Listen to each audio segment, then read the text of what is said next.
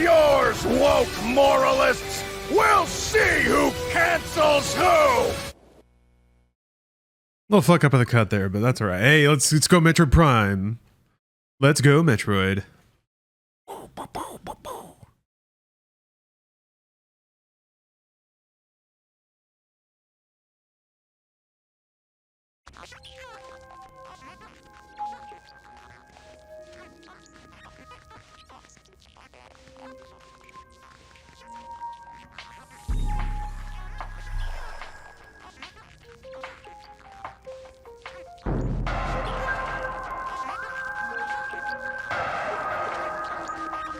I didn't expect this to be dropped right away. There's a lot of games are doing that now where there's like a window of digital access early because I think publishers really want you to buy digital. So it's a way to kind of push it.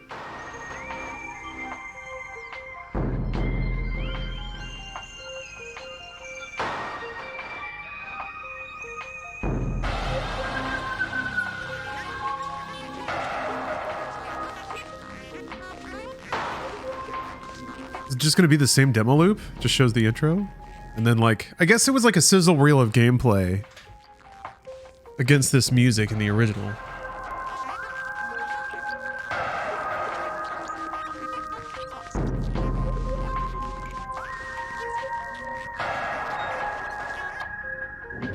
You think they'll let me play on hard from the get-go?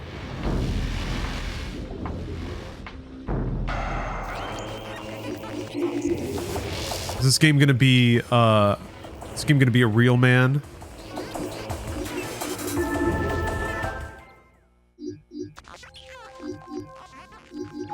Cool.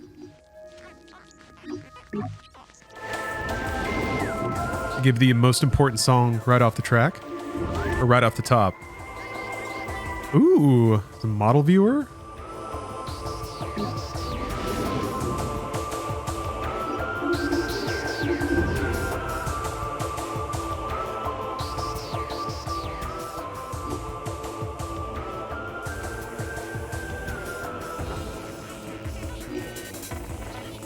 Cool.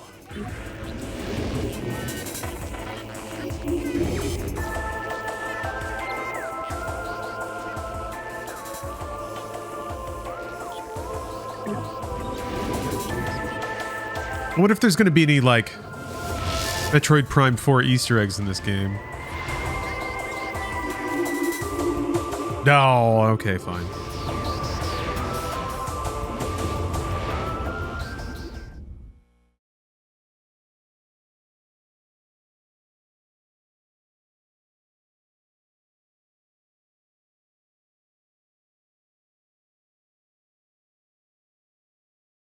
Is this the first game in the timeline? I guess, yeah. I guess, yes. I don't know, though. Metroid continuity is not strictly the most important thing. My opinion, anyway.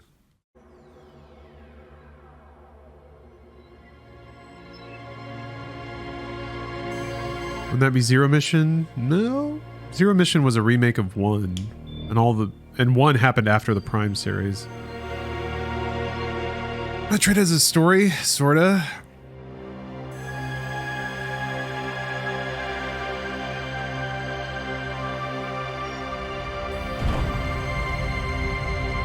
Where's Prime between 1 and 2?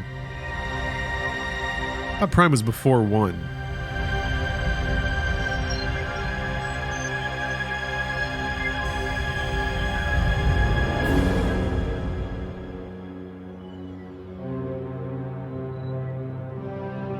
That planet looks really pretty.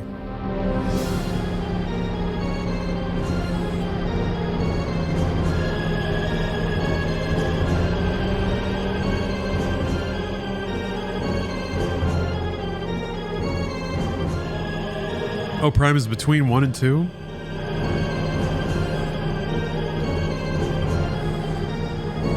Okay. It doesn't really matter. But I'm willing to be wrong. Probably am. Hell yeah, Aussie Maniac. Hot drop. The interesting thing is I just got, not only did I get Prime Hack working, but there's a different fan remaster of Metroid Prime out there.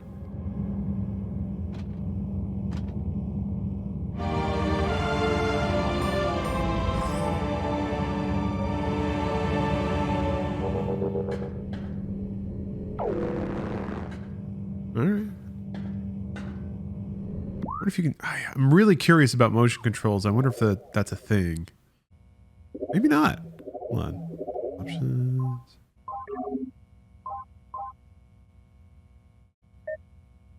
Ah. LG combines motion controls. All right.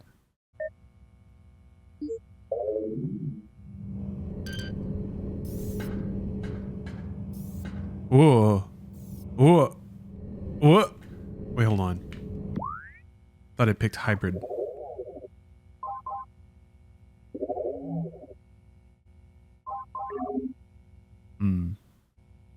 Classic controls. Motion controls. Oh, I see. So you can't do dual stick and motion controls, I guess?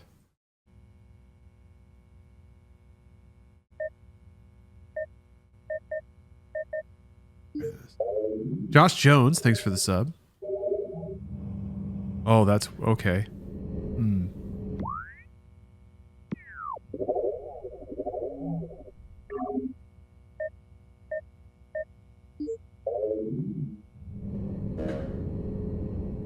Yeah, when it's like, this is like close, except that the right stick does nothing in this mode. If it were like that, but also the right stick aimed you, that would be perfect. But I guess that doesn't exist. All right, let's do that then.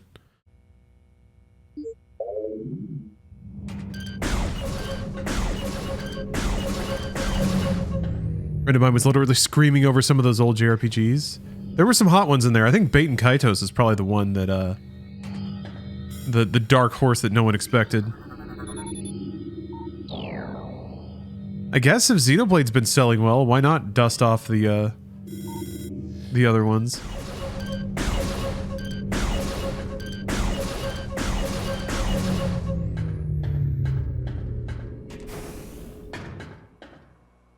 You want some fresh JRPGs? Well, you got them. They're on the way. I guess there were a fair amount of remasters in there too.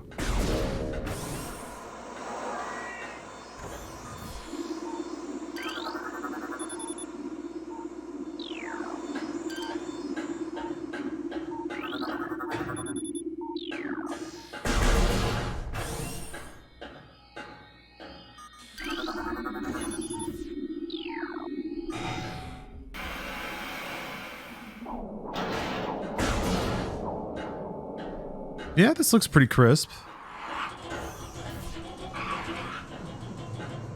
I kind of want to get in trouble. I kind of want to just... Here, I'll play through the intro here, and then I'll play through it with the fan remaster. Just to get an idea for the difference in, like, visuals and lighting and stuff. Recording to logbook.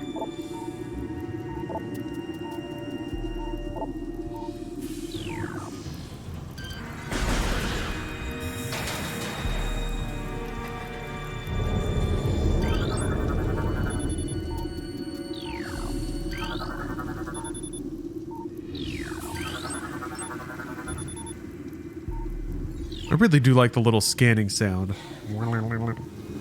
Sounds exactly like computers doing future computer work. What's your opinion on Diablo 4? I don't guess I really have one yet.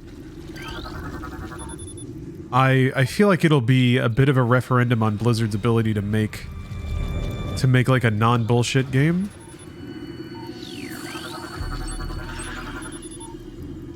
Like a game that is fun to play and has content in it, and it's not just like a big marketing platform or sales platform for something else. We'll see. We'll see. What'd you go with COVID? Oh, it wasn't bad at all, actually. Just kind of like a head cold for 2 or 3 days. Taking some cold meds pretty much dealt with it.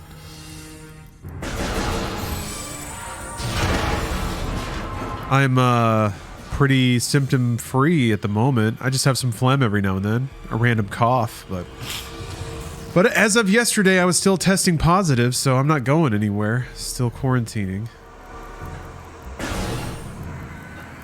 I'm playing any Overwatch 2. No. Although that's more just like a general. I never developed the taste for competitive team games. I don't mind competitive one-on-one games, but man, the team element, it adds a lot of potential toxicity, but also to me at least, it makes my inputs in a game hard to discern in regards to the outcome. Like, I never know if I'm improving. The outcomes of games feel like they may as well be random based on like being matched with randos and stuff. So if I had a crew and like we had a chemistry and something like that, then maybe, but yeah,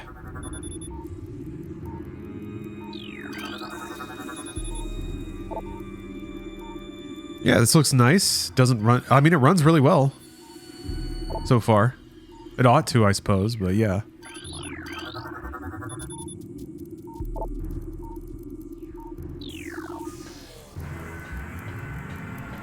A lot of the times it's who has worse teammates. Yeah. So that's the thing though. It puts you into a weird middle ground of like, do you care about the outcome or do you not? Do you try to play well and learn and get better? Or do you just resign yourself to the fact that the outcome is going to be mostly random based on your teammates?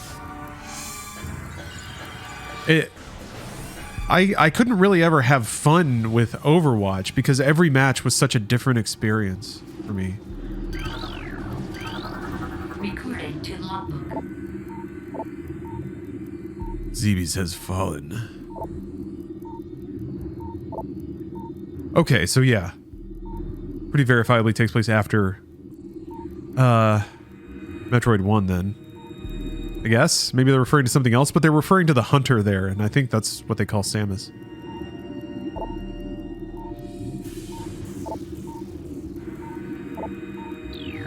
Did they actually remaster this? I think it looks better than the fan work. There's what my initial take is that the color is a lot different. A lot of the like color space of a lot of these rooms has been shifted. I think it looks moodier. There's a lot more blue, which I think kind of matches a creepy derelict spaceship.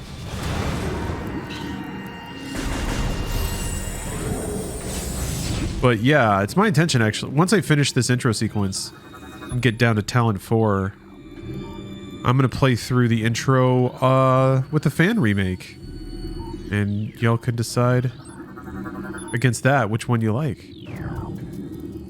Because the fan remake like upgraded a lot of textures and added some more lighting and upgraded some character models and stuff.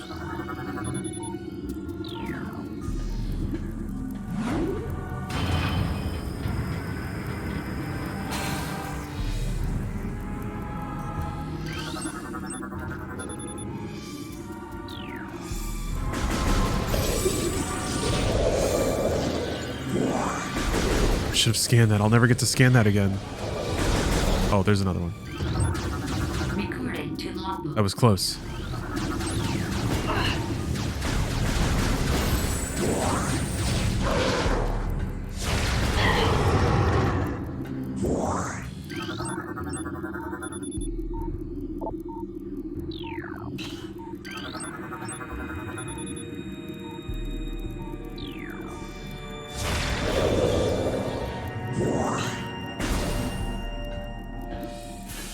The little mini-map was not always in the upper right like that, was it?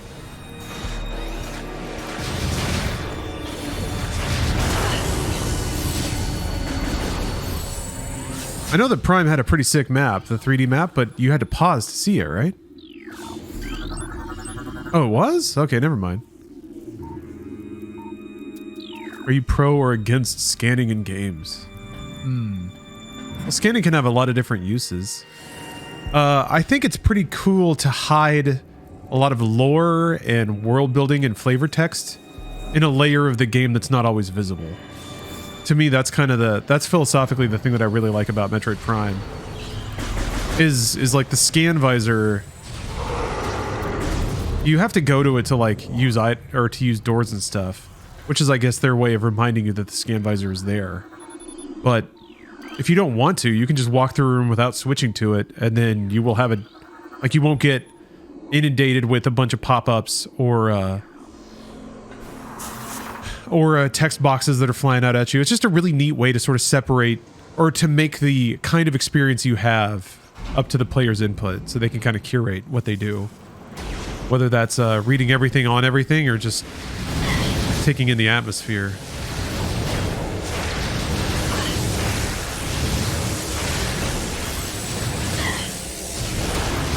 Missing terribly. Oh, I gotta give him a scan.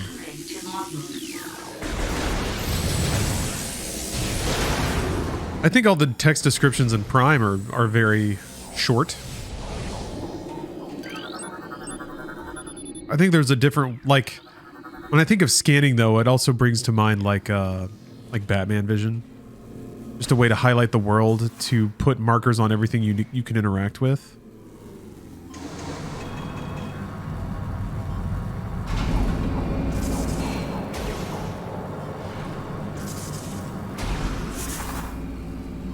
Oh, oh.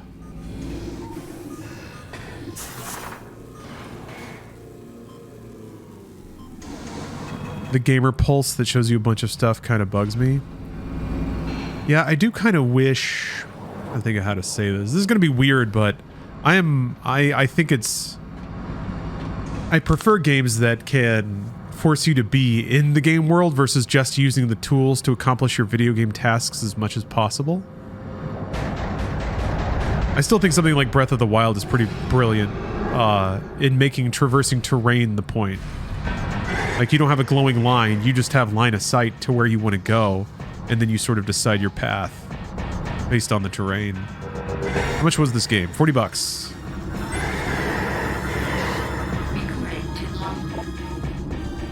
40 US anyway.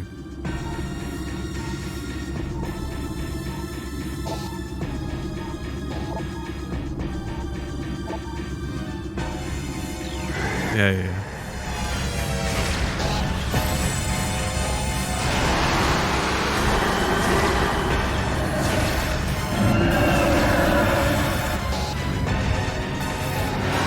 Those shields look cool.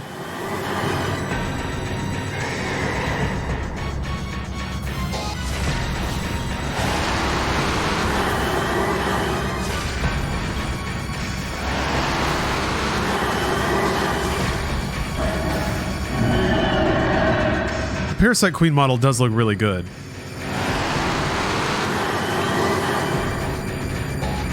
Oops.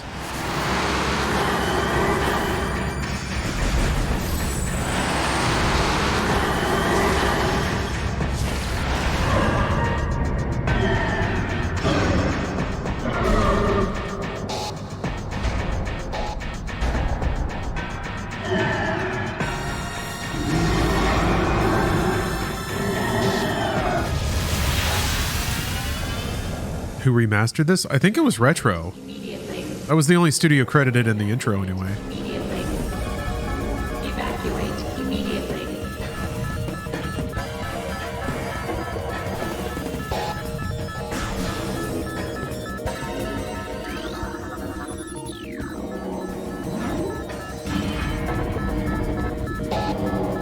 Ah, you can see where Republic Commando got its inspiration. Yeah. Yep.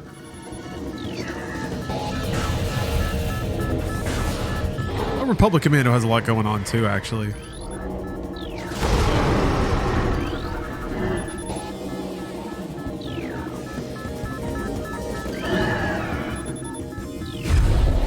This creature is deceased. Flop.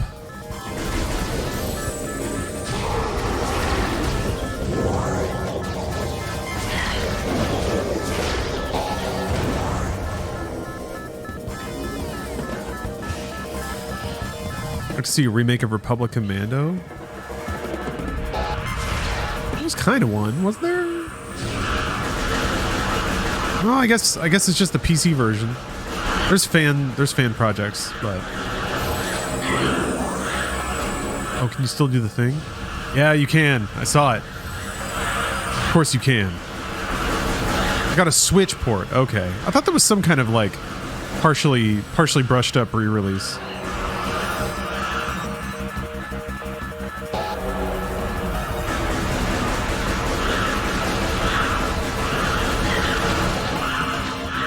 Pretty cool GameCube moment, seeing all those little guys pop out. The future of gaming is lots of little dudes all scrambling around.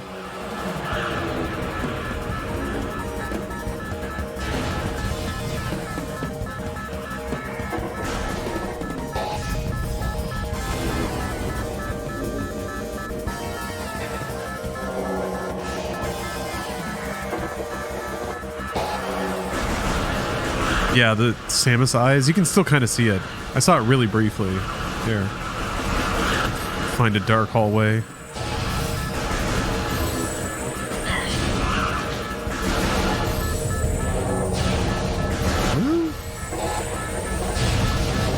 Well, it was there, I think.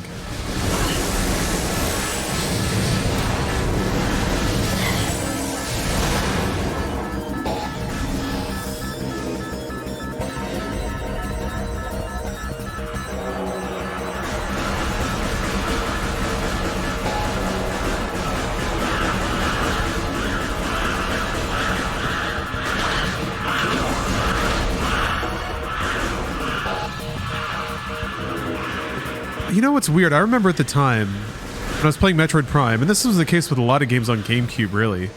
I was like, man, they're still using these like weird minimally synthy soundtracks. Why don't they just go full orchestral with it?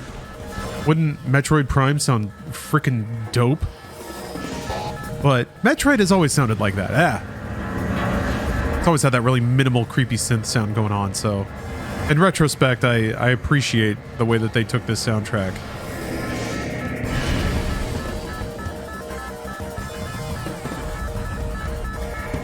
Although, now that I'm thinking about it though, like a full symphony playing these just like really schizophrenic, crazy string stabs and stuff.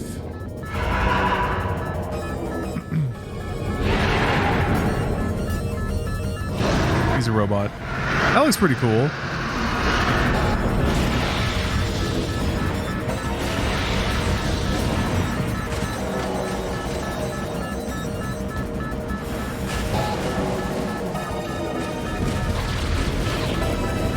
Oops.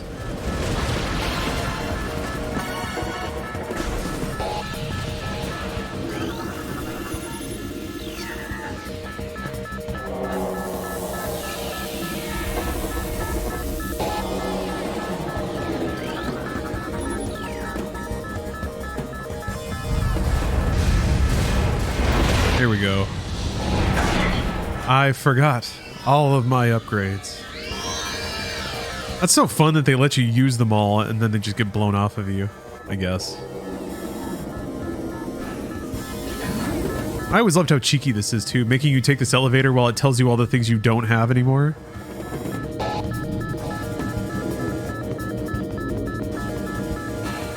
Are you just watching to see if it's worth getting? Okay, well, check it out. Prime is a pretty fantastic game.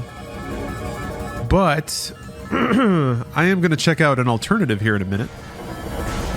There's a fan update that has like mouse and keyboard controls and stuff. So, but I'd never tell you to not spend money on Metroid.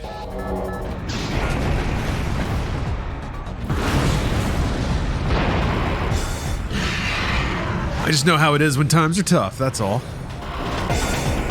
Oh, you brought snackies? Nice job, Bongo. I put Prime next to Half-Life 2, but I'm a weirdo. Huh. Well, I can see that. They both are very good about storytelling and mood setting through environment.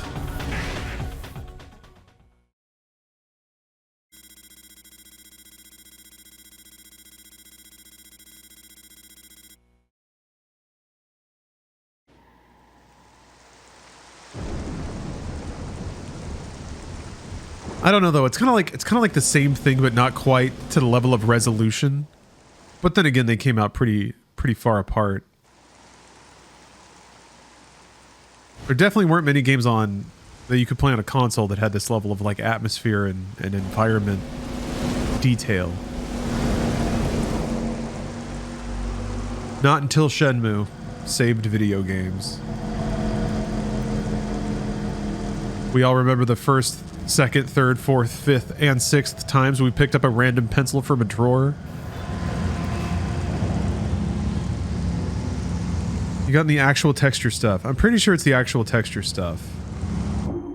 I guess we'll find out soon.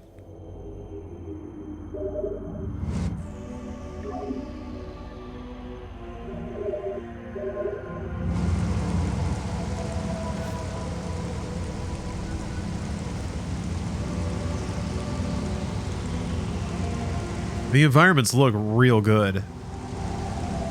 It's one of those where you can tell there's places to explore, but they don't necessarily look like video game ledges. They do kinda, but just like the uneven lines make it look so much more natural. That was always the slight trick with Prime, is that all the geometry just looked like video game boxes. You know, it's a GameCube game.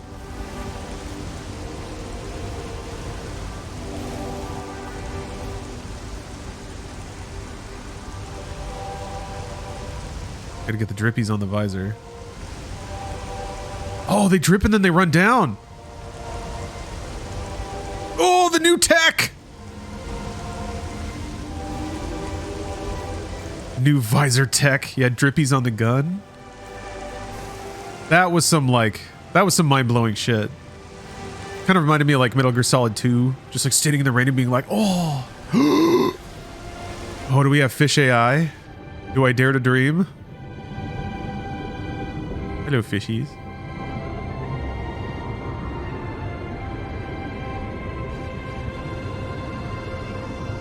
Oh yeah, I gotta scan. It's not the fish.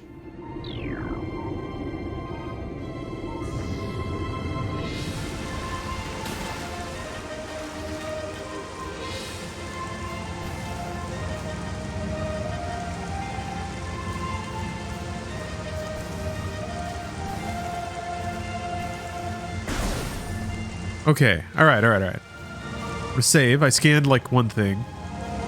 I'm gonna save and... Oh, the ship looks different too. Yeah. It was the art of it. Got a heavier brow. Looks a little sleeker and angrier. Okay, we're gonna swap it up. We're gonna play the intro again. But this time the fan remaster. So I have to jiggle some chords for that. So I'm going to commence to jiggling, but I'll be right back. Okay. It didn't just go right away when I decided to load it. So let's hope that it just works. It's fine. So this is the MPR fan remake, community remake.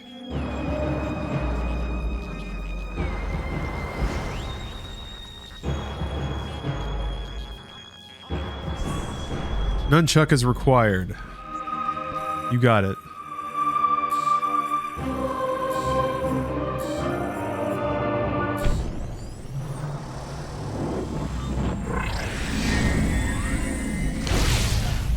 I am glad that the Prime remake at least includes the Prime intro, which is classic.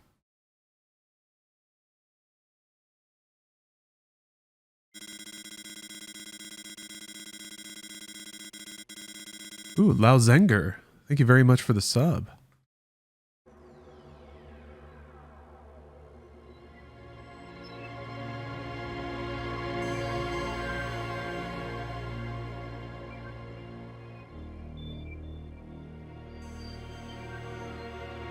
I'm going to try something very daring.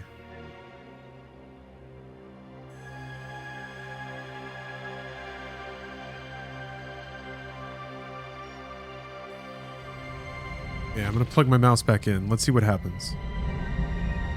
Oh, praise God. Okay, I was worried that there was going to be like a cursor popped up.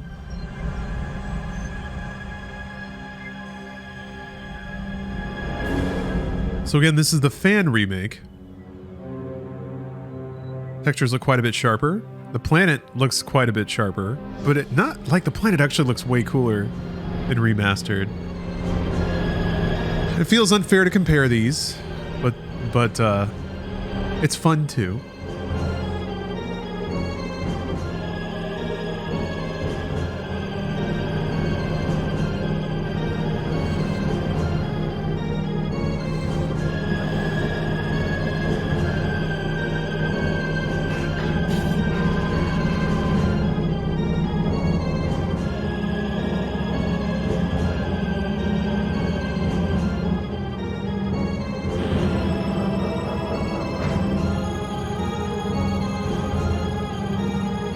Wait, J-Roo, are you excited for Howard the Duck?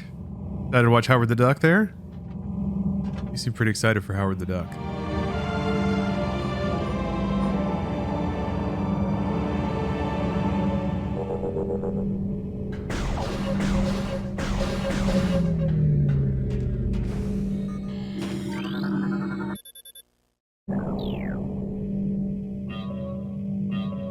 So yeah, mouse controls are pretty phenomenal.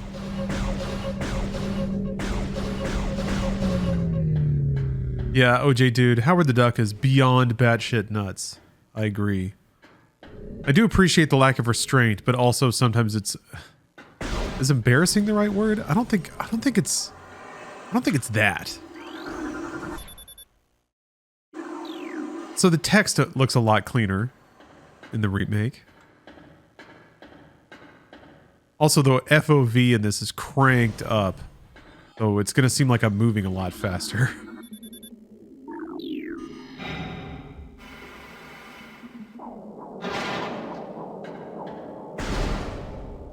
Switch seems a bit sharper in the world aspect. This seems more sharper in textures.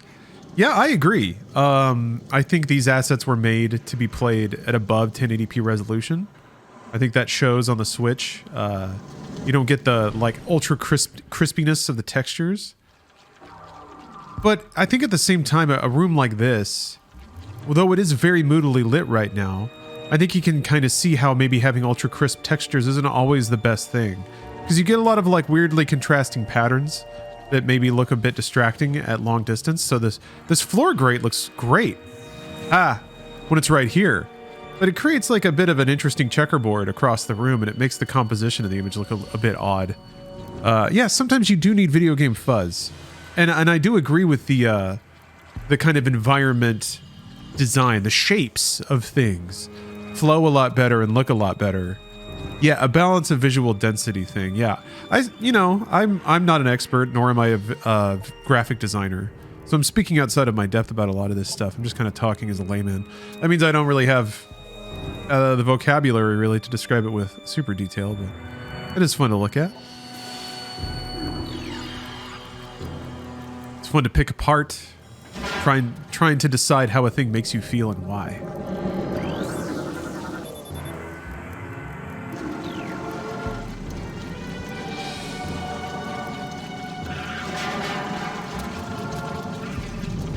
I also think this is another aspect of like how just simply not lighting an area completely is probably another way to make your relatively low resolution assets not stick out as much.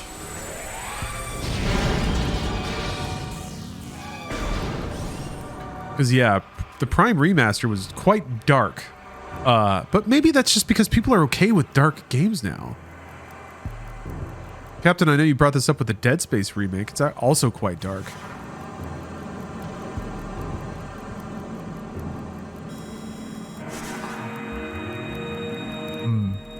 Shapes are kind of meant to meld into each other in a lot of these environments. From what I've seen in almost all these 4K texture pack things, is that you instead end up with clear, distinct shapes stacked near each other instead of making them feel like one combined shape.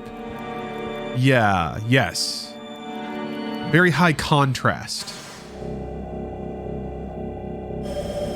Which is not always what you want. Remake is moodier. Yeah.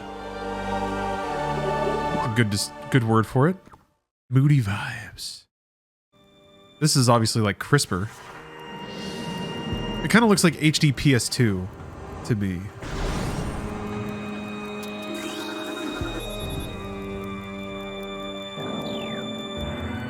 Well, I guess that is the era it was from, so whatever. Oh yeah, that's right. You had HDR fucking everything up. I think even still though, it's still a pretty dark game.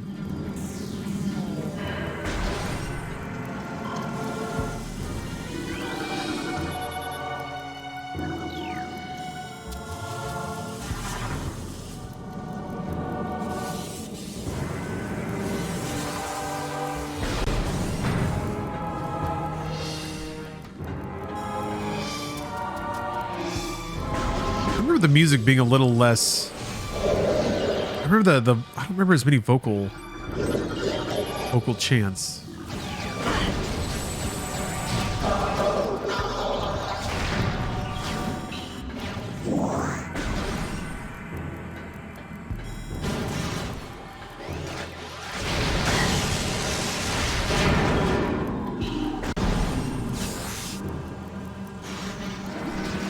Yeah, this room. I guess this room is blue.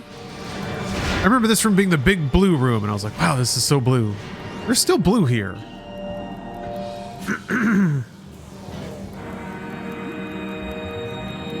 It's just not as saturated? Gosh, sorry. You played Dread, right? Metroid Dread? Oh, yeah.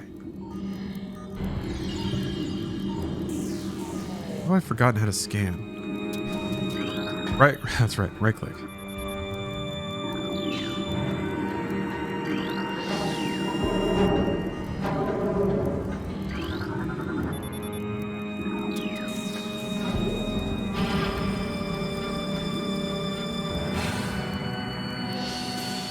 Blue light being cast out on other textures more in the remake, which makes the blues seem more all-encompassing. Yeah.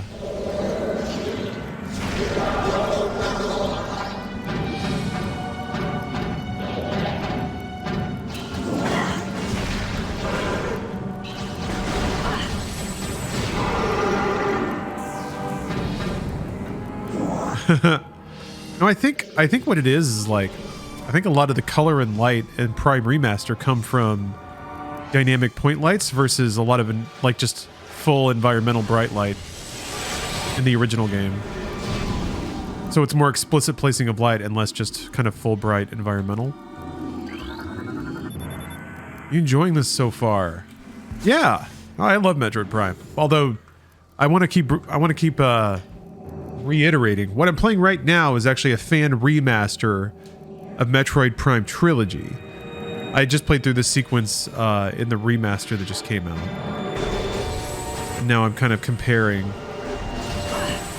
Yeah, I think this has its appeal because I do kind of like graphics that are just like turn the knobs up. I don't mind like big ridiculous texture packs and lights everywhere, but there's definitely more of an artist's flourish with the remaster. Oops.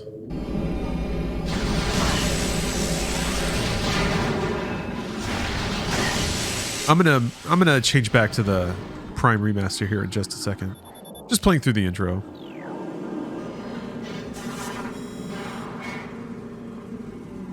Yeah, and mouse keyboard controls are quite nice. You know, playing with twin stick actually feels pretty old hand, but like it feels normal after a while. I kind of wish there was twin stick plus motion.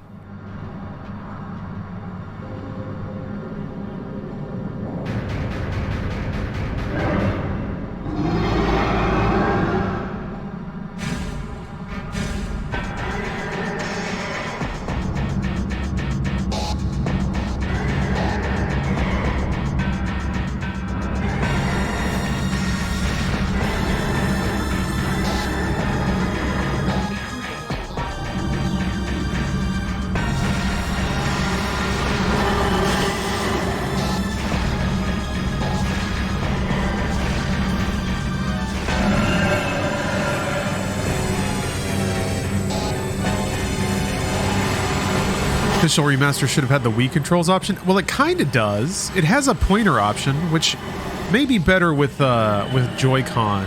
I can try that out. So it basically has an option where it is like nunchuck and pointer, but that's only one stick.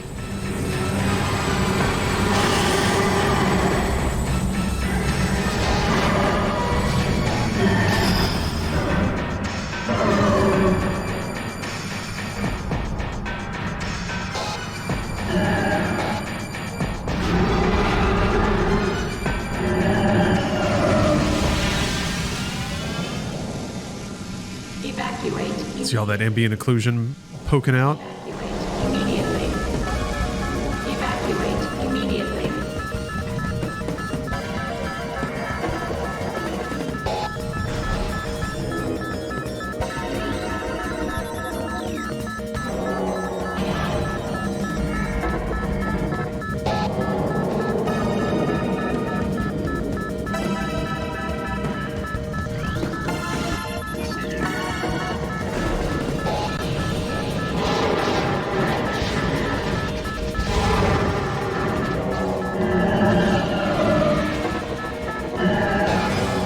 Their command to see how you achieved this remaster.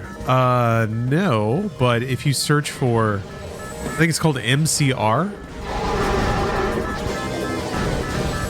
It's a fork of Dolphin. It has some plugin stuff. Or Metroid Prime Trilogy specifically.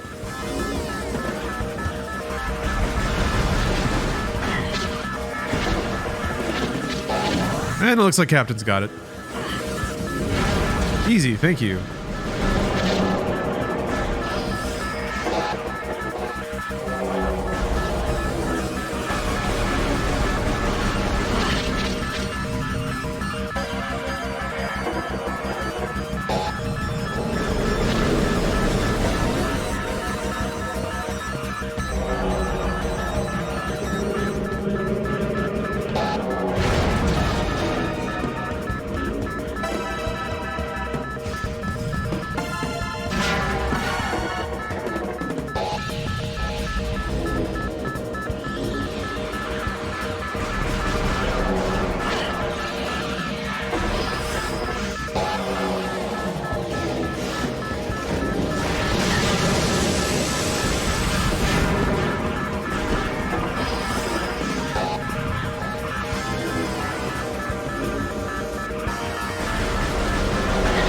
This game's so cool.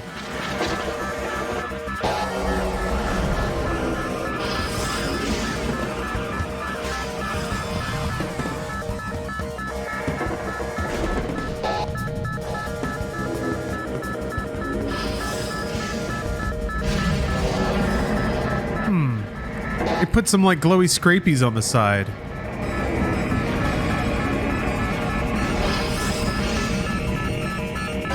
I guess it gives it more contrast when you're looking at it from the side. Negative. Thank you very much for the sub.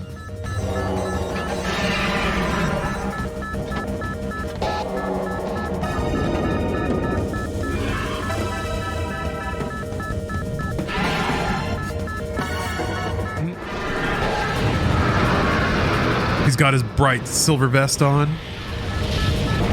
You just watched the direct? What'd you think? It was actually a really good one, I thought.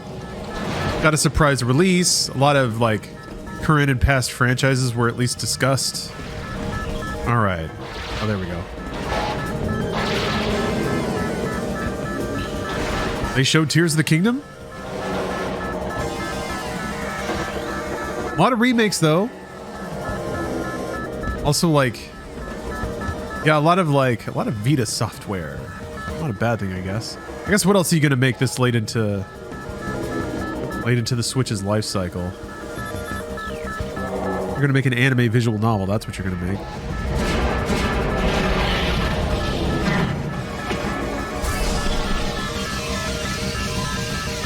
Yeah, this is a PC fan remaster. So just doing a little comparing of the work that Retro did, reimagining their own game versus the, I would say, just kind of a more technical technical upgrade. It's just taking all the assets and sort of like trying to pop them in a bit higher detail. And I think they did add some lighting and stuff.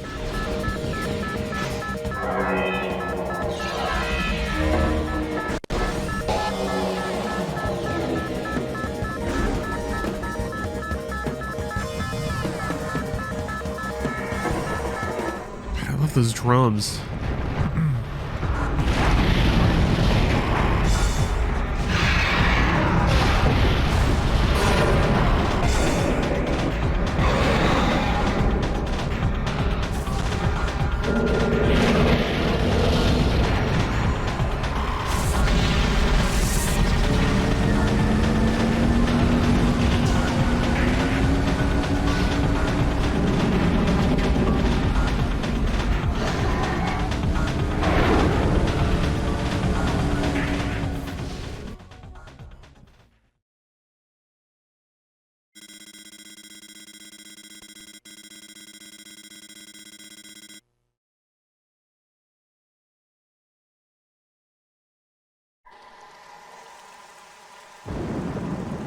See this landing sequence? I think that first vista you get, you see that waterfall, will kind of drive it all home.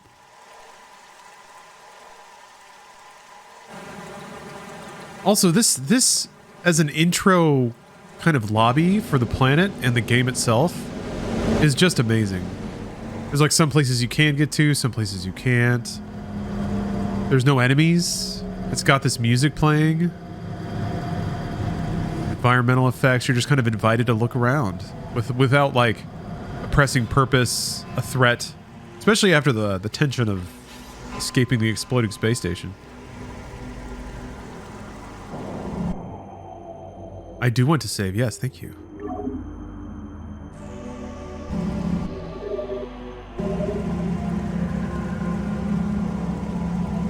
So my FOV is wider. Changes the punch of it quite a bit. Oh boy, this is so much darker. Actually, the platforms are a bit harder to see because of all the crispiness of the textures.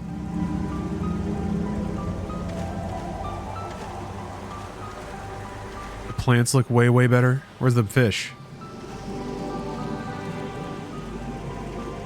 I think it... I'm surprised it's this cloudy. Remember this being a map in Halo Custom Edition? Yeah?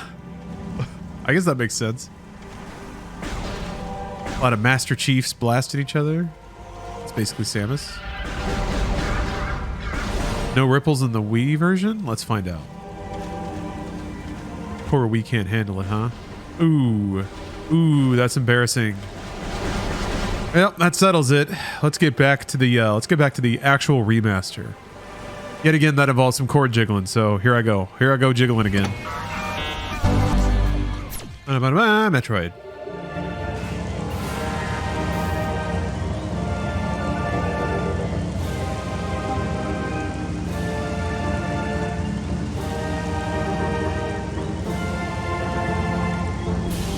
Air haze. Just the like the glow of air behind the rocks here, across the waterfall, like down here, the spray of the water, like just that glow adds so much to this, and all the like layered rocks and stuff. Man. Oh yeah, let me adjust my title. Yeah, volumetric fog.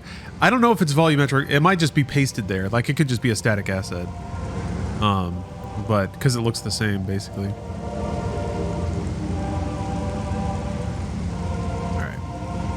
You look up, do you not get more drops? You do.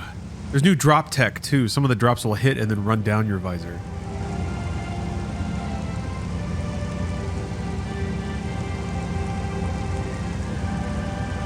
Height fog could be a great substitute. Could be? I don't know what height fog is.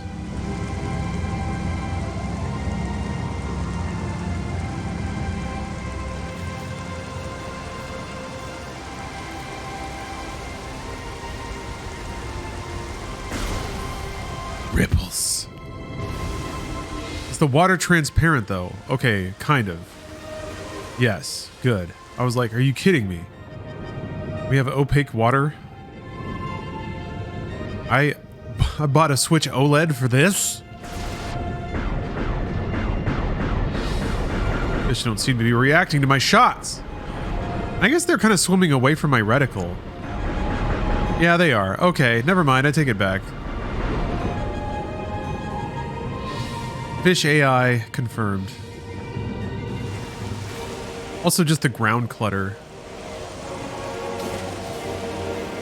Is it actually polygonal? Some of it is. Just having like bumpies and rumpies on the ground helps a lot too. The future is now. Blending of textures, layering of textures.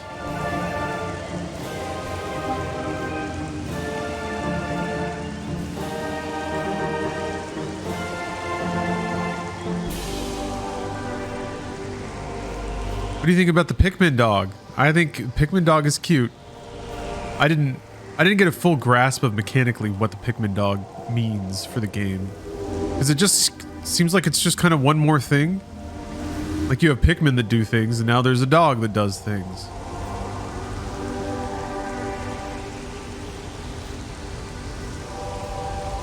Oh. I always kind of loved shoving the camera into some like weird textures in Ocarina of Time or something.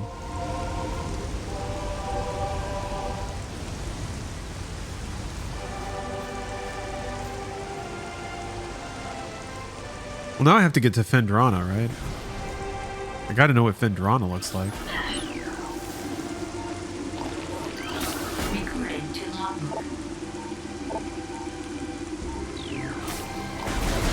How dare you protect yourself? That's mildly annoying to me. Oh yeah, I don't have the charge beam yet. Recording to logbook.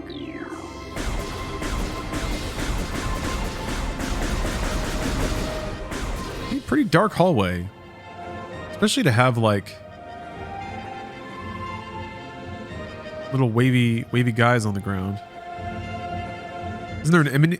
Isn't there an enemy called a zoomer? Yes, there is. There's like zoomers and gamers.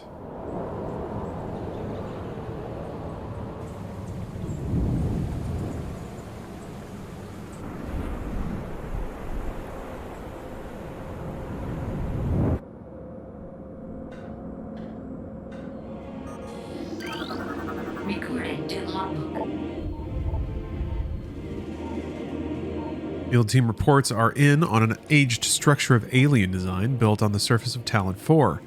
Studies show this structure projects a containment field. Ugh. This field bars access to a prime source of energy within a deep crater. Scientist team believes the field is powered by a number of strange Chozo artifacts. They have found some of these relics and studies on them have begun. As this field could hinder future energy production operations on Talon 4, we must dismantle it as soon as possible. If this means the destruction of the Chozo artifacts, it will be done.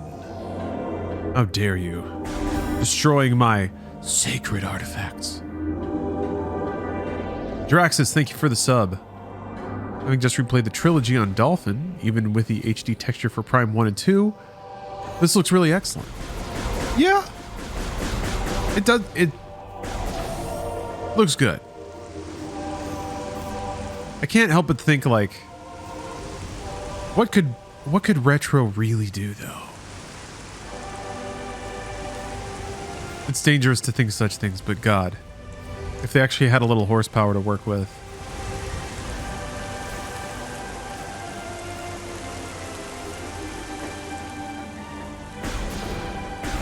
We could have a Metroid dog. Man, a dog to Metroid? This is pretty though. That's pretty enchanted. Recording to logbook.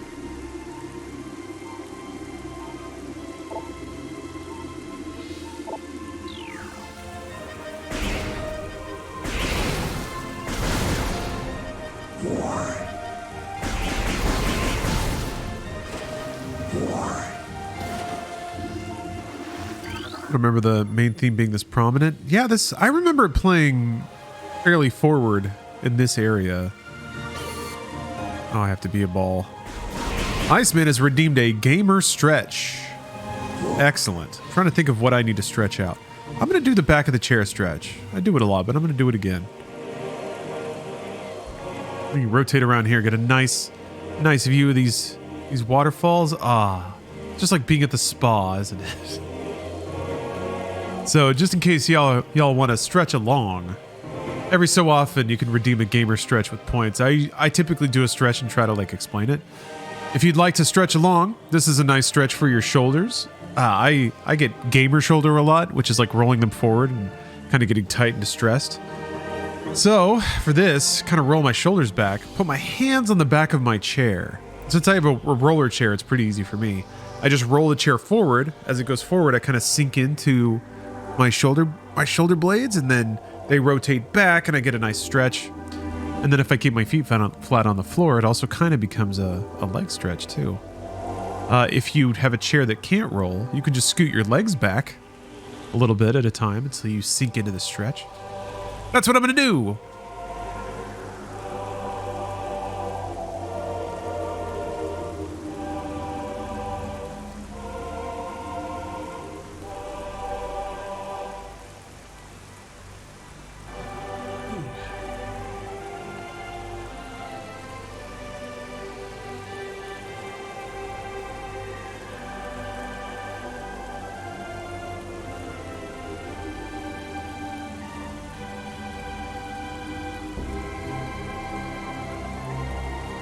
Yes, 2 stretches at once. Something wobbled around. Yeah, Chaim, I noticed that the camera's just kind of like naturally bobbing a little bit.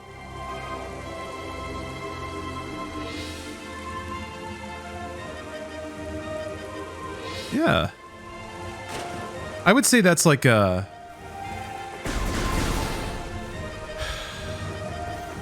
I wonder if that's like anti-burn-in. That was always a thing?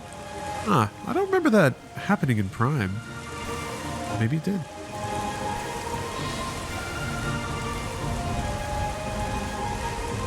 This is the official one now. D-list. Officially in official territory.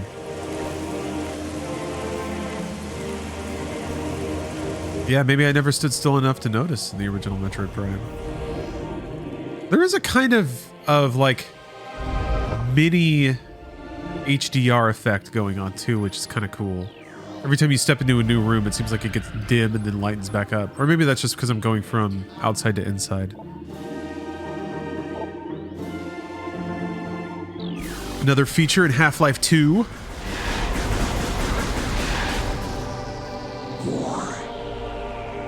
Love you, Dad. Come back from the milk store? No.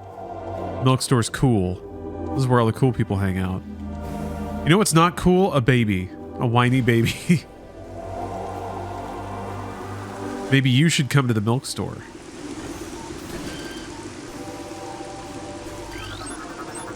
Recording to logbook. Is this our guy? Yeah, there he is. Zoomer anchors itself to walls and other surfaces. Avoid contact with spikes. Pretty good advice for all the Zoomers out there. Or for the rest of us, rather, living in the Zoomer world. Basic nerve center located directly above the Zoomer's mandibles detects nutrients. Sharp spines protect it from casual predators. The lack of a reinforced carapace makes the Zoomer vulnerable to any indirect attacks. You passive-aggressive text messages. Confusing emoji strings. Videos longer than 2.5 seconds. This this frustrates and angers the Zoomer. Ow!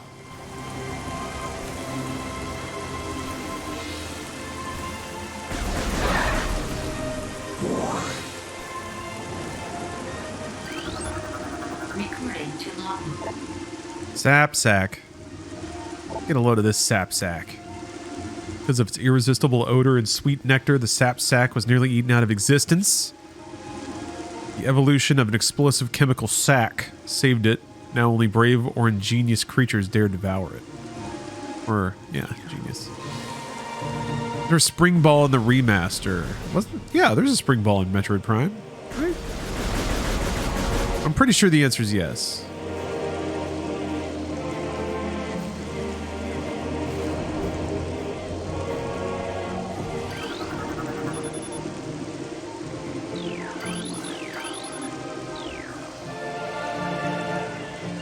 Look at his little legs.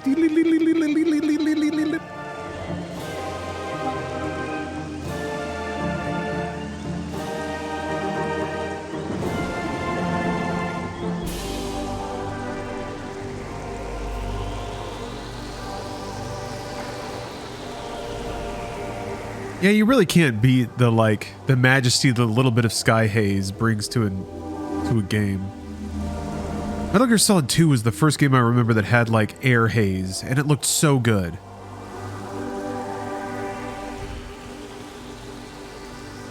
The power beam used to create steam when you'd fire it, and that was removed for Prime Trilogy. Idle bobbing was removed. Water ripples when you shoot into it, weapon effects were removed because they cut corners in Prime 1 by layering stuff on the weapon. Since it would constantly move with a Wii remote, it wasn't being ported over. Huh. Okay.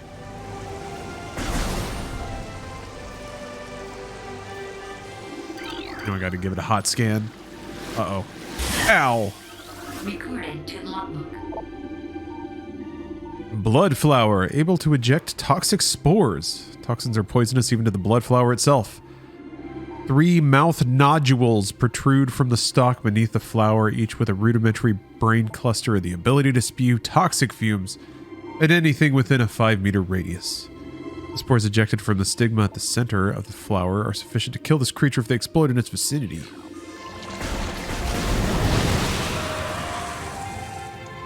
Just explode it! Blow it up. I'm Samus, bitch. Here to kill flora and fauna and get stuck in 6-inch deep water. Yeah. Have the Wii motion controls like Skyward Sword. Yeah, there is. You can't. Okay, so it's a bit weird. I think you can play with the Joy-Con as though they're, as though it's a Wii remote. So here, let me.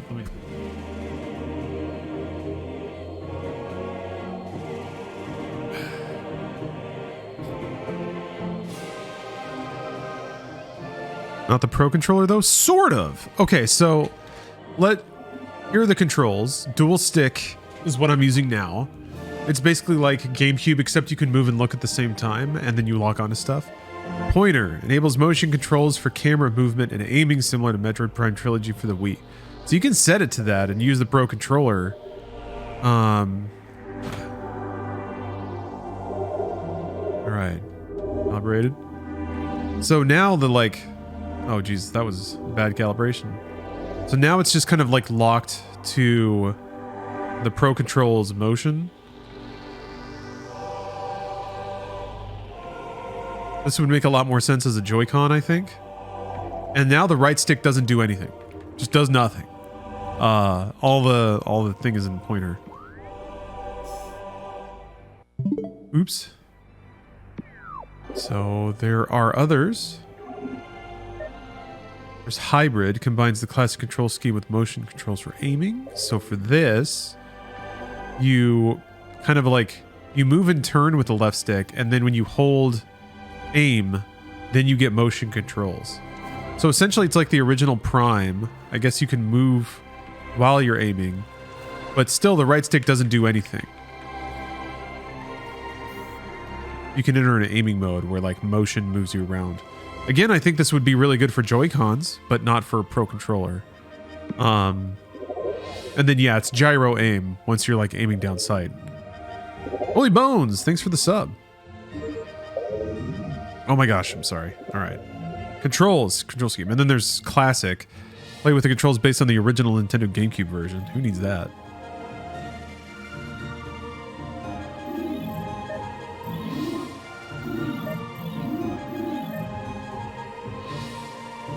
Played all of Quake with gyro, and that was fun, so I might try that. Huh. On Switch?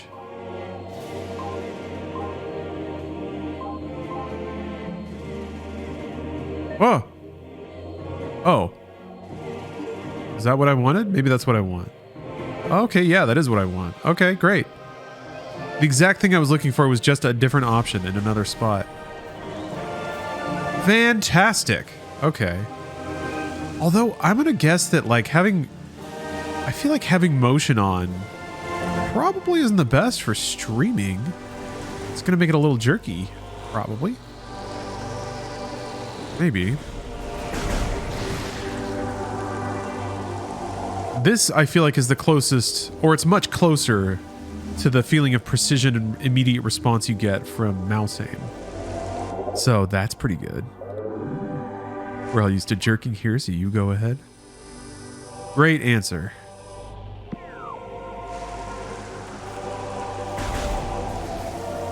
Yeah, shooting wasn't on the shoulder button. No. Hopefully GoldenEye brought back some of the memories of how shooters were before Halo on consoles.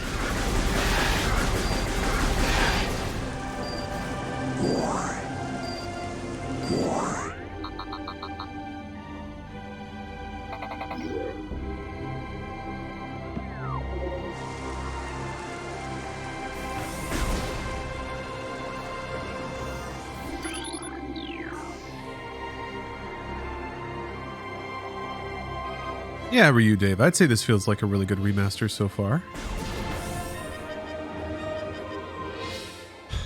Yeah, we actually just undertook a little bit of an experiment. We played the intro to this and then one of the fan remakes of Metroid Prime. And consensus was pretty high among chat, and myself included, that the remaster actually... it exudes the energy and the atmosphere of Prime a lot better than the fan remake did. But, you know, it's not really fair to compare them directly. They're trying to do different things, I think.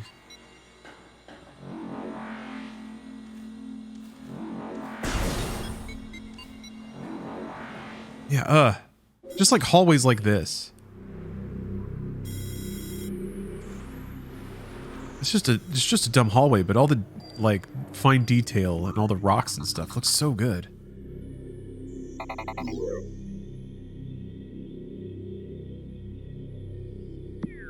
Yeah, fan remake has 4K textures and this one doesn't. It's true. Oh. That audio, though.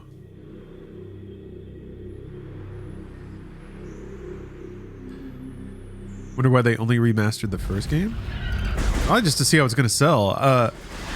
It's also probably just kind of priming the audience for Metroid Prime 4. I figured that they would hit in somewhat quick succession, like within 3 months of each other. But that doesn't seem to be the case. Maybe they are just sitting on Prime 4 for their next hardware, I don't know. But Metroid's not a seller, so they wouldn't base any like hardware strategies off of Metroid. The history of the Chozo stretches back into ancient times, so far into the fog of the past that we know not where our ancestors came from. One thing is clear, however, the Chozo who colonized Talon 4 made a conscious choice to eschew a civilization of advanced technology. We Chozo chose to live in harmony with nature, guided by the providence of the universe. It's like Avatar. We believe we will spend peaceful days here and plan to leave our words from time to time. I'm sure everything went just great for them. Did Dread do good? I think it did okay. Like 4 million, I think. But not enough for Nintendo to really brag about it. They bragged about like Splatoon 3 and Pokemon. Or rather, they said the numbers in the investor calls, but I don't think they really talked much about Metroid. But maybe I missed something. It could have done much better than I think. Actually, 4 million's not bad for Metroid, really.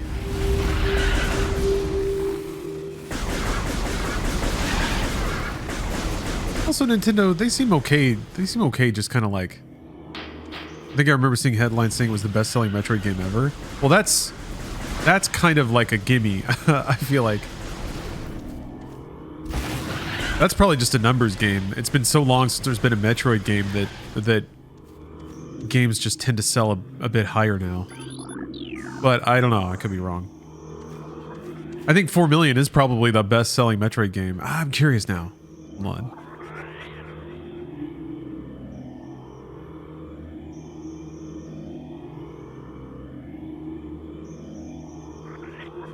Okay, about 2.9 million. The best-selling Metroid game ever, almost 3 million. So, both are true, but that doesn't mean the number was good.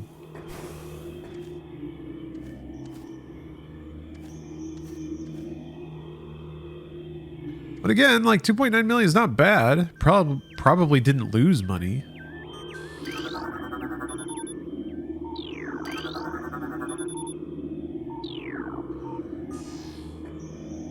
Bayo 3 sold 1 million? Yeah, ugh. I mean, I'm glad that Nintendo is still in it, but nobody buys Bayonetta games. That was kind of the tragedy, really. And a bit of a misstep in the sales pitch behind arguing for more money. Bayonetta games don't make money. I gotta get the missiles, I guess. How much did Breath of the Wild sell? Breath of the Wild's at 30 million, I think. Around there. Mario Kart is a little higher. I think Animal Crossing is a little higher. Pokemon Scarlet Violet sold 20 million. Splatoon 3 sold 10, I think.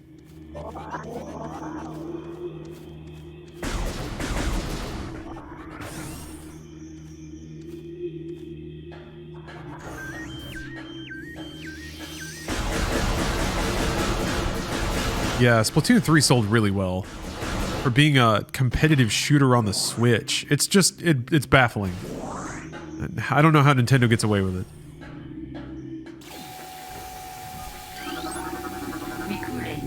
They might be up to something. Yeah, Metroid's not a system seller. If they do a new console, it would be a Zelda or a Mario Kart. Maybe an Animal Crossing. If they wanted to like have the software push it. And then it's also Nintendo, so there'd be some wacky like minigame collection or some weird prototype software thing they have where either it sells 150 million or everyone forgets about it in 3 months.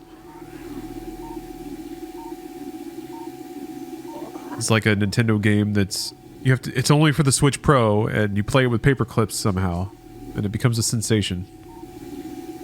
1 2 Switch 2, exactly. 1 2 Switch itch.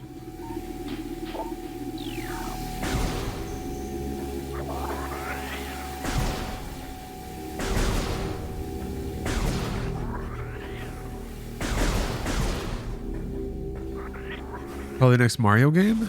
Maybe. I mean, Mario Odyssey sold all right.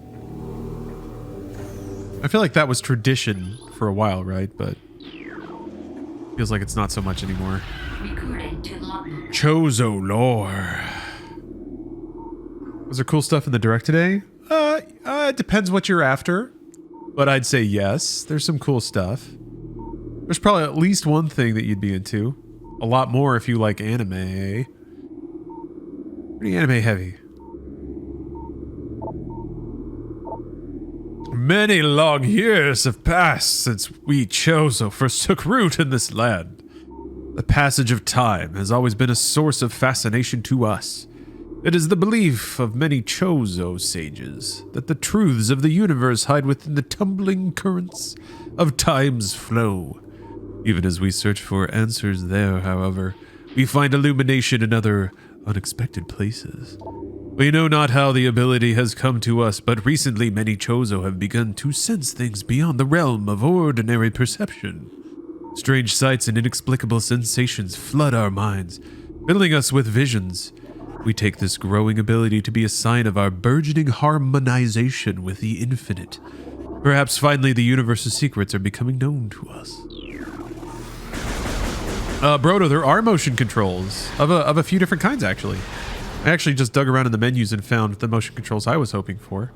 So I'm using a Pro controller right now, and then kind of like Breath of the Wild, it has motion aim on top of being able to use both sticks.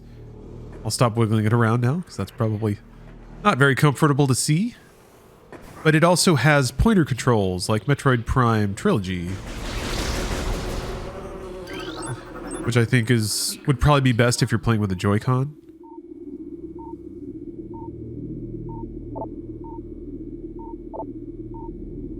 You're using motion for more incremental aiming. Yes. It's got, I mean, it's also Metroid Prime, so it's got pretty intense lock-on. But yeah, I just kind of use that to... I guess you don't really need to use lock-on if you got this now.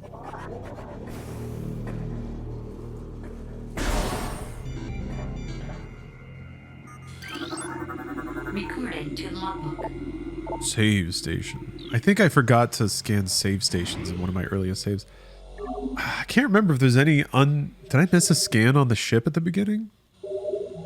Ah, well, the hard playthrough will be my 100%.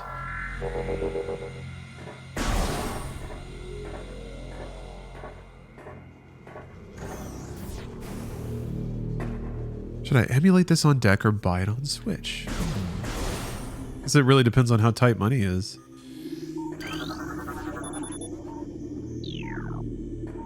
I will say that if somehow this time it earns $1 billion, the Nintendo will be like, holy smokes, we gotta dump everything into this Metroid Prime series. Wouldn't that be nice? Miyamoto's bow tie spins around in surprise. Furukawa's hair blows back.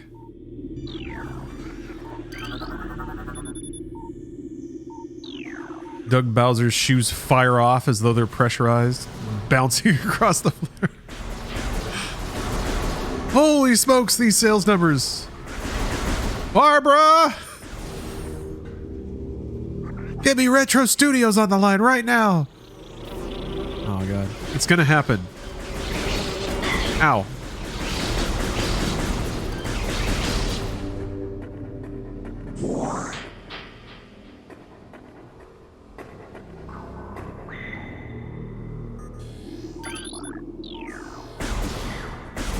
I'm just glad that Nintendo realized that by virtue of buying a Switch OLED that I was entitled to a remaster of Metroid Prime. See, this is nice. These floor lights kind of shooting up.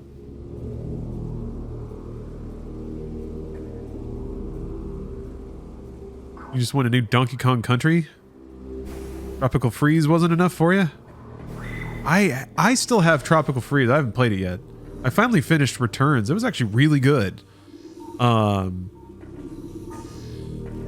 been kind of sitting on Tropical Freeze. I kind of want to play through it on stream. Yeah, that came out in 2014. That was a long time ago. Now, it's fair. I think it's fair to... Yeah, that was not very recent at this point. Bongo the Man, thank you for the 23 months of hard gaming. Not many people can withstand that much hard gaming, but clearly you can.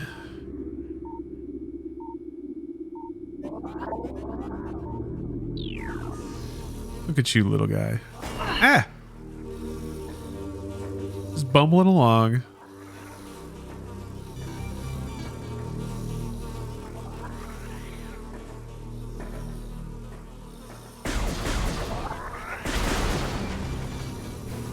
Ooh!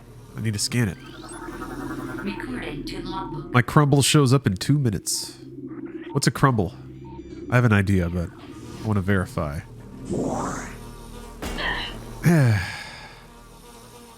Crumble cookies. Okay, yeah. I was thinking weed.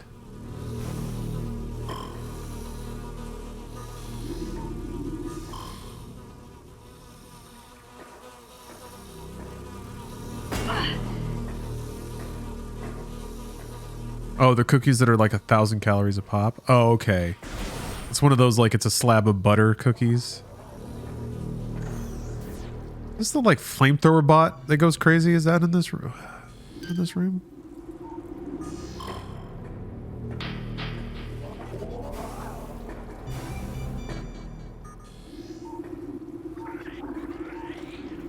It'll last me a week.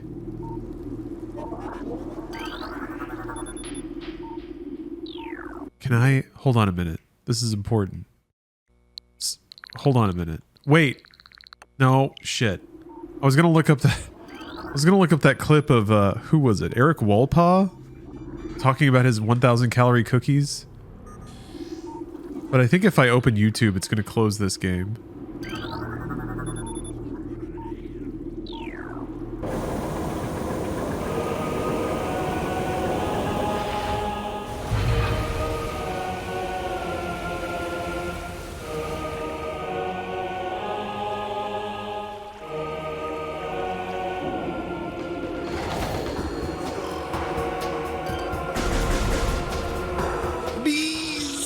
Recording to logbook.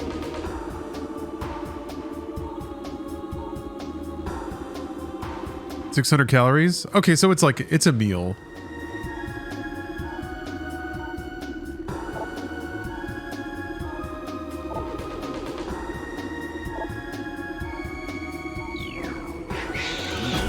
Ow!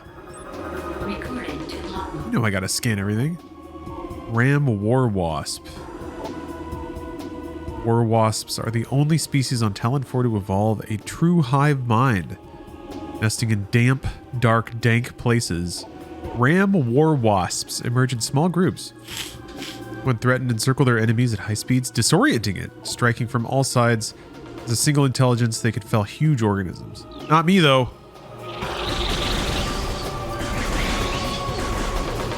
I guess this is supposed to get you really used to the radar.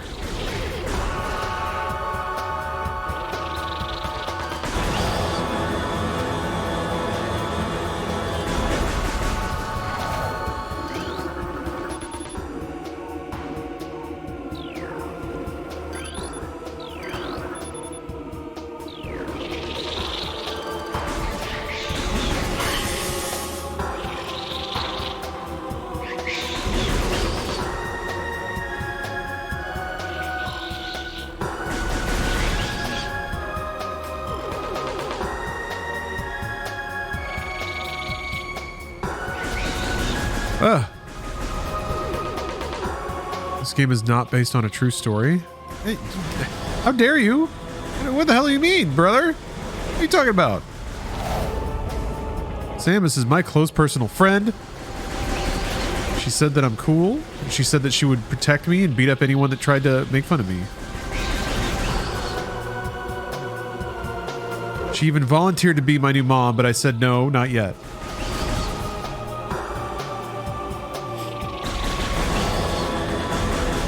Yeah, I know you wish it were you, because I'm cool. She thinks I'm cool. Of course you wish that. No, she said that only I could be her special friend. Yep. That's what she told me. Ow. You ask her to be my mom too. No, I can't, and I won't. She wouldn't like that. She'd be mad. Sorry. Sorry.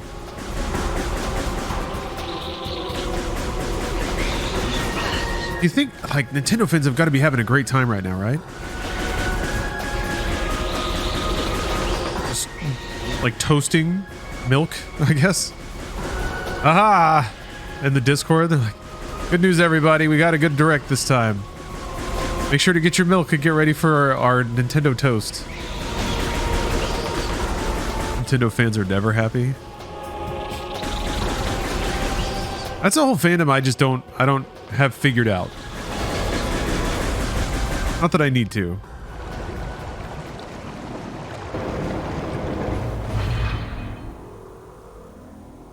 Yeah, gamers are never happy. That's right. Because you know what happens? If you're happy, then the developers win. And you can't let them win.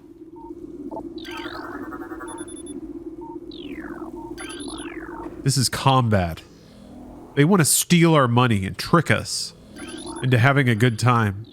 We just want the games. The developers get in the way. That's the problem. The games exist regardless. Developers just harness it for their own nefarious means.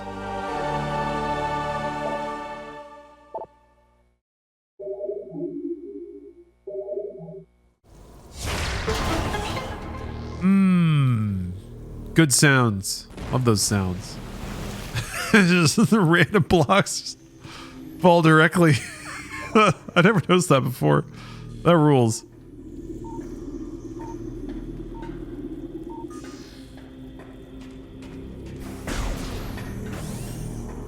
Oh.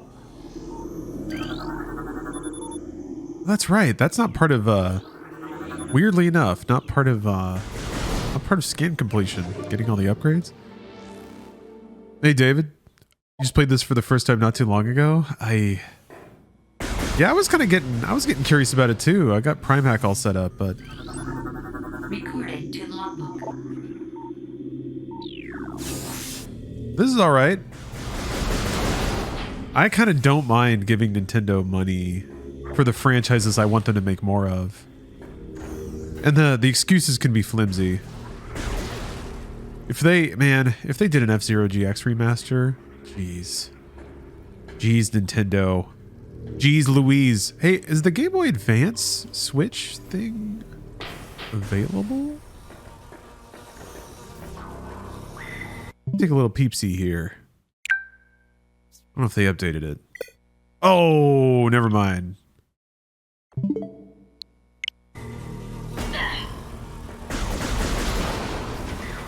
I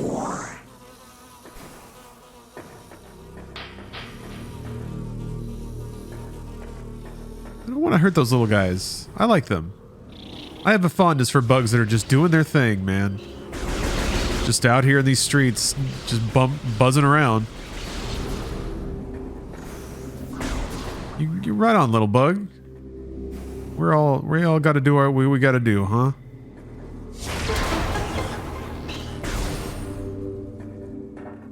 Why does this look better than it did when I was 10? Because this has been remade. Remastered. Never mind. There's a difference.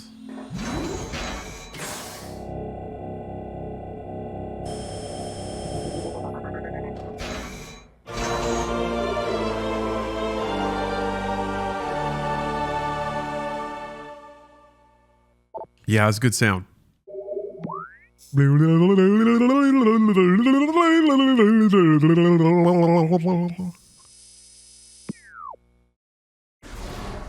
Bugs are the proteins of the future. I'm kind of down with it, man. Like, okay, hear me out. Hear me out. All right. Lobsters, shrimp, shellfish, bugs of the ocean. Delicious. They look horrible, right? Alien. You'd never eat one. And then you batter and fry that bitch, and all of a sudden you're like, well, shit. Well, goddamn. I think that perhaps something similar could happen with bugs, maybe. Now, I have had like fried crickets and stuff, and yeah, there's not a whole lot of meat on them crickets. I'll say that. But it's not like genetic engineering has really had a go at them yet. So who knows? We make some crickets with some big old titties, and then we fry it up, and it's not so bad. All right, I think it's fine. I think it's fine.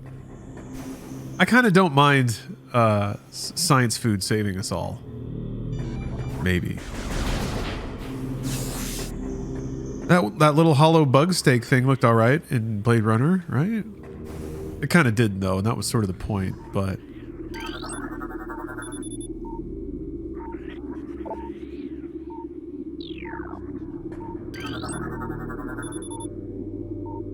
Yeah, I guess lab-grown meat is probably going to hit first, right?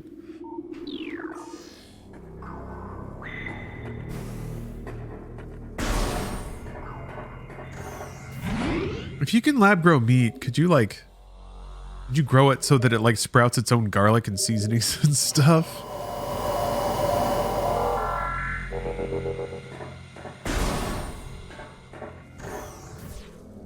If it's lab-grown, is it actually meat? I mean, I guess. If it's cellularly identical, why wouldn't it be? Lab-grown stuffed crust pizza?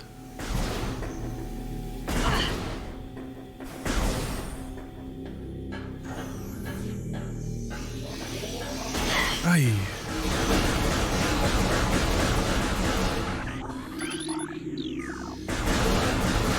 I'd download meat? I would too. Why not? There's pretty much nothing I wouldn't download.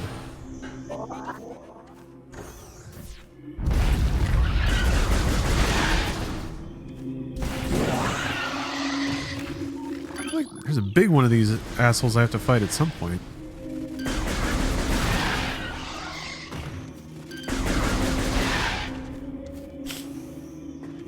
I wonder if we're gonna like 3D print food first, or like food delivery will get so fast and trivially cheap that it'll just be the way we get food.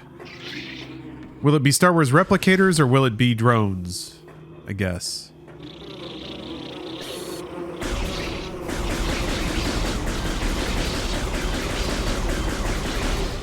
Just waiting for food pills. Well, I mean, they do have those crumble cookies. Crumble nutrition pellets.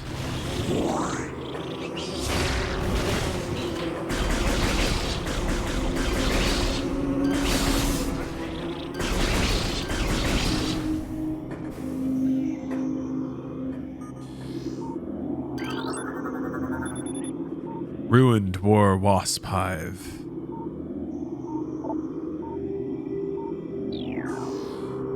Just live off potatoes. That's all you need. That's all you need for happiness and health. Potato.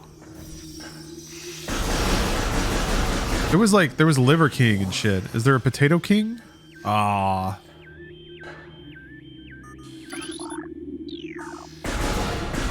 And can I be the Potato King? My online brand is now about potatoes.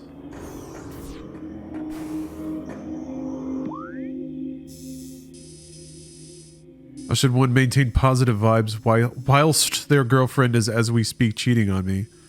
Well, she's not your girlfriend anymore, I guess. And then beyond that, I don't know. I think you just gotta embrace that the vibes are gonna be a little down for a while. If you can hang on to positive vibes through that, then I guess you have unshakable vibes.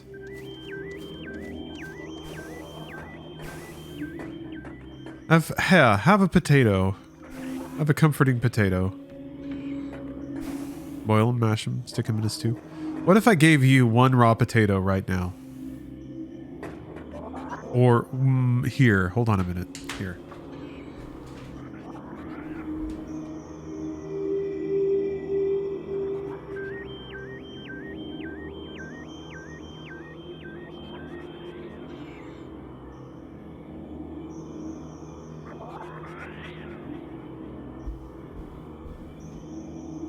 All right.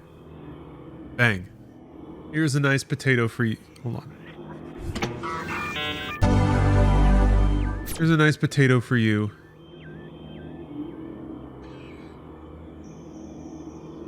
It's, it's got a pleasing shape. I'll dedicate that one. There you go. Take a bite out of it raw.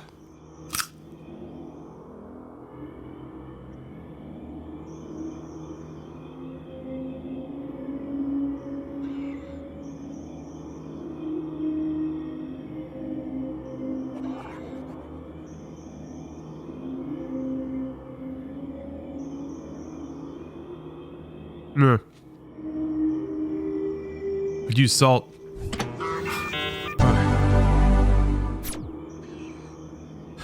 I'm hungry, man. I had this like smoothie thing.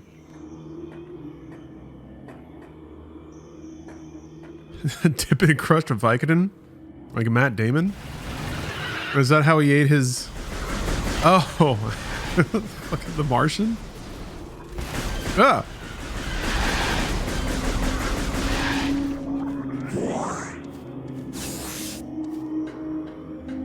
I'm trying to figure out what I'm gonna eat. What am I gonna eat? Oh shit! I was going to this door.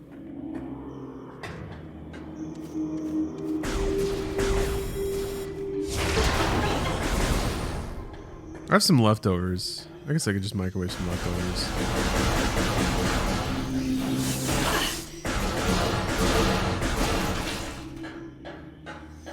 Anyway, I'm sorry that I ate half of your potato. Actually, it's more like a third, so that's not as bad. I'm sorry that I ate a third of your potato. But maybe now the idea that part of your potato lives on in me will, I don't know, make you feel better?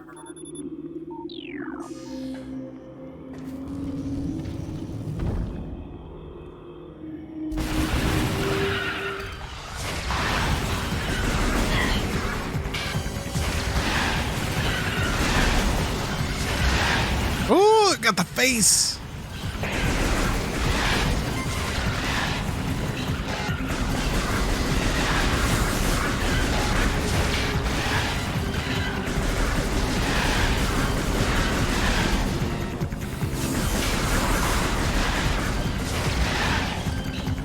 Could have made a very small baked potato, but not now.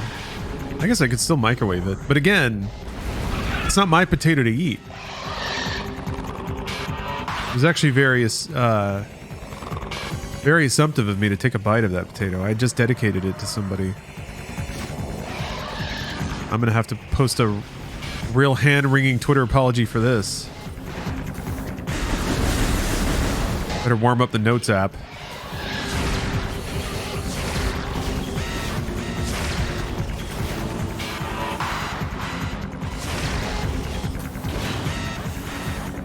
Chat did tell you to do it. That's true. I can blame it on chat. Why didn't I think about this? Has a streamer ever successfully blamed something on chat? I guess that really depends on chat being cool and just like being like, yeah, it was us. So I'm sure there are situations where chat has, as a group, fallen on the sword. Oh, I almost didn't scan him.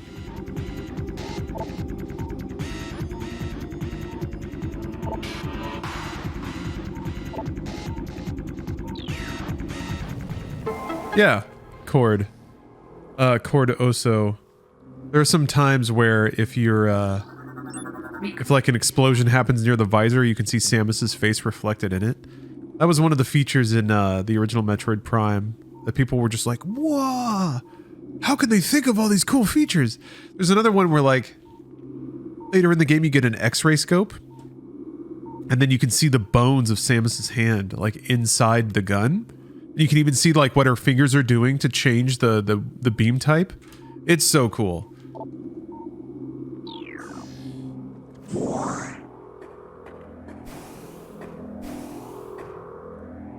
Obtain orb. Become orb. Yep, she's a girl. Woke bullshit. Back in my video games. Making me think I'm a big, awesome, hairy dude. And then I blow up enemies like a dude would. And then what? What do I see? The soft features of a woman? Get out of here. Get out. Although, man, Samus is kind of just Chozo, though. Are the Chozo gendered? I guess there's a father. Yeah, fucking liberals! Ah! Here comes that beat, though.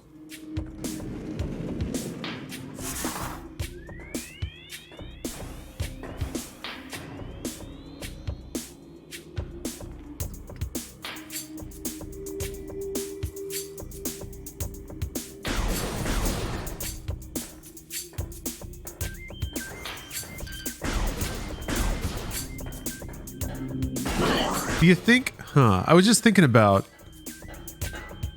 big women in armor is kind of a thing. You know, like Game of Thrones had a big armored woman. It kind of rustles something inside dudes. I wonder if it's similar to like hot chicks on cars. Or like anime girls in mechs. It's just broads and toys. Yeah, Captain Phasma? Yeah, same actor, I guess.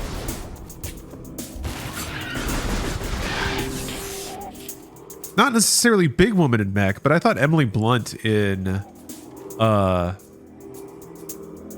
You Need Is Kill, Live, Die, Repeat, Edge of Nowhere, Edge of Tomorrow, 3 million names. Anyway, there was some fucking badass mech shit going down. I was like, oh, okay.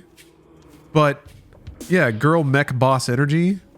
That movie is truly rad, but it's odd to me that like Emily Blunt in that movie fucking shit up with mechs didn't become more of a sexual quickening on the internet. Maybe it's because she's too awesome. She's too fucking cool.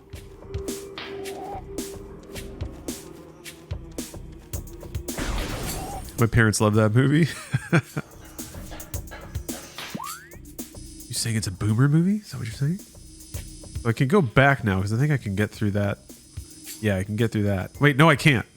think I need the spider ball for that. Oh, I can go over here. Yes, yes, yes.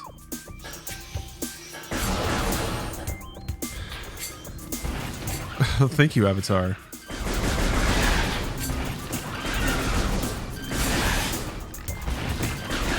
Yep, it only took me 4.5 years of surgery, $350,000 to attain this jawline. No, I got lucky.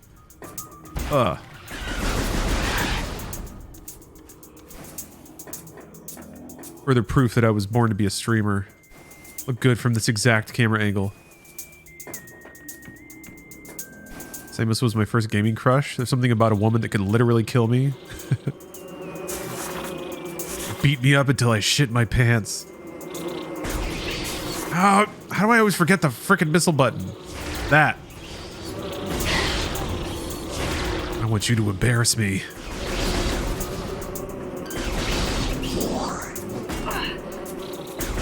We're into women who don't give murder vibes. Boring.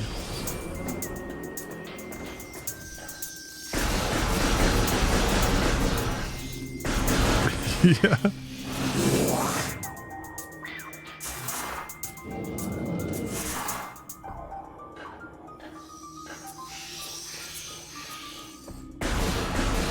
So this is an interesting case study. I was talking about those like great textures before. This is a pretty busy texture, but it works because like I don't even think it's textured here, is it? It's kind of hard to tell. Nothing I do casts light. It works because you only see it in the blooms of these lights. Okay, no, yeah, like the hallways aren't even textured. So like imagine if it was just this tiled down this entire hallway and also the whole hallway were like fully lit. It would actually be hard to tell the curvature of the hallway because the textures would all like kind of blend into each other and make a big contrasting mess. Also just the fact that there's a light at the end. There's a light at every bend of the tunnel to make it very obvious where it turns. Ways that you can like get away with very minimal lighting. And again, get like maximum usage out of fairly low resolution and repeated texture sets. But yeah, breaks it up. It's just like, it's such surgical use of where you put detail.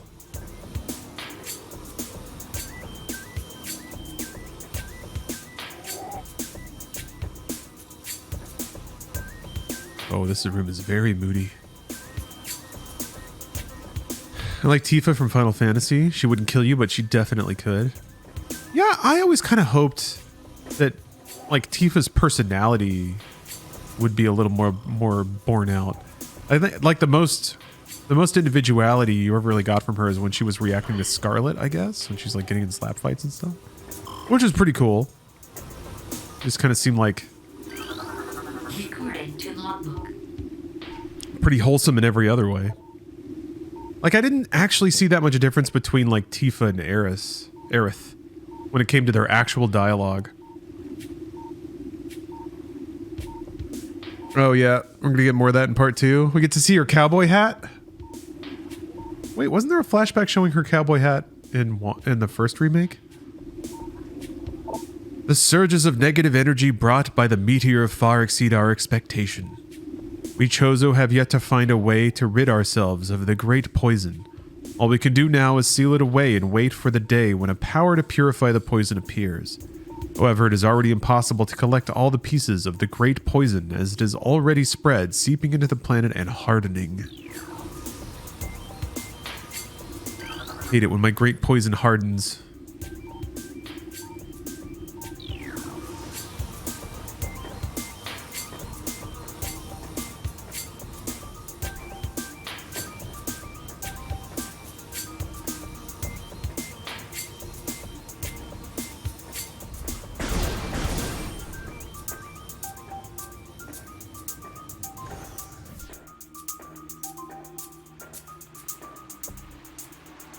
Haze, that hazy air is just bringing so much.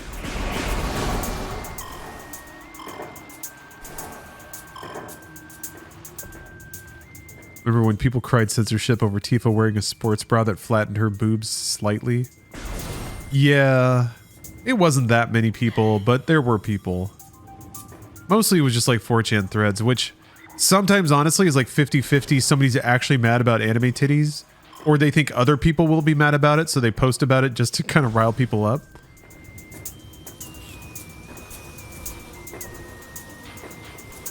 Yeah, I did appreciate the discussions about titties and how they work. Oh, thank you, Baron. Always fun to see like dudes on 4chan explaining breasts to each other. Shriek bat, territorial ceiling dweller. Body temperature peaks at 121 degrees centigrade. Shriek bats have high internal temperature, making them easy to spot with thermal imaging. They roost on cave ceilings while hunting for small prey. Fiercely territorial, they dive bomb anything that wanders near. Idiots. This is more like a remake than a remaster. Graphics look much better than just enhanced textures. Let's see. It is called Remastered. I mean, the gameplay structures and stuff are the same, and the maps are all the same, so I think Remaster fits.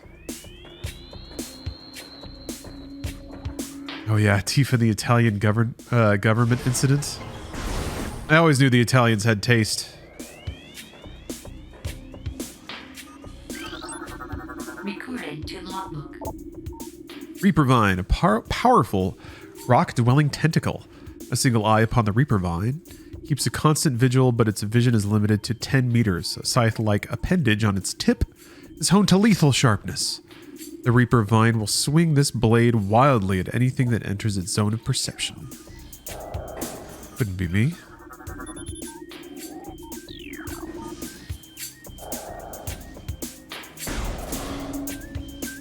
Oh, that's right. You got to scan the thingies.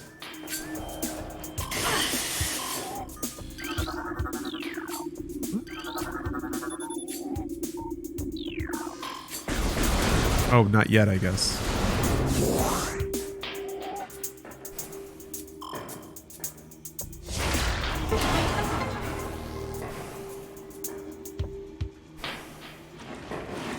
That's kind of interesting, though.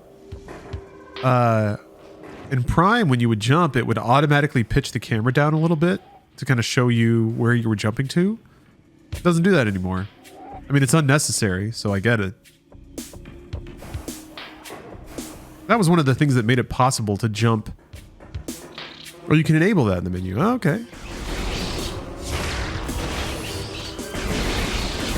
Yeah, let me dig around in these options a little bit. I haven't really done a whole lot of looking.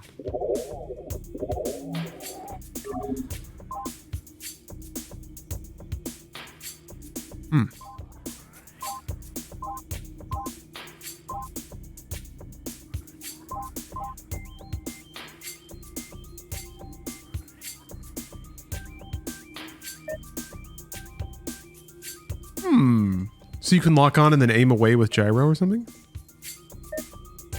Ah, that's pretty cool.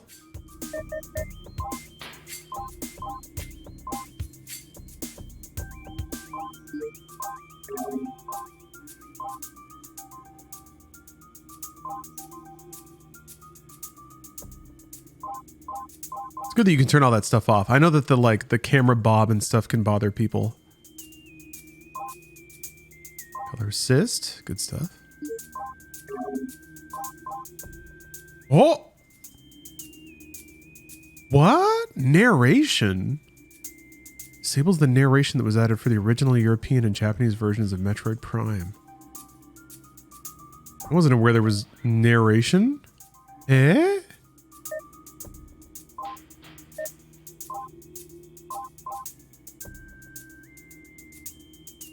What is it?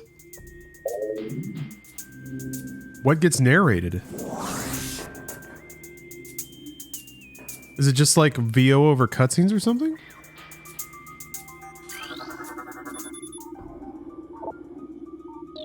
Hey, you nerd! That other one didn't get out. Hey! Hey! Ow! How come that other one didn't turn on? It's only at the end of the game. Okay. I figured it couldn't be too prominent.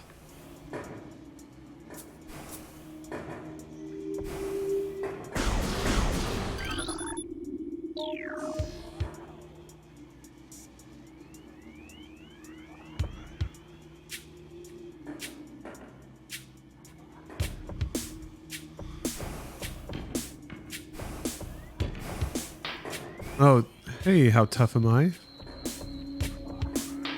I don't think I said hi yet. I think I need bombs for that. Oh, I can't even skin all the goodies in here anyway yet. I just didn't want to get cheated out of my rune. Oh yeah, it does look like the tentacle from Blast Pit in Half-Life for sure. I don't remember the name. Dank hallways.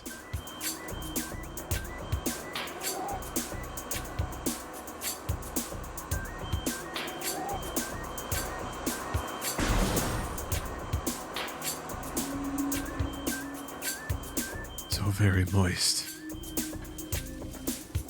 You can feel the moisture, and it's not drool this time.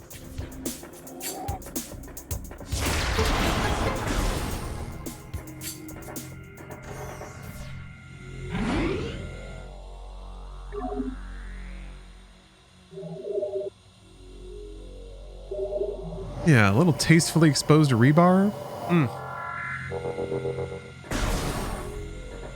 You missed the Republic Commando screen wiper. Yeah, I don't think this game has a... I don't think Prime 1 has anything where she, like, wipes her visor.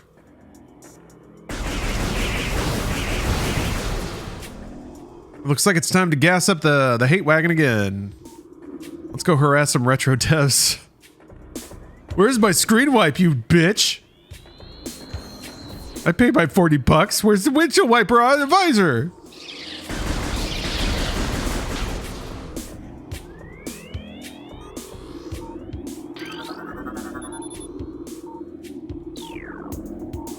Actually, I don't think any like Retro Studios employees talk much on social media. Hey, Space Turtle. It's going quite well. This is a delightful remaster so far. Ow. No baby, though. Still no baby. No waiting for Adam to tell me what to do.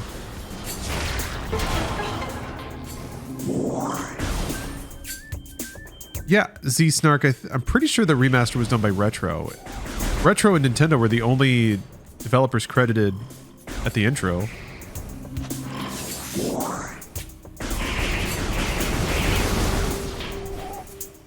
Unless there's another studio in there that I missed.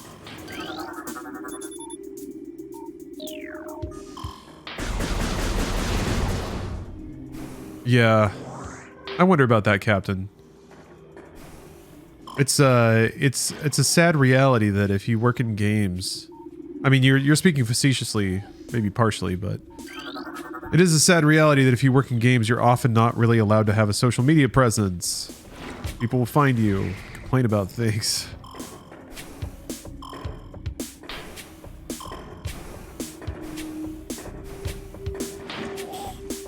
Ah! Is that a total downside, though? Oh, what, to not be on social media? I mean, well, that's for individuals to decide. It just sucks to not really have the option. Or to have your default experience on the internet to be having a bunch of weirdos throw a bunch of yang your way for no reason.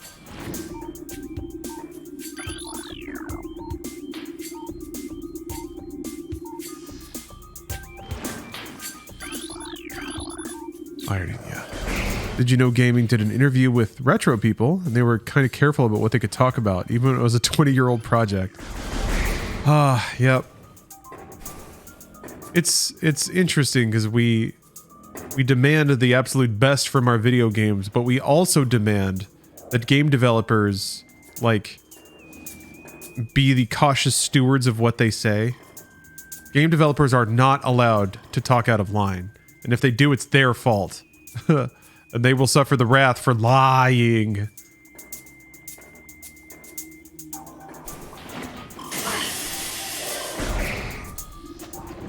Yeah, you gotta be careful. Oh, that's not a rune.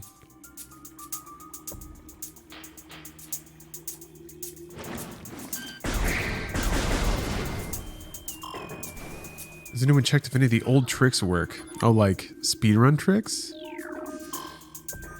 I don't know any. So, I don't know that I could test any of them. Or I guess I don't even know any non-speedrun tricks, so I don't know why I'm separating them. There was like I think it's on the underside of one of these platforms. What? They did the dark silhouetted dude with a pitch down voice? That's excellent. They had to hide somebody's identity.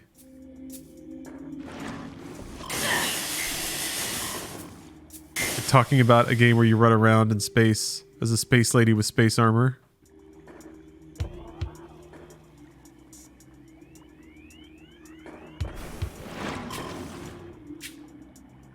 Maybe I can't do this yet. Hey, Nightfall, thank you for the sub. Oh, this was for the Zelda game Retro wanted to make. Oh. Oh, there's one.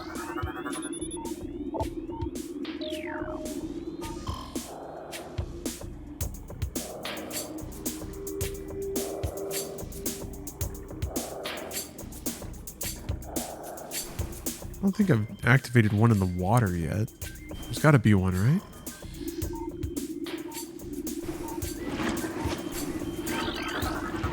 Oh, I guess it's just right there. I did it. I solved the puzzle. I am a genius.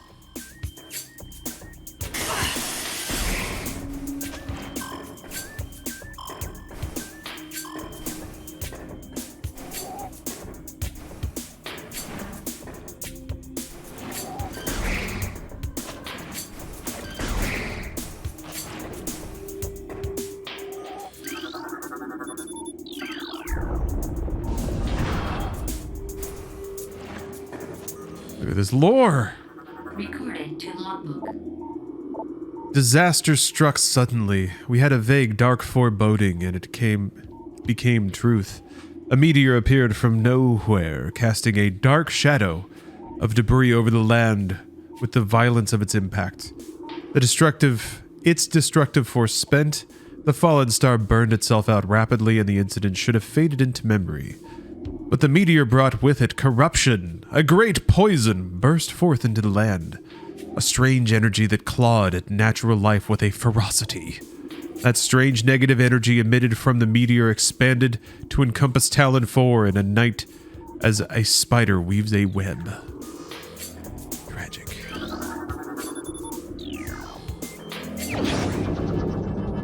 God dang Phazon.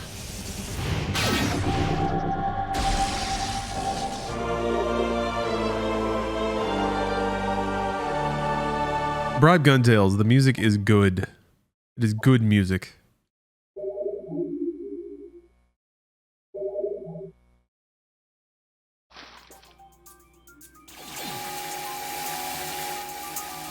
What's up, Senator Kermit?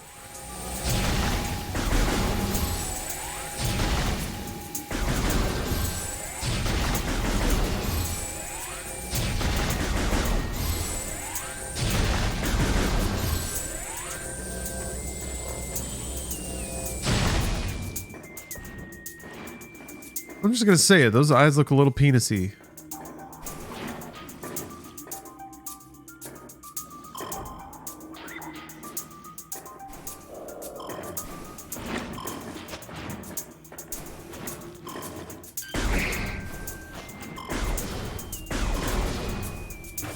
Wait a minute. Oops.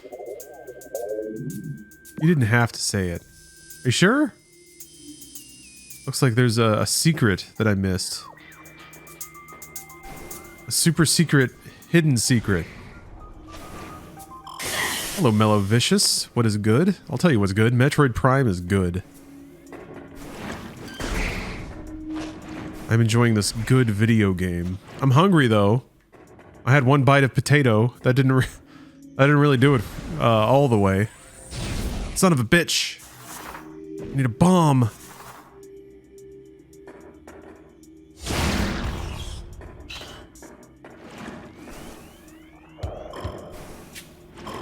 I had my face rubbed in the fact that I am yet again playing as a woman.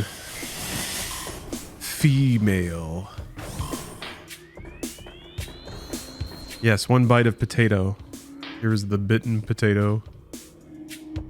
Somebody in chat's girlfriend was cheating on them, so I ate part of their potato. It made sense at the time.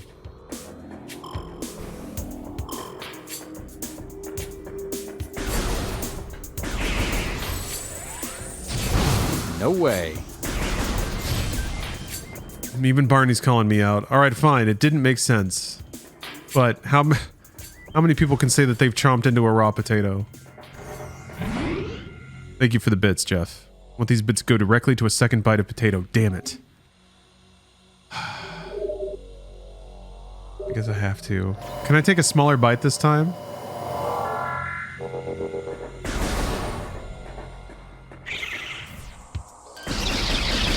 No. All caps. It's like a tasteless apple. It's got like a weird savoriness to it that's not great when it's like crunchy. All right. Oh. How does GBA Library work on Switch Online? Let me check.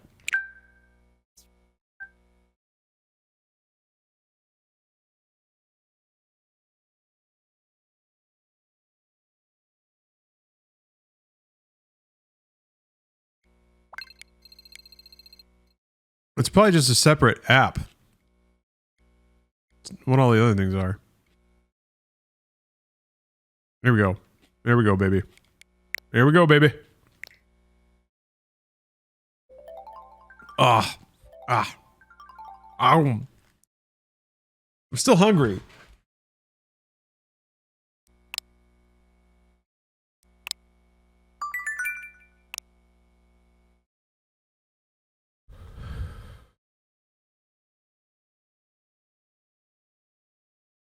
But I have to download Game Boy Advance games. There it is. Bloop.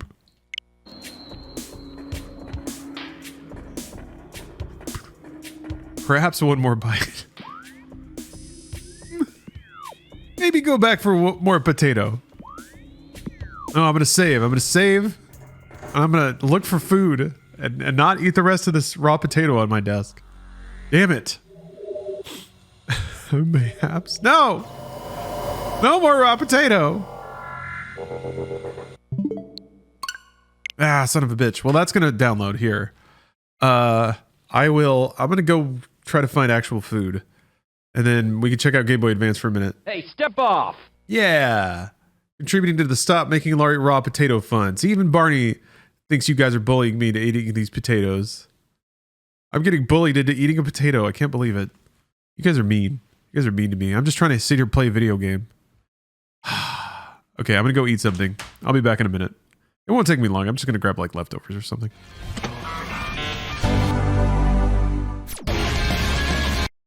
It's time for more Metroid. Man of Jump, possessed with jump ability. Can rocket up.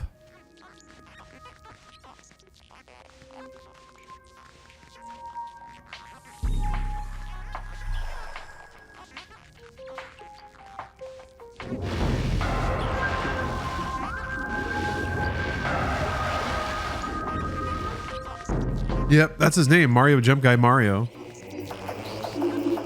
Oh, I got extras. The extras so far seem pretty just tied to like story progress. Wonder if there's goodies you get. They made the I feel like they made the bumps look a lot more muscular, especially on her arms. It just looks more jacked.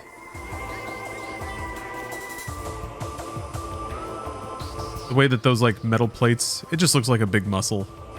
Yeah.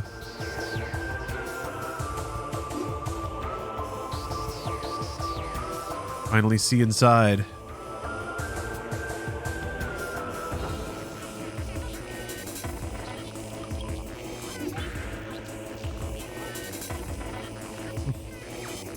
That's cute. It turns red when it's pointing at the camera. Aw, you.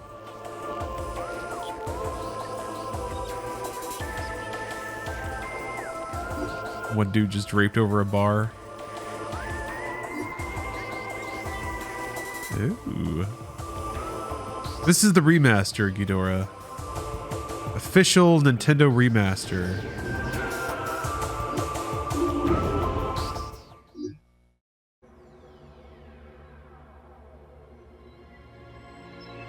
Okay, it's the beginning, yeah.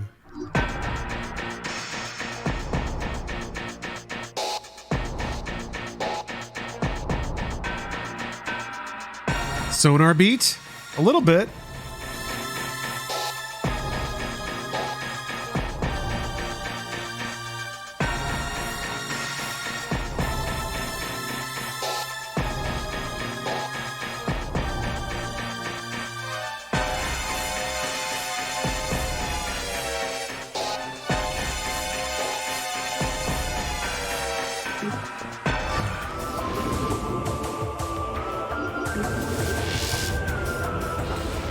That's okay. Hey, Bread Slinger. Thank you very much for the sub.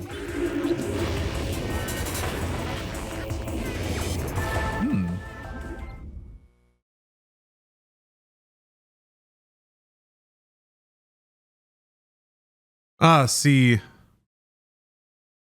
It's an interesting point, Wizard, but it's not really the goal of the show to... Ruins. Okay. That's the narration, I guess. It's not really the goal of Inside Games to be on the side of anything. Let's see here.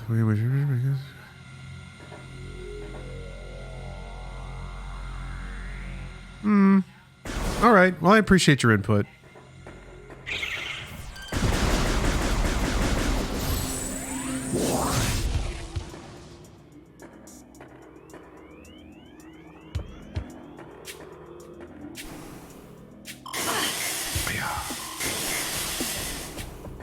Okay, well, you can think that. I mean,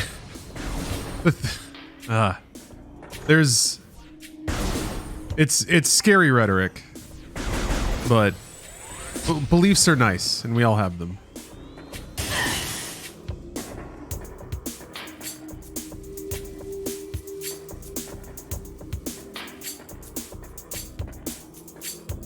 Yeah, well... It is different things to different people. I think that's very clear.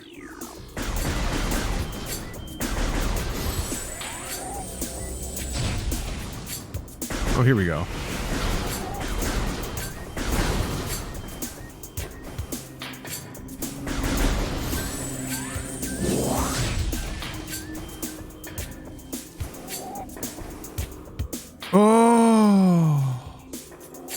Oh no, I was getting far too twirly with my jumps. Got greedy there.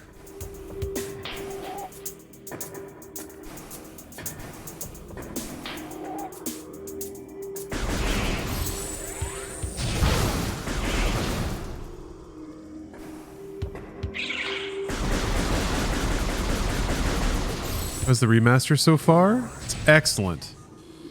I mean, a lot of that is really just... I mean, Prime is just an amazing game. But, no, the remaster's been delightful. The, control options are actually quite nice. It took me a while to poke around and find the options I expected to see, but they're there. So that's good.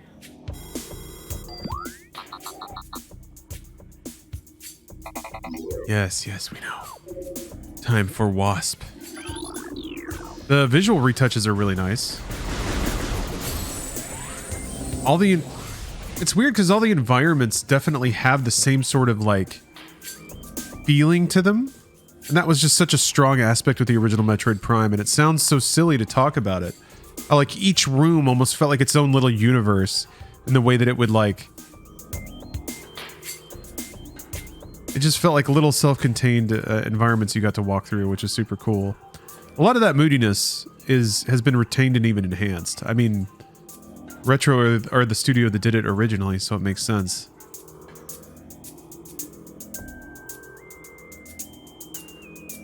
There's just such a there's a weird texture to some rooms sometimes, and I have yet to really drill down and understand the science of it.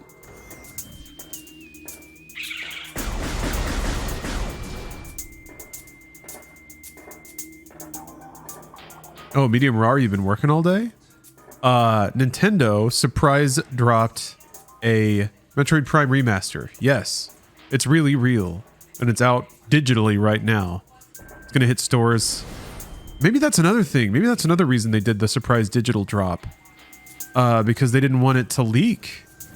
If it shipped to retailers, it would absolutely have leaked. So, huh.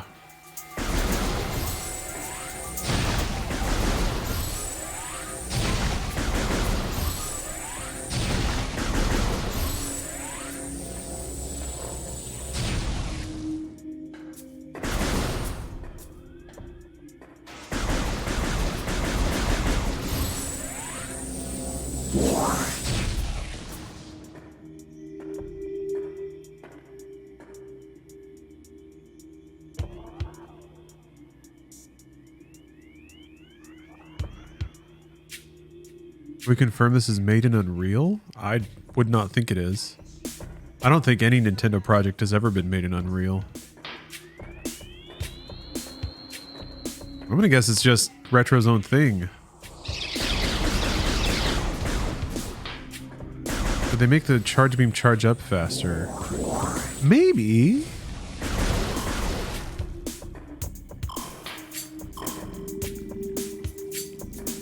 Oh, Glorpy. It's like I can reach out and touch the Glorp.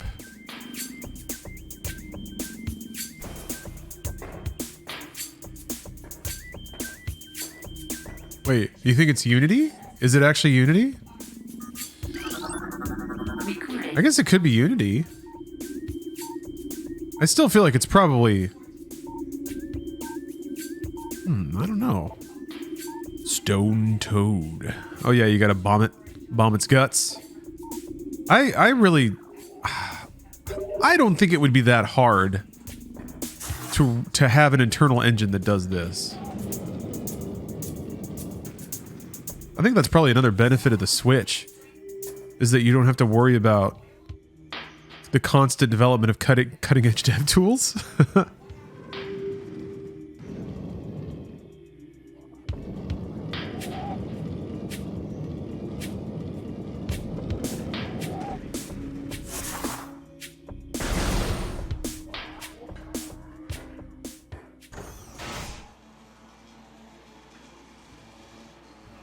If it's made by one of the NPD teams, it's whatever the Mario Odyssey runs on. No, I mean, I think it's made by Retro, so I'm gonna guess that they have their own tools. That might also explain realizing some additional savings on the like it might explain the remake a little bit. Like you make your engine and tools for the Switch. And you've already gone through the cost of making that platform, and you're already making it for a Metroid Prime game. Maybe this is the same engine that Prime 4 is running on. I don't know. Retro used the Prime engine until Tropical Freeze, I think. Okay, it's Retro Studios engine. That's what I would think. Mechanoid incinerator drone programmed for high temperature waste disposal. Device schematics indicate a high risk of malfunction when internal power core is damaged. Unit has minimal combat programming but can defend itself if necessary. This drone's intense heat blasts compensate for its lack of battle prowess. I just love... Sorry about the jerking around. I love that you blow it up so it blows something else up.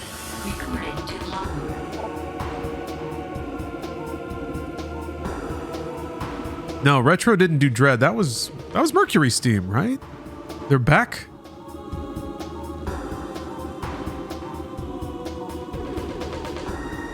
Barbed war wasp, airborne insect with the ability to launch its stinger at its prey. A highly aggressive member of the war wasp family, this insect can propel the tip of its stinger up to 20 meters.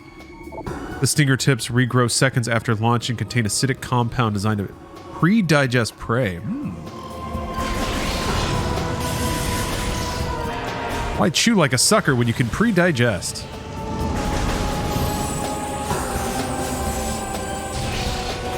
Also, I feel like the way this game uses... Excuse me. Still getting over a little COVID there. The way this game uses charge beam to draw in items. Like there's so many freaking smart ideas about how to make 3D shooters more approachable by basically taking a lot of the like aiming and precise 3D positioning out of it. You make it about the decision to do the thing, not necessarily about the ability to hit the buttons in precisely the right order. Yeah, it is interesting that it was all parallel to Halo.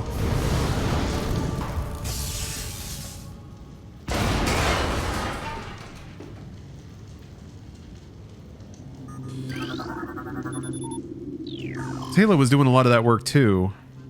It's kind of a different approach. Halo was trying to, I guess, keep the physical input part of it. How do the controls feel? Very good. I was baffled a little bit at the beginning with some of the controller options, but it turns out I just didn't scroll far enough. So I'm playing with I am playing with the Pro controller right now. Oh yeah, there's your spring ball, by the way. Up. Right now I have it so there's gyro aim on top of stick aim. So I can get the like fine nudge control. Gotta have that nudge control.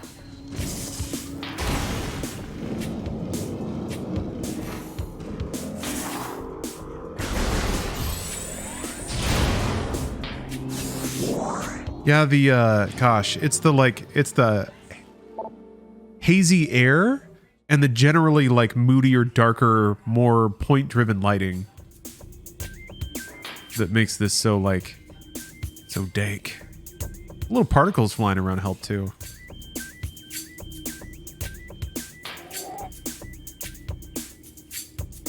I'm getting pretty excited for Fendrana Drifts.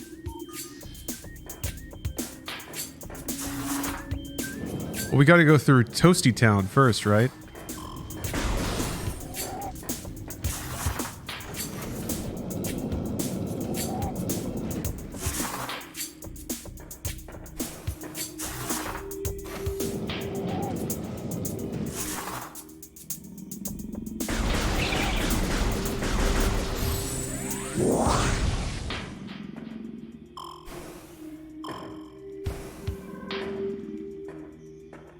Just so impressed by how it looks.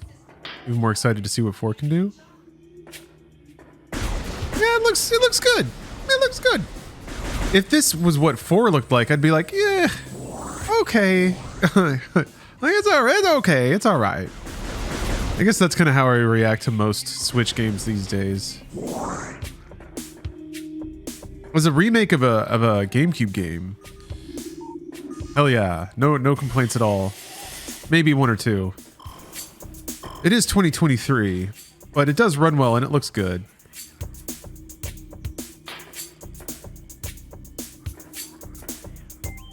Prime 4 has to be coming out on the new console? Nobody knows. I was thinking about that, but Metroids just don't sell. So it doesn't make sense that Nintendo would sit on it to theoretically move a console because people don't care about Metroid like that. But then again, Nintendo doesn't... Nintendo's weird. Everyone says it, but boy is it true. On like every level. The deeper you try to appreciate their business, the more you just keep running into just Nintendo is weird. There's things they do sometimes that are so clinical and smart, and it's like, okay, this makes total sense. You've clearly like arranged all your assets in the most efficient way, and you're gonna make a shitload of money. Yeah, okay, I see it. And then other times they just don't. Not that they like ever throw money away, but sometimes they operate like the most efficient profiteering business, and then other times they're just like, yeah, we just did it. Like we just put out this one game because I don't know, we wanted to. They pick weird things. They throw risks a lot, which means that you can't really ever apply a strategy, even though they do fall into patterns, but I don't feel like that's like a conscious strategy. Isn't that most Zaibatsus? I wouldn't know. I don't know anything. I don't know enough about Zaibatsu culture. I do know that I always attributed that to kind of Iwata's dedication to Blue Ocean strategy, but he is not the president anymore. So the transition to whatever the next hardware platform is for Nintendo, to me, will be the statement of corporate strategy from Furukawa. And there's been some things, I guess, but it's been pretty good Nintendo playbook kind of stuff. I guess the OLED happened under him, but yes, always wishing sweet Satoru Iwata the most pleasant, dignified, and beautiful afterlife that can be afforded to any human. But I don't know if Furukawa, the current Nintendo president, necessarily shares Iwata's dedication to the Blue Ocean strategy. which will determine what kind of Nintendo we get for the next, well, Nintendo of Japan anyway, for the next, like, shit, what, 20 years, 30 years? So I'm actually really excited to see the rollout of the next Nintendo thing, whatever it is, because I think it'll say a lot about what the next few decades of Nintendo will be like. Because theoretically, it'll kind of be the visitation of this new president's strategies. Crab Foam, thank you very much for the resub. I think that's apropos because there are many crab-like creatures in Metroid Prime. What's the blue ocean strategy? It is named because the business strategy is such that if you're in a particular business, there's something called the red ocean, which is where all of your competitors are fighting for customers. And in the console space, the red ocean would be high-powered console, high-spec video games. That's where all the money is, but that's where everybody's fighting.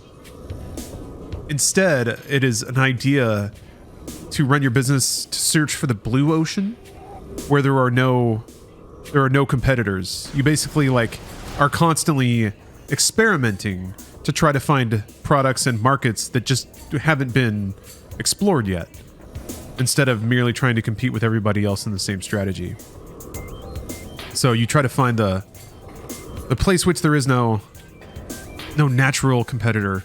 I'm just repeating myself now, but that led to things like the DS and the Wii, the Nintendo weird stuff, which both gave them their greatest successes, like the Wii and the DS, and things like the Wii U, which was very experimental, but people didn't really like it, so it kind of cuts both ways.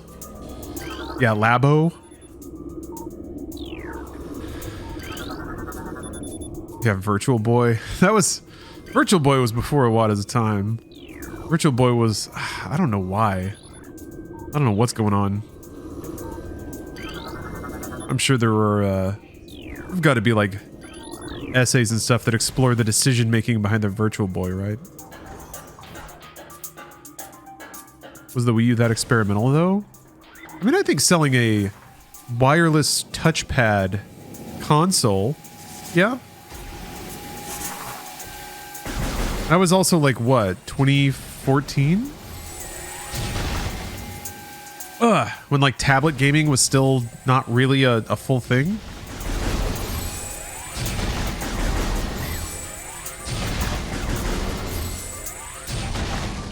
And also it just had like had total backwards compatibility with the Wii, on top of just being a completely different thing. Yes, I gotta go bomb that toad. I don't remember where that toad was. I can probably go here now. Yeah, I have bombs, so I can get back there.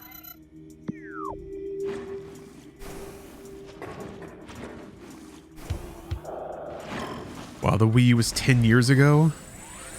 The Wii U... Man, that whole era of gaming. There were bright spots for sure, but... Eesh.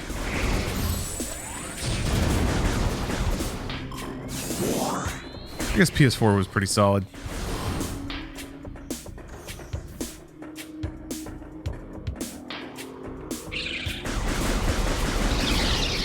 I just don't have super positive associations because, like, that was the... Yeah, exactly, Crab Foam. The 2010s, man. Like, laggy TVs and just the most garbage PC ports, if any. Rough decade, but we made it through. We persevered as gamers always do.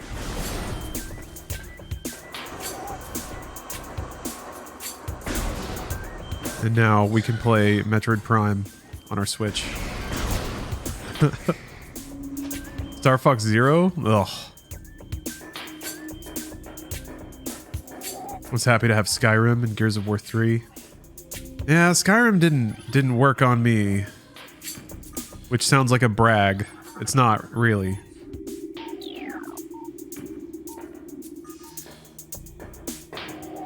But yeah, Gears of War was pretty cool. I like Gears.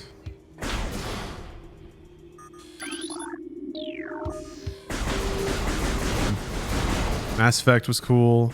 Assassin's Creed was cool for a while. Portal 2, quite good, yeah. Maybe this is going to be like my all movies from the... Or everything from the aughts was garbage theory.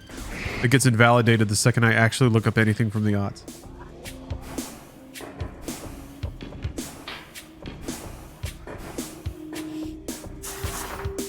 I don't know, it's just slim pickings.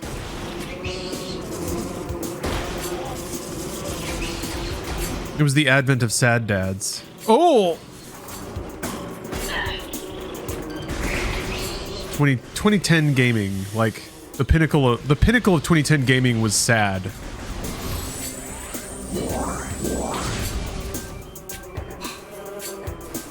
Already 2020's gaming is way more like actual games that you hit buttons and blow shit up in. That's cool. That's the kind of energy we want. There's never a time where nothing good happens, but some periods the shitty stuff has been really shitty. That's true.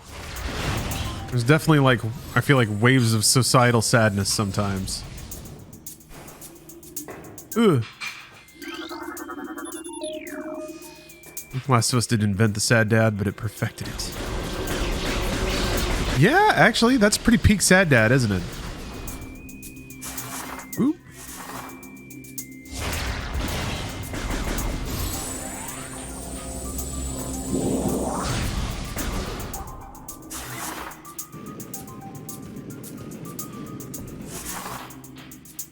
Shovel Knight? Yeah. Had to cradle games like Shovel Knight close to your chest. Like, sweet baby, thank you for being a video game in this trying time. Thank you for having the courage to have sweet music and cool buttons and awesome boss fights. Heavy Rain is early sad dad. Yeah, God. To me, the ridiculous state of aughts gaming is summed up by the fact that people liked Heavy Rain when it came out. They thought it was good. They thought the story was good and the writing was good and the characters were good and the game was good. People unironically thought this. Gave it good reviews. They said, yes. Yes, this is the art that video games have long striven to become. Damn, now I want to play Heavy Rain, dude. Can I like do a little picture-in-picture playing Heavy Rain?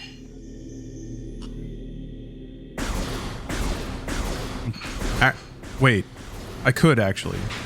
I think I'd have to get my Steam Deck or something.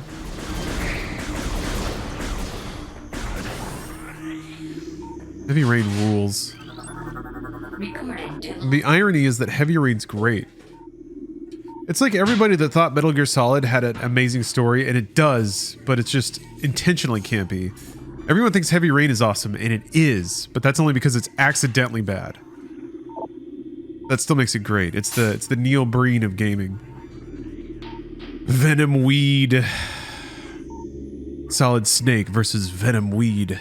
Poisonous plant that retracts into the ground if threatened. Venom weeds evolved to thrive in the habitats of large organisms. They lure prey with brightly colored leaves, then detain it with tiny barbs that deliver a powerful toxin. Venom weeds rapidly decompose anything that succumbs in their midst. Their whilst. Games were so bad, people got excited about Shenmue 3 getting announced. That was me. I'll always get excited about Shenmue 3. Shenmue 3 ushered in the new gaming renaissance that we currently enjoy. Do you think we'd be playing Metroid Prime Remastered right now without Shenmue 3? As Shenmue goes, so too does the entire gaming industry. Shenmue 3 was bad, Lawrence. You can't keep doing this. It was not! I raced turtles on a boat!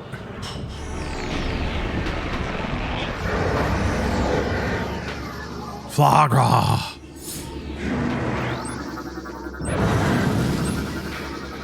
I chopped wood while an old man was like, yeah, nice, good. Yeah, all the strings on the board tie back to Shenmue 3. Flagra! This mutant plant is the source of toxic water in the ruins. Flagra's growth cycle has been radically accelerated. As a result, it requires near constant exposure to solar energy to remain active. This exposure has made Flagra's outer shell thick and durable. Its lower root system is unprotected and vulnerable, however. Exploit this flaw when possible. Concentrated weapon fire can daze it for short periods. Flaw graw. Did someone say flaw graw? Robaz with a raid. Hello, everyone. We're fighting flaw graw. I'm playing Metroid Prime. Metroid Prime Remastered. Flaw graw. That's the boss. That's the boss on tap, everybody. Yeah, it looks good. It looks good. What? So I actually did a bit of a test. There is a fan-made kind of HD revamp remaster called MPR. I played that. I played the intro section of that and kind of compared it with this. And yeah, the visuals of this game are just blended a lot better. I'm not trying to make direct comparisons, even though I kind of am. That's not the point, but just to kind of drive home the ow! Oh, you gotta shoot him. To drive home the delicate artist's touch. Don't support that crap? What? Nintendo remastering things? Because I did it. Let me tell you, I did it. I spent my hard-earned money on this.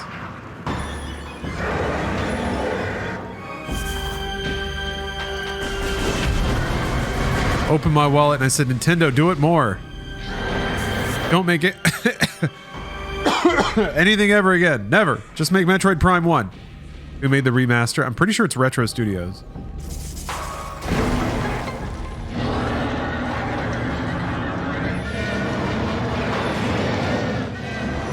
It's American for Raubaz. Oh, did I say it wrong? It's not Robaz. Robaz? Doesn't seem like a bare bones remaster. It's not. The control options are pretty exhaustive and take advantage of some motion things. They have options for Metroid Prime Trilogy style controls. There's like an extra section where you can look at little 3D models and listen to music. This remaster is why Metroid Prime 4 is delayed. How do you know that?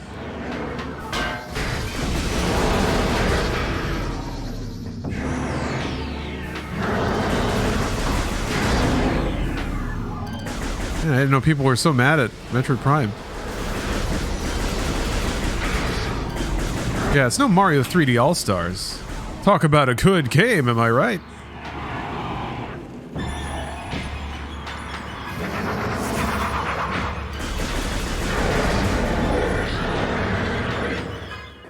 Actually, I think I have that. I think I bought that too. Would you be mad at me if I bought the Metroid Prime or 3D All-Stars? Would you be mad at me? Would you cyberbully me?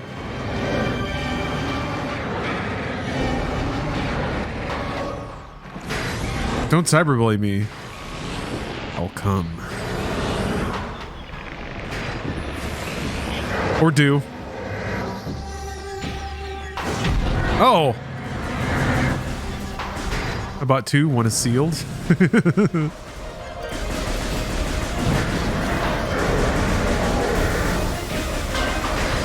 I got the box art for Mario 3D All-Stars tattooed on my lower back. How about that? I have it tattooed on the front of my neck. Recovered from the Rona? Pretty much. I took a test yesterday, and said I still tested positive. I think it's lying, though. I think it's probably about time I just ignore that and go in public without a mask. So that's what I'm gonna do. Because I feel like it. Because I'm bored. No, I'm waiting to test negative. I need to go to the post office. I have some goodies waiting for me at the post office, and I want to go get them. But I also don't want to give people the Rona. And now I can sit at home and play Prime. Make sure you lick all the doorknobs twice. One coming, one going. Yeah, yeah. Each side of the tongue. Topsies are for coming. Bottomsies are for going.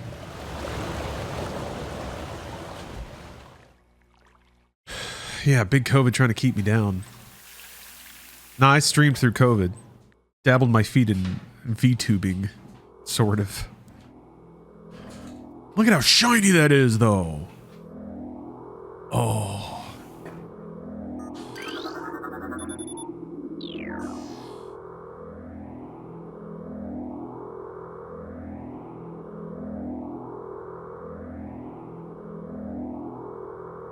Cool.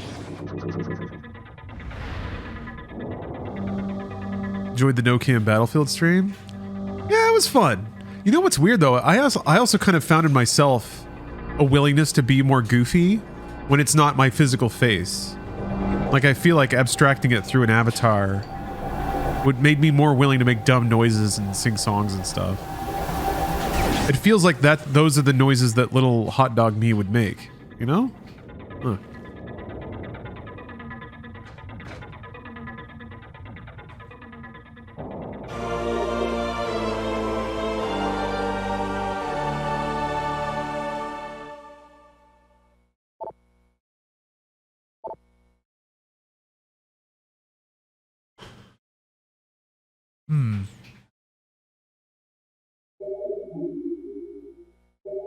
You worried about the critical mass of Nintendo remasters? I guess there are quite a few.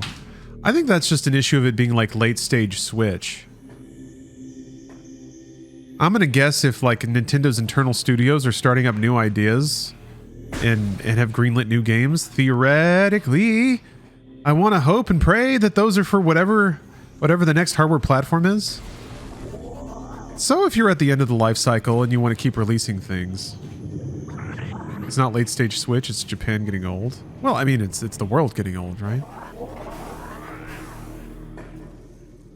Well, I don't know if it's specifically Japan. I guess Nintendo kind of might lean towards their own region, but Japan and the rest of the world are aging at exactly the same rate. There is, contrary to popular belief, there is no time dilation bubble around Japan. You've been to Japan last week, only seen older men playing Switch. Is this the equivalent of going to a coffee shop and overhearing a liberal? What are the young people playing in Japan these days? Pulse Bamboo. It's riding the subway. Okay. What were the youths up to on the subway? Life form of raw energy periodically releases explosive segments. Oh, they were on smartphones. Oh, okay. You know, Nintendo has smartphone games too. Maybe they were all playing Pokemon Bloom. Maybe Nintendo got them. Who knows? Who's to say? Weird ass shit. Android gotcha games? Android! Alright. Alright, now I know. Ah, okay. You lost me. You lost me. Android. Japan. Or wait, are you telling me that the youth in Japan use Android phones now? Is that the cultural dispatch I'm receiving?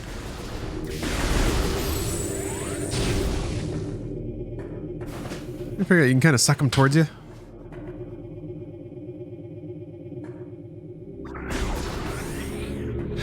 Yeah, the Switch kind of isn't very portable. Kind of the same thing with Steam Deck. Like, it's alright, but it's really for just like sitting in a hotel room. You wouldn't just pop it out. Also, yeah, Subway. The problem with Subways are like, if you're gonna play Switch, your elbows kind of have to be locked in a particular way. Whereas a phone, you can like, your arm can go anywhere. I remember trying to play DS on the like LA bus, riding the LA Metro, and that was not easy. It was just so much easier to just have a phone in one hand. You could like snake around a lot more conveniently. Smush around.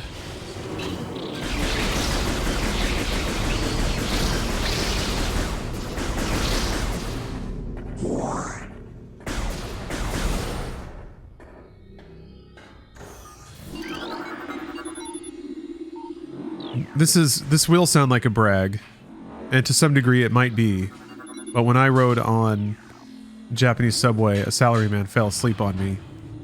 So we missed our stop because I didn't want to wake up the sleeping man. I kept riding the subway until he woke up. It's kind of like a cat falling asleep on your lap and you're like, well, I can't move now. That's when I knew I'd been accepted. That's when I knew that the nation of Japan had reached out to me and accepted me as a whole and complete spiritual citizen.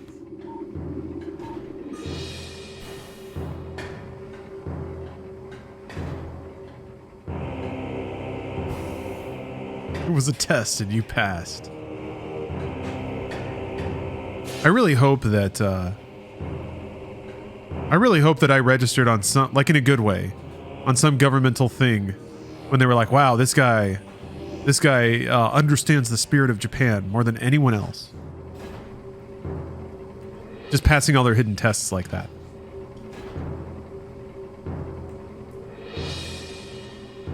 Yeah, Kenny,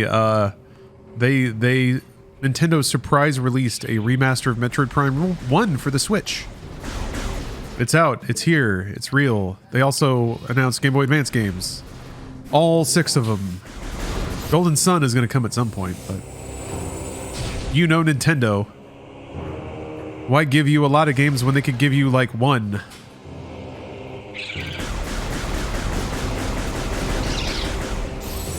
You passed the not Logan Paul test.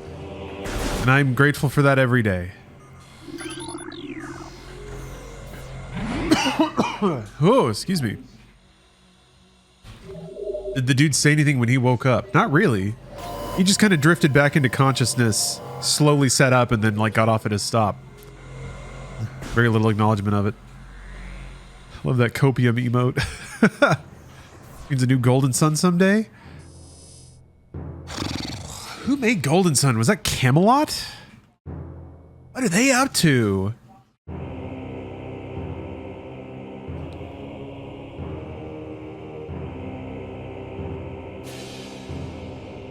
Okay, yeah, they did Mario Golf. That's right. They've been doing Nintendo sports games for a while. They could probably do a Golden Sun.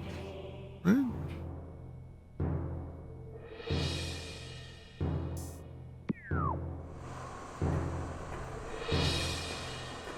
I guess we don't have copium. I need to add that. That emote rules.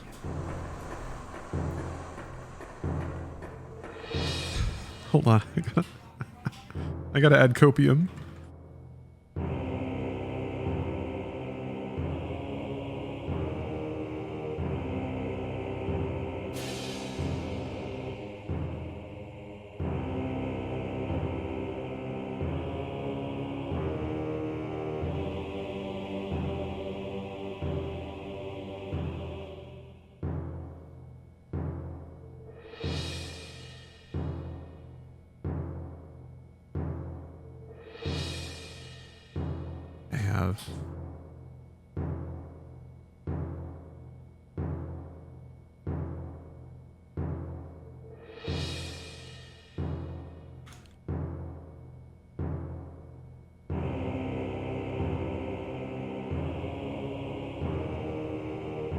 Okay.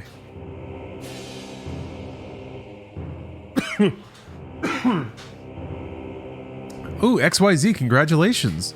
You worked on this game as your first AAA game dev job? Hey! That's awesome. Congratulations on the launch. I'm having a great time. Recorded to logbook. What did you do? Are you allowed to say? Recorded to logbook. A little Grisby. Subvolcanic carrion feeder. Carapace can be breached by missiles. The Grisby's carapace has been fused together by superheated air. This barrier stands up to everything but concussive blasts.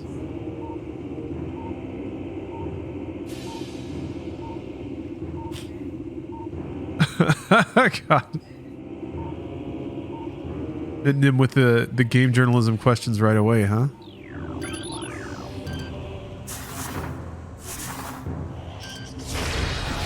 My wild and completely pointless speculation is that this is running on the same engine or platform that Prime 4 is going to run on. That's my baseless claim that actually means nothing and has zero implications for anything. Good headline though, maybe. Ow! I got splorted on. Oh. Oh, it's Nintendo's engine. I think they used it for some other titles too. Oh.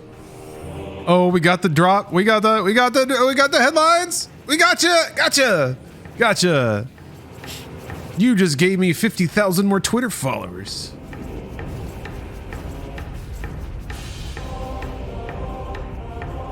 Gotta get it out of the way so I can ask what Samus smells like after a day in her suit. Musky. Magmoor. Fire-breathing serpent that dwells in lava. Magmoors prefer extreme heat zones and are susceptible to frigid attack forms. Sightless, they navigate their lava currents using their sonar receptors. Magmoors have a keen sense of smell, enabling them to pinpoint targets with startling accuracy. See, if Samus didn't smell musky, there's no way that the Magmoor would be able to find her. But since he smells so well, he's stinky, then Magmoor can track her. Makes sense. That's the lore. XYZ will back me up.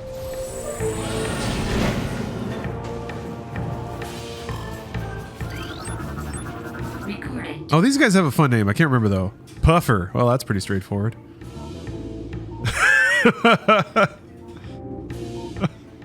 I don't know shit about the lore. Yeah, I don't either. I've played all these games. There's like just enough lore. I feel it's almost like Zelda, where they just kind of like say 3 random sentences peppered all throughout the game, and it drives people insane. And then they make these like 5-hour video essays about all the new lore revealed. And anyway, unstable gas field organism will rupture on contact. Puffers fill their bodies with lethal viprium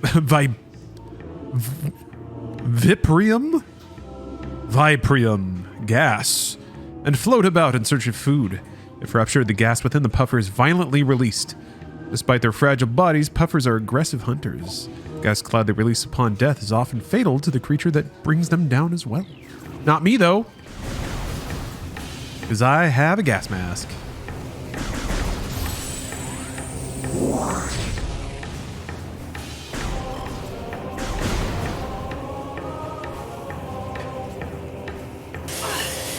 All right, fine.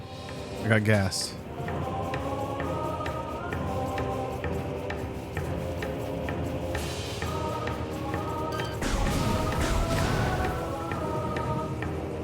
I'm having a good time just sort of looking around in these environments, though. I remember doing that a lot in Metroid Prime. Bless you. I am such a big fan of first-person games that like rely on downtime and atmosphere as parts of the experience. And I think part of that is having like non-combat environments, or in this case, like a lot of non-aggressive like little guys walking around. But gotta have good environmental audio, and then just well laid out spaces. Oh yeah, the environmental art is peak.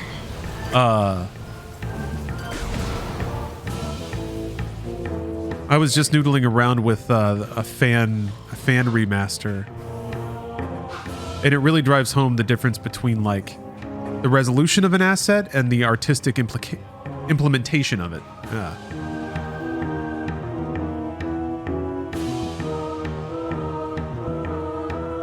But even just like the varied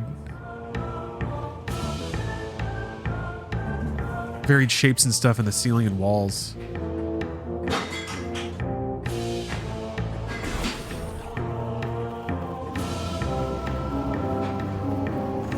Good stuff. I don't think the Switch can support volumes right now with the hardware. Ooh. Is the fog volumetric or just really excellently placed? Yeah. I didn't expect dynamic fog. It also kind of doesn't need to be.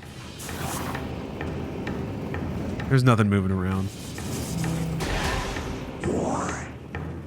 And a lot of the like angles that you see stuff in is from a fairly fixed perspective. since you're always going to go through a door, and your like vision cone is pretty locked off. I think that gives them the freedom to take a lot of liberties with where they put assets and flourishes. I can tell you a cool fact, I think. Yeah, lay it on me. I love cool facts.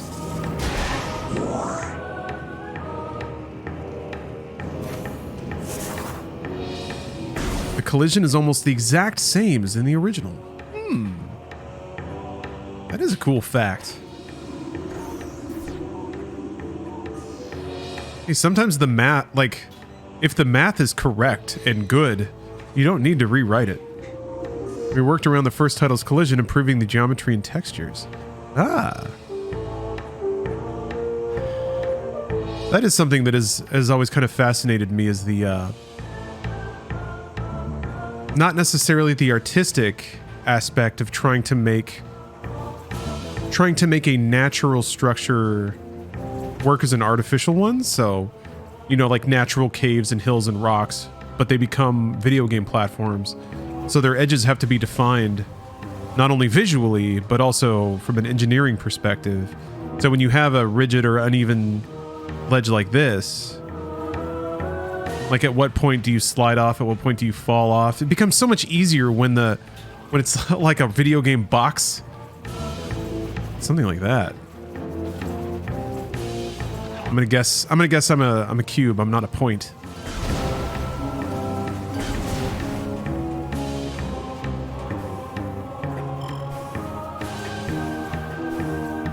It feels good though. I don't think I saw the option, but I did think it was pretty cool that a sign of the times that the auto pitch down when you jump isn't necessary anymore. Maybe it's actually pretty. I think part of that is too. A lot of the things in this game you jump to are kind of at chest height. Doom Eternal did that a lot too. But the LODs were a fucking nightmare. Or the geometry. Man, I would think all the individual rooms you run around in are small enough that you don't have to worry too much about LOD. But I guess there's a lot of space across this particular room. Did you see a face this? Oh yeah, Prime. You definitely saw a face. So that's one of Prime's like really cool features. I think it only happens so often. Yeah, sometimes when there's a bright flash near the visor, you can see Samus's reflected face. There's a couple of other neat touches that remind you that you are like in Samus's body, versus just being a floating camera with a gun.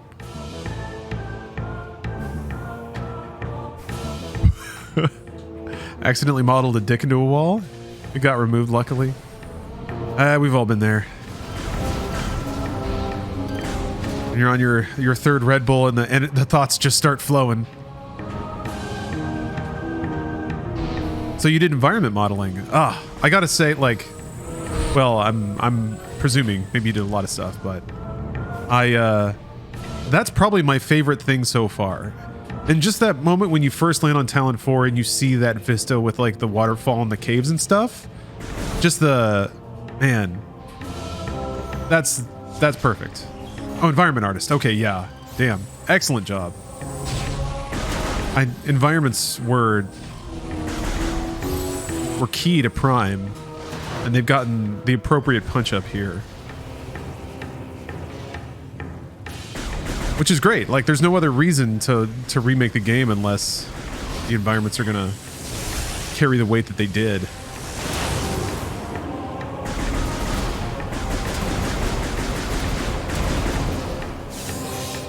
Yeah, things look so rocky.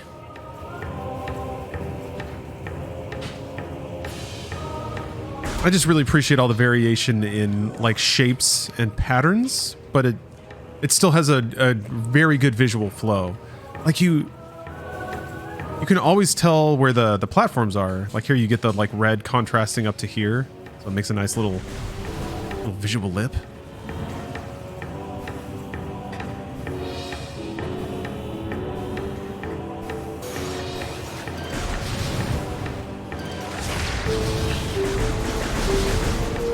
I don't know. I feel like everyone's so good at making games now. Everyone's so good at it.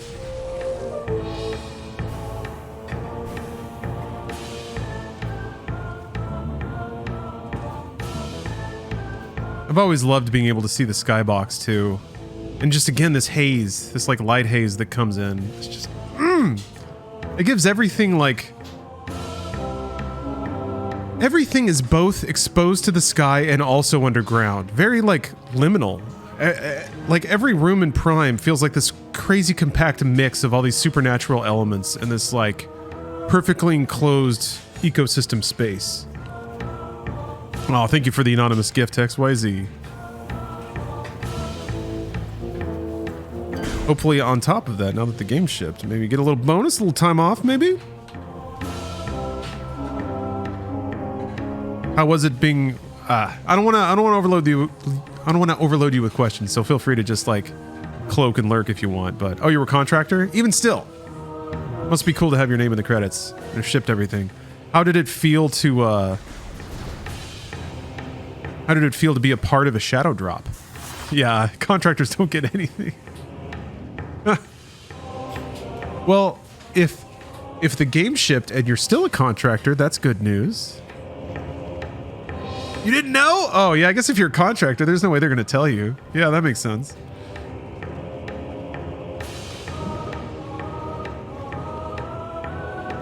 Yep. Retro didn't know either. They just turned it in and they were like, ah. As far as I know. Huh. So there's one chance for all time. Let me... Oh, wait, no, the box comes back.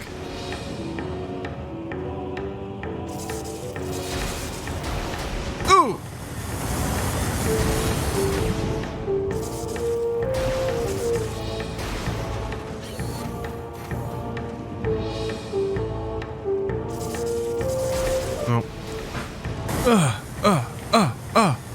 Oh, you have to bomb your way out of the lava. Okay, you can't jump out. That's why.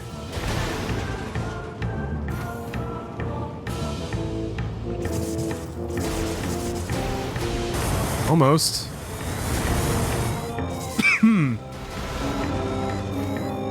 Oh, just jump and then drop a bomb, then jump again. I guess that makes sense. Guess that makes sense.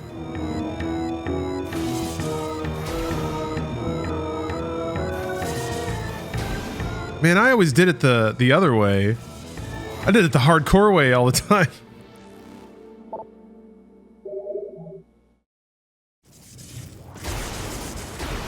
There, see? You just got to do that 3 times in a row. Man, I thought I was the hardest Metroid boy. I don't remember having a jump. Yeah, there's a jump. I thought that came later for some reason.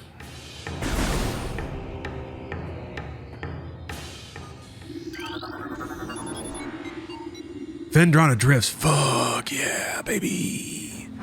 Fuck yeah, baby. This is what it's all about right here. This is what it's all about right here. This is your zone? Oh. Look at that snow. I don't want to get my hopes up, but maybe the snow is going to crunch. No crunching? Wait. Oh, yeah, there's some crunching. All right, all right.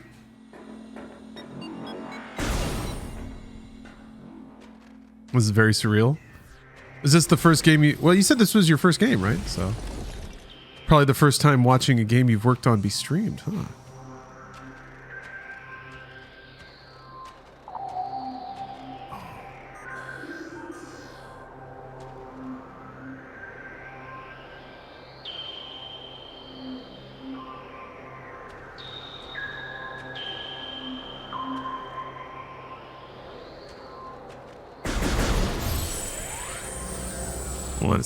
Let me scope out this ice. Oh, baby, it's partially transparent.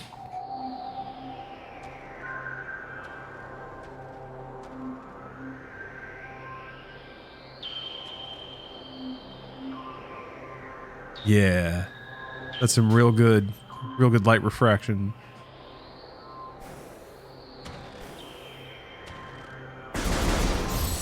The ice has the correct refraction value for ice. Well, I was gonna say, like, I think it's fast, but I think you can also, well, I don't know if the light's passing through multiple ice or if it's just simulating the final one that it goes through, but it still looks cool as hell.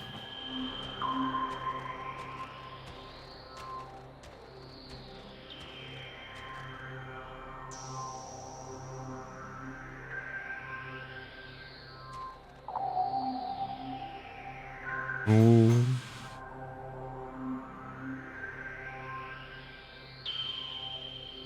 Ice math checks out. Yep, I got my guys in the lab animating the analyzing the pixels, excuse me. They're drawing the vectors, they're zooming and enhancing. Early reports see that the ice math checks out. Yes. 100% accurate ice math.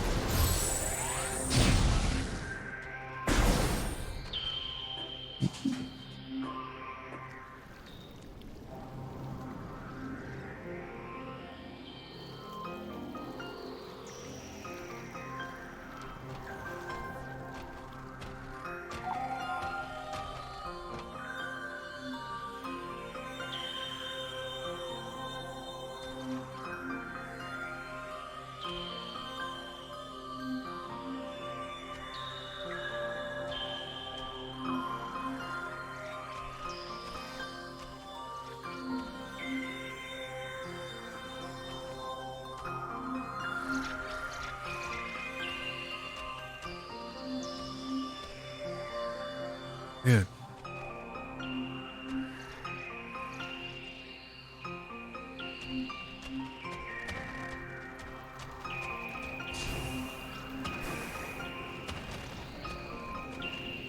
Oh. Oh, damn. I was kind of hoping that would all be like transparent ice. Recording to logbook.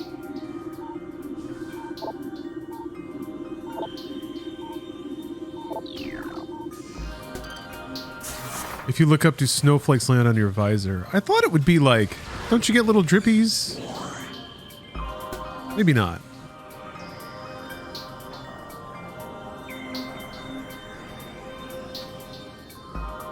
Need a little port to open so that Samus can stick her tongue out. Do you have any motion controls available? Yes, multiple kinds of motion control, actually. A fair amount of options, really. So what I have turned on right now is just gyro aiming plus stick aiming. So I can turn with a stick and then also it just is free aim. But there is an outrageous amount of like motion control options. So let me just show this off for a second. So, okay, so there's not only these layouts here. This is more like the Wii. So this is probably like a more like a Wiimote or a Joy-Con thing where you basically just like look around and it kind of bounces to the edges of the screen here.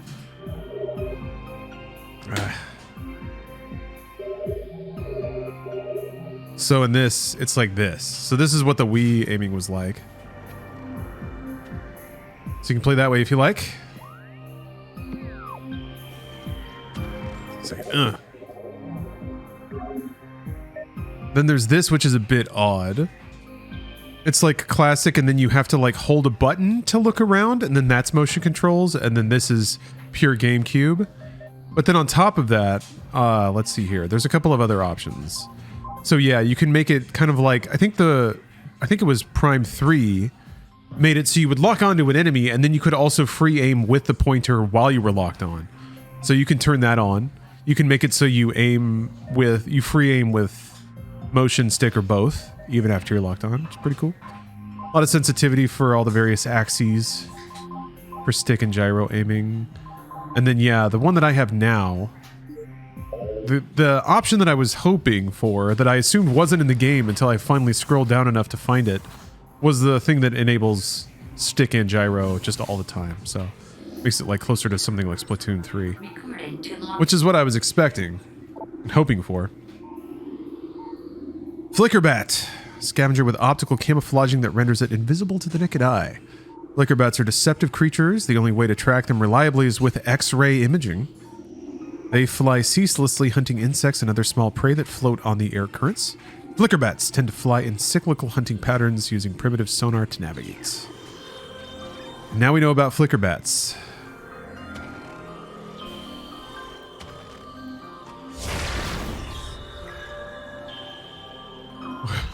The winners for Minnesota DOT's 2022 to 2023 Name a Snowplow contest are as follows.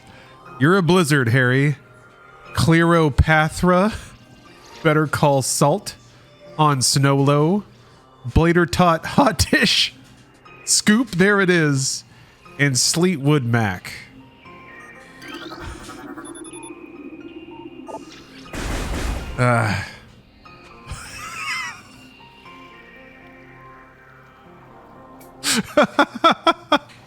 I tried to not laugh, but now I have to. Blader Tot Hot Dish.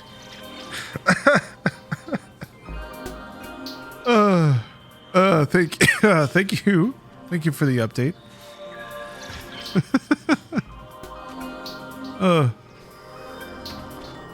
Cleopathra is pretty top tier. How can life be bad when there's a good chance a snowplow might get named Cleopathra and the Metroid Prime remake is here? Also, I love that the lights are orange. Just solid color theory stuff, but the lights were definitely not orange in other levels where it looked better for them to not be orange. Ah, so toasty. This freezy room. I have very, very powerful and pleasing memories of listening to Phendrana Drift's music over the winter in Texas. And as you can see now, and I've said this, people didn't believe me, it got fucking cold in Texas sometimes. It was one of those winters, like this one, where in Dallas we were freezed over for a couple days. So I just like went out walking, listening to the Phendrana Drift's music. Loading in the feet right before the door in every room, so you can't open doors from far away. Oh, so you have to stand near the door for it to open? A little off topic, what's the overall difference between having to stream through Switch and console than it is PC? Oh, yeah, it requires a little difference. So if you're streaming a PC game, it's pretty easy to stream from the PC that you're playing the game on. That actually makes a lot of things very simple. But if you want to stream a console, you need capture hardware. And then what you'll find is that audio is a real pain in the ass because you still need to hear it, but the stream needs to hear it too. Pass-through can work, but then it gets sticky if you want to have a setup that can do both. That's what I have. I don't know if you want all of the technicals about how I set my junk up, but for me, all I have to do is manually change cables around and then also turn on an audio pass-through on my PC. But is there no way to NDI a console? I mean, if you... Not natively, I don't think. The console OS would have to support that. And it would have to run on the console. And I don't think consoles would natively support like encoding and sending networked video.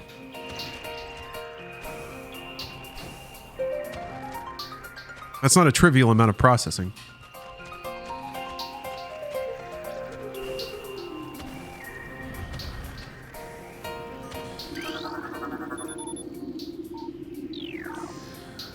Can't PS4 stream straight to Twitch? Yes. So yeah.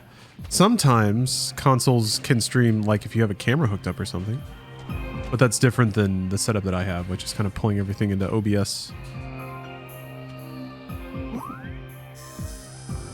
How am I blanking out on what to do here? I get up there. I can kind of get up there maybe.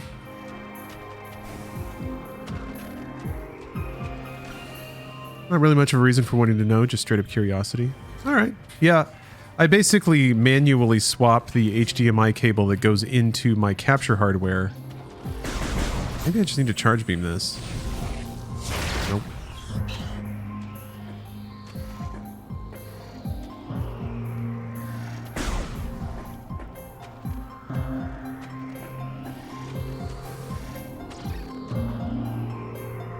Oh, thank you, XYZ.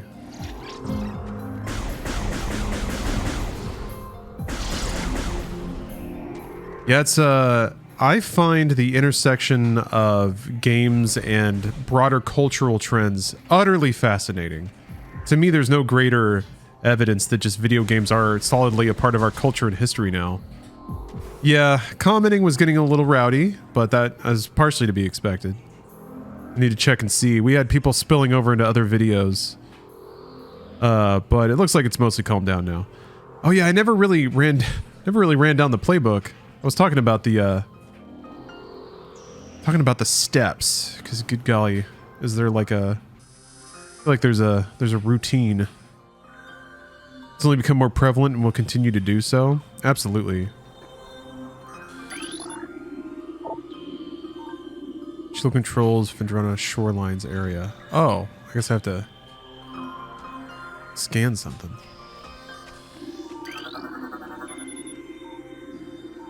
Radeon. Ha ha ha.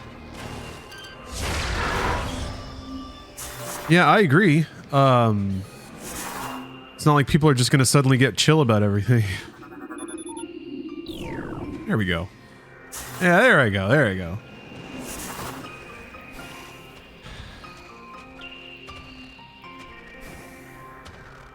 Yeah, I appreciate your restraint, XYZ. It's agony to know what to do and not say anything. As prickly as I can get about backseating, I do understand it. It's so hard to just sit there.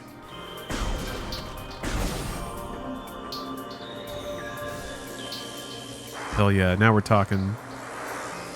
I want to see this guy reflected through this ice. Yes.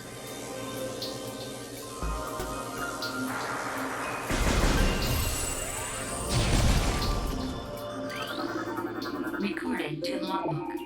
Scatter bamboo. Like all bamboos, these creatures can only be harmed by electrical energy.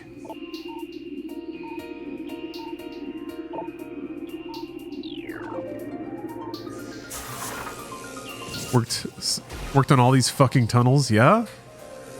There's some solid tunnels. I did find it interesting. It's like all the elbows of the tunnels are this like kind of busy checkerboardish pattern. It's more like polka dots, but it's just such good like shape variation. You have all the lines converging into the background, and then that texture that makes it easy to read which way the tunnel's turning. Melt the snow with a charge shot. All right, you got it. Oh.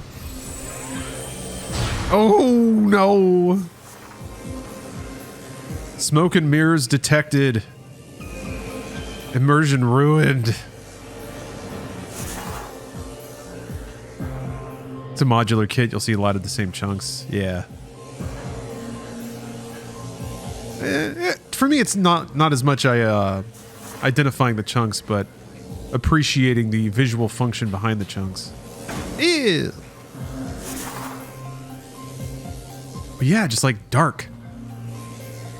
Video games are okay being dark again. Really, I think I only ever played PC games that had rooms that were just could have like pitch blackness in them somewhere.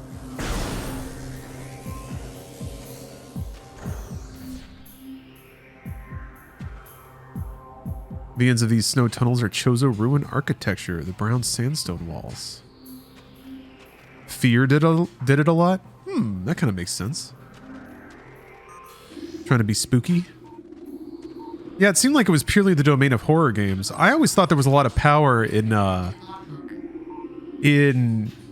the like dank mystery of pure black. I saw a lot of that in the Dragon's Dogma dungeon thing, the like central dungeon in the expansion.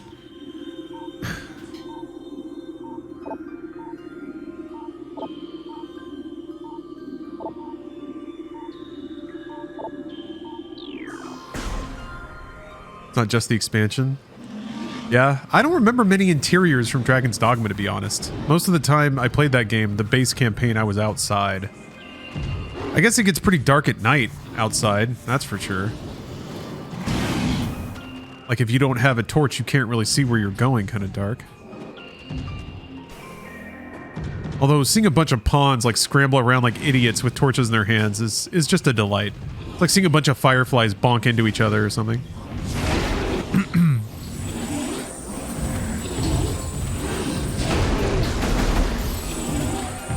Yeah, Keyboard Cowboy.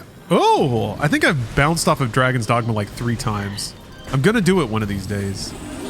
I was like, Breath of Fire ended up being my sick game, but I was 2 steps away from just declaring it Dragon's Dogma time.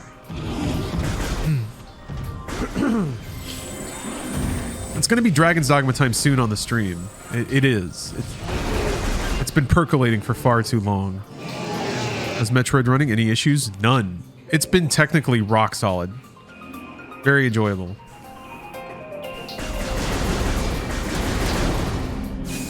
Controls are crisp and responsive. The frame rate's been ultra steady.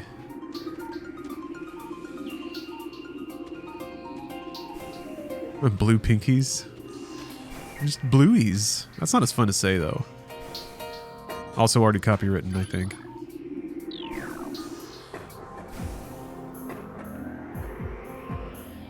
There was one mod I suggest you get for Dragon's Dogma, and that's only if you're going to be using hybrid classes. I am attached to the idea of going like full mage. I want to cast big ol' spells. Mostly because I think in that ridiculous game, spells might look really cool. I feel like it's either you're going to get a big flaming sword or something, or like a bow that shoots supersonic laser arrows. Or you're going to get a spell where you like call down, you're going to get like the last summon in Final Fantasy VII, basically.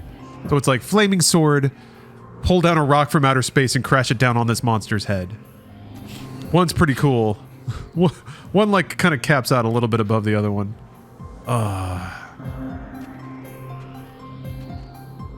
That shade of like blue-green. Yeah, Mega Flare.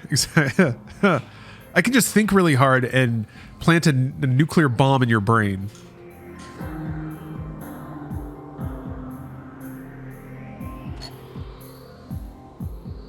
Magic Archer is its own class. That just like ranged magic. Recorded to logbook. What we got here? Ice Burrower. No, that's not a very inventive name, is it? Yeah, the color choices are so good. I think that's the big thing that I see dialed up over... Like, Prime 1 had amazing environment design. But just the color application in the remaster is so good. Kind of reminds me of like the Dead Space remaster. How certain lights would just be like orange or blue or pulse in certain ways just to give a much better visual texture to the scene. I feel like there's a lot more of that. A lot more just like really consistent color and pleasing color work. That's kind of the big thing in the last 10 years, I think, that has helped the visuals of games far more than their actual technical fidelity, is that it feels like the visual design of games has just gotten better in terms of the colors they use and the intensity, the way that they like scatter them about a scene.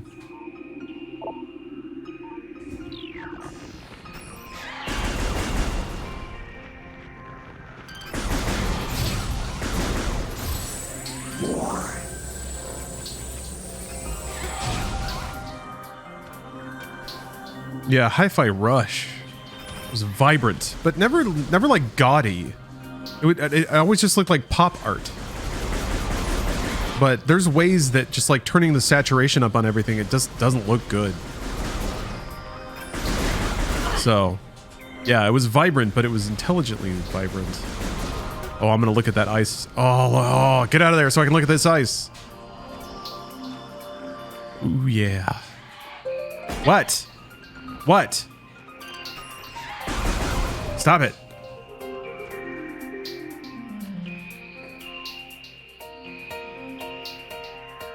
Oh, that's nice. Cube maps, baby. They're magical.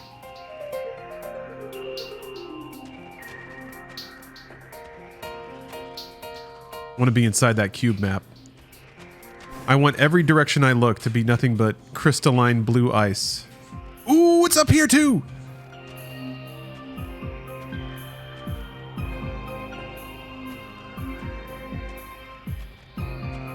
Oh. Little goes a long way. Yeah. I noticed that with the like all the apartments in Spider-Man Remastered, or I guess just Spider-Man, because it's the same technique, but I think they cube map the apartments and they look good from like 95% of all angles, and it totally works when you're climbing up a building or moving at speed. You have to like really glare at it from a strange angle to make it not make sense. And I mean, that you can't even get to a weird angle with that, so it's perfect. And it's like, it's through ice, so you get that kind of like soft background glow, that illusion of depth.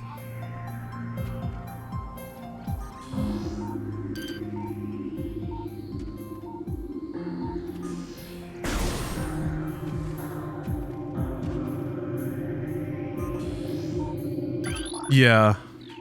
Cube maps can't be interacted with. And then also the perspective gets a little funky at certain viewing angles, but... My room. Oh yeah? It's a good room.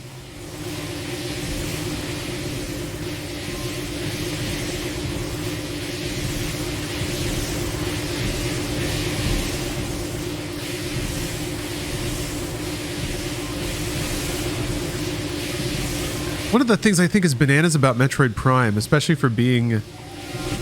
This I'm curious about, actually. I've noticed a couple of times now where my eyes are drawn upward and there's always a surprise there. Whether it's like a cool lit room for the ice hallway, or in this case, a pleasant little turning windmill. But there's like visual detail well above the visual plane. And one of the... I guess Prime is always trying to remind you to look around.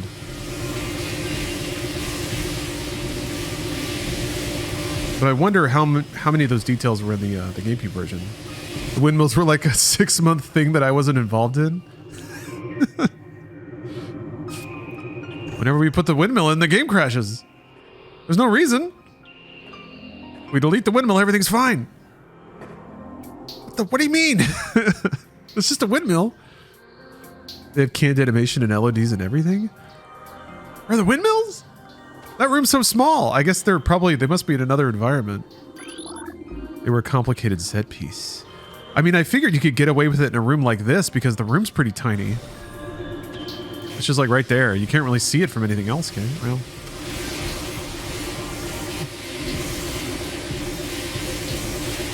That's a nice looking windmill, though. I wonder what it's milling.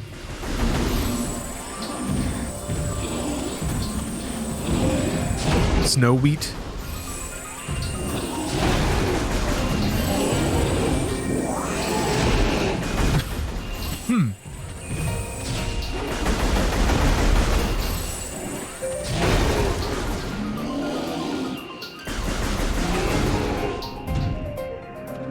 Wind.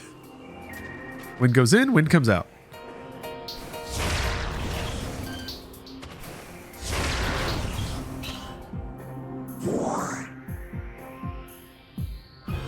They're a kid of 5 or 6, but because of their size, it made things odd. That and they have to look good from 6 feet to a few hundred yards. Yeah, otherwise you're going to get memed on. You don't want that. People taking screenshots of your game, blowing them all up. Saving them out 18 times to get them all chunky and pixelated. Posting it to Reddit. Lol, Nintendo, lol. Trying to burn up this game. As the great poison reaches even further into the planet, we Chozo begin to feel the gnawings of despair. Before it is too late, we now make our last stand. We have begun to build a temple to contain this darkness. At its heart we will place a cipher, a mystical lock, powered by 12 artifacts and filled with as much power as we Chozo can harness. We wonder though, even when we are done, will it be too late? And will the power of the temple and the cipher itself prove strong enough to hold back the poisonous tide that even now swells within the ground, threatening all life? Saucy Walnuts, I'm having a great time with this. I think if you enjoyed Metroid Prime back in the day, this is a shoo-in. Slam dunk. There's been some quality remasters though. Kind of an easy recommendation to make.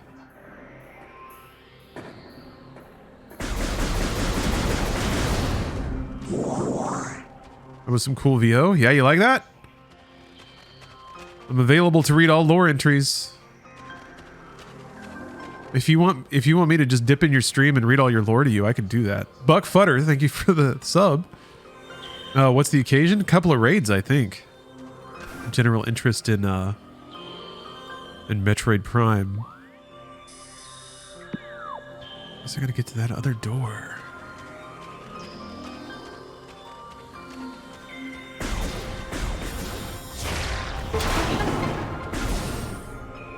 Excited for the 4K mods people are going to make for emulator. Yeah, I guess that's on the way already, probably. It's interesting though, because there are like kind of like I was referring to earlier, there are already 4K mods for Metroid Prime. I was just noodling around with one of them.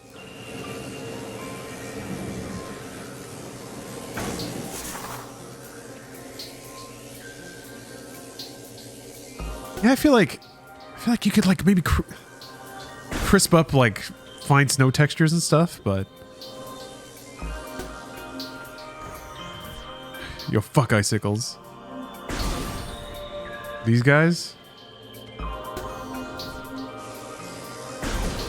Oh. Oh, he's gonna spark me up. Or these guys.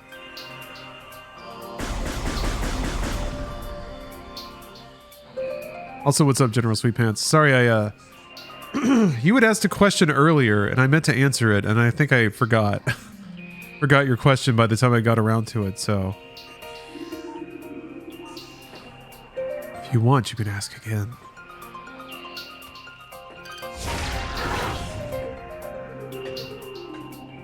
Yes, State. The goal of all video games should be ramming your face directly into any given wall and not seeing any pixelization whatsoever. Although I do remember doing that in Serious Sam, and it was still like pixeled. It was still like, there was still a texture, and I was like, whoa. That used to be a ritual, like in first-person shooters, to just run into a wall and then like see how close you could get before it got really blurry. Ouchbox, thank you very much for the sub. And yeah, Chaim, I saw that. Excellent news! A new Resident Evil computer animated movie. Got more lore here. So many creatures suffer beneath the blight upon the land, and we Chozo are no exception. But for all of our pain, we can at least believe in the promise of the future. We have come to believe that a time may never come when we can once again open the door and banish the darkness we've contained. Even so, our vigilance will forever remain. We believe that some far-off day, a savior will come and continue what we have begun. For that savior, we will leave our ancient weapons and armor. The soul who can gather them will be the entrusted one. The only being who can reverse the evil that grows here. Kairos. Thank you very much for the sub. There's already a remastered versus original video. Great. Good job. Nintendo snaps their fingers and the machine whirs to life. Go, my loyal YouTubers. Make your media. Create your content about Metroid. It's hard to imagine anything topping the rooftop gunfight. But if anyone can top themselves, it's Capcom. I do hope that these movies have the same energy as Vendetta. I mean, it's the crew, right? It's not a Winters, so maybe it is like more throwback, big budget, ridiculous Paul W.S. Anderson explosion, wall kick, kung fu windmill, kick a dog in the face kind of energy. We can only hope. Oh, we're at the same spot. Scorm. Did you do that though? Oh no! You land that sick mid-air shot like I just did? Did you? What is this? Boost ball. Hey man, it's a boost ball.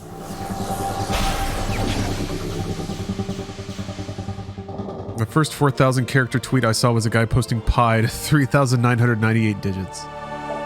It wasn't even the like, what did you say to me, you little bitch, copy pasta or whatever? Z Yamato, thank you very much for the sub. Speaking of copy pasta. Up yours, woke moralists! We'll see who cancels who! I want to hear the, I need to hear the original. It's not the same. There's a beautiful righteous indignation in the original that I just got to hear. I just got to have it.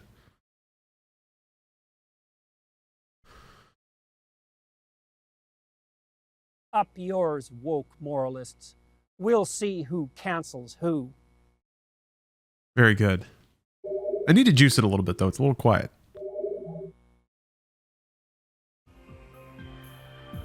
All right, time to rip this half pipe.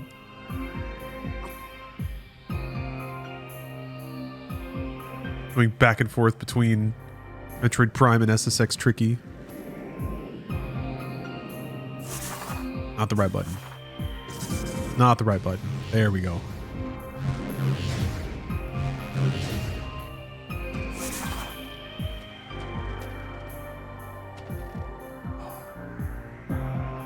Look at that snow accumulation.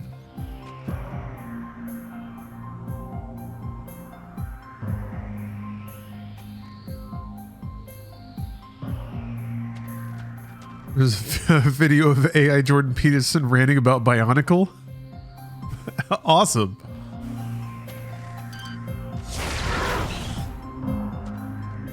We've all been there. Room's a mess, ranting about Bionicle.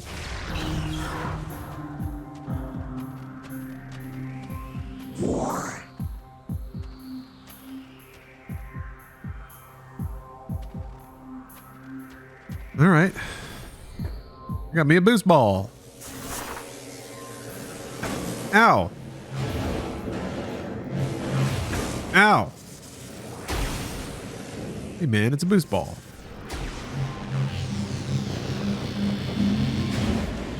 I bet I can boost in here. I bet I can. Nope. Actually, no. Nope, no boosting in here. Seemed like a boosty room, but it's not. It's not a boosty room. Hey, I don't want to deal with you.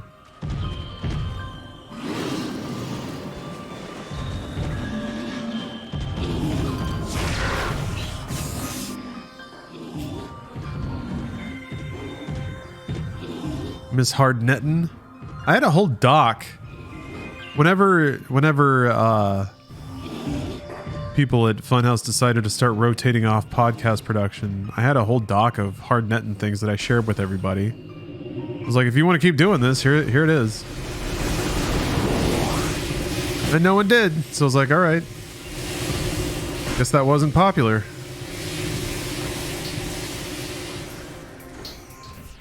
What I'm saying is there's so many Hardnettin subjects that have evaporated, lost to time, and you should feel very sad about that.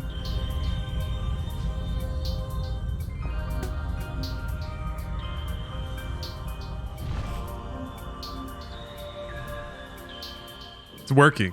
Everyone's sad. Don't be sad. We're playing Metroid Prime. What are you being sad for? What are you being sad for? Stop it. Do I go back? I have boost ball. But I don't know if there's boost ball things in here. I don't think there are. I remember the boost ball thing being back in pretty far away. There's one in the overworld. I can't remember the name of it. Chozo Ruins, I think. Does the list still exist? It's part of it is part of my Google account that I don't have access to anymore.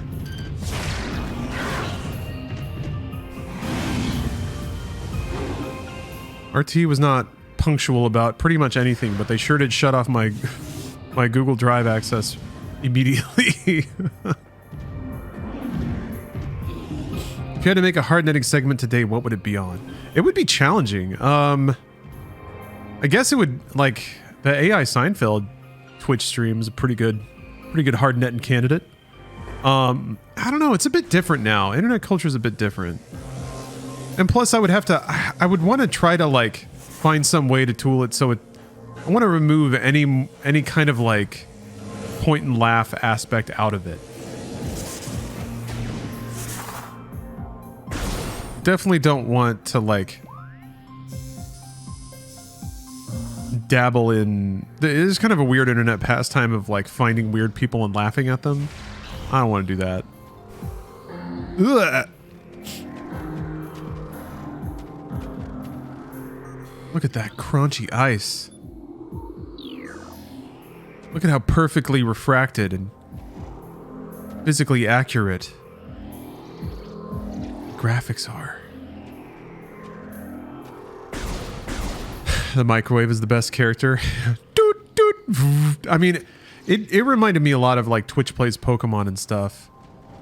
How it was like this fascinating new toy and all these like micro memes started to spring up around it.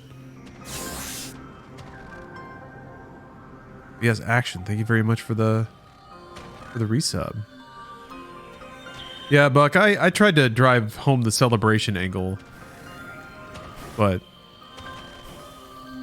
I think it's just a question of picking the right topics and talking about them in the right way.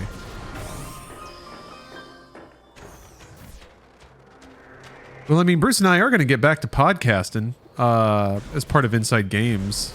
Just have to settle on a schedule. I need to, now that I'm kind of over, it's been such a series of unfortunate delays, but now that I'm mostly over COVID, we can get back to settling on a new Patreon / Inside Games production schedule for 2023. Was Final Fantasy House on hard netting? I'm pretty sure, yeah. Maybe.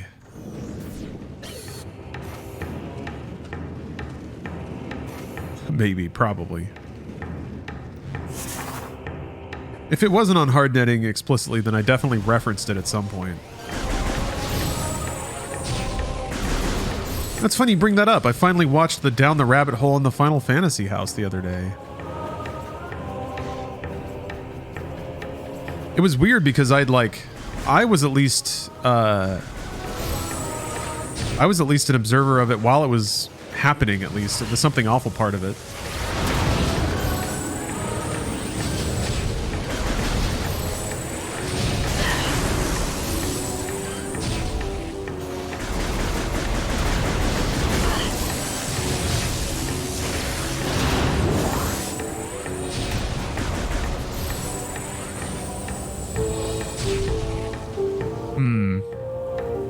Oh, Red March, yeah. Some people thought we were enjoying good comedy, but honestly, we're all in there for the awkward fumbling through dialogue, seeing a computer try and be funny.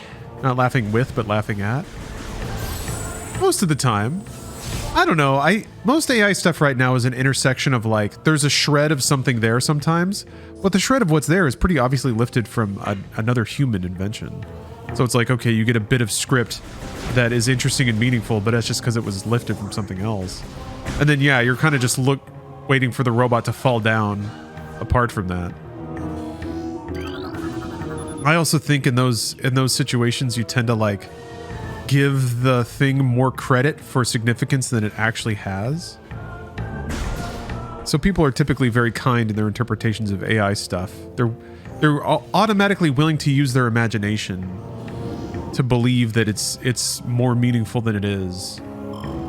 Which kind of makes sense. Recorded to logbook. Thank you, Lussell, for the sub. But yeah, I watched it for a little bit, and I was like, yeah, some of this stuff kind of converges on meaning, but most of it doesn't. But it's like, it did convince me that there's probably a future where AI streams are going to be enough for a lot of people. It doesn't have to have greater meaning as long as it is entertaining enough. And I don't think there's a critical mass of people that would watch AI Seinfeld for like months and months, but I think there's an amount of people that would. And as like, the problem with AI is that you can like roll the numbers so fast. So you can have 10, 15, 100 AI channels all rolling at the same time, all with the knobs.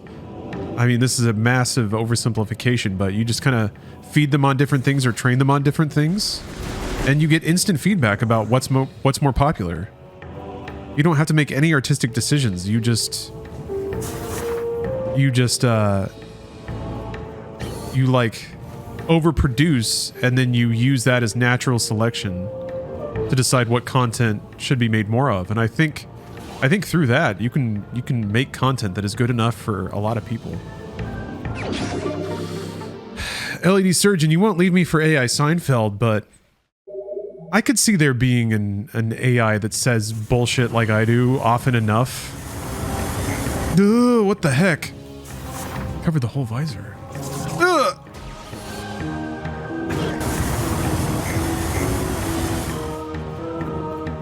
I want to blow him up so much. Ugh. Pretty elaborate idea. Yeah, I mean somebody mentioned YouTube Kids. It's kind of the same thing, how like if you're just putting content in front of people who are making very like emotional id level decisions, I do think AI can take a chunk of that market. Yeah, AI Seinfeld got banned for vaguely transphobic and anti-Semitic things. The interesting thing is the script itself, though, was almost like a parody, if you give it, again, a lot of credit. Because I think the clip was like AI Jerry Seinfeld. It was like one of the stand-up routine segments. And he was sitting there being like, I'm out of ideas. Can anyone write jokes for me? And then he was like, maybe I should joke about these things. And he was like, maybe I should joke about... And then said bad stuff. But like... actually is kind of accidentally really good at making fun of people who do that kind of humor.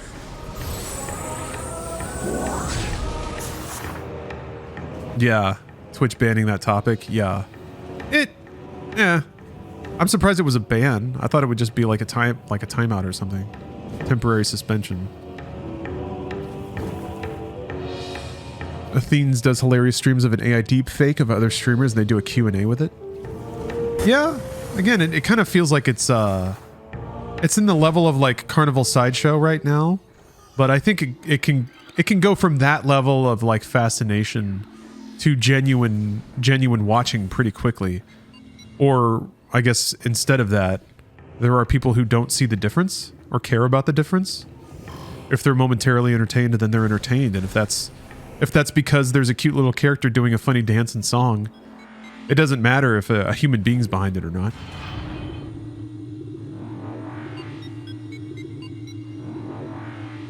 Should be high quality content at the end of the day. I guess. I don't know. I've seen the stuff people watch. I don't know that high quality describes it all. I think what's present and dependable and good enough typically wins. Maybe that's more of an American attitude. Hey, what's up, Coffee? Will AI Twitch bots take over? I don't know that they'll take over, but I think they will take audience. I don't think human beings can compete with them on a couple of levels. Like, human beings have to sleep and eat and all that stuff. Uptime is important.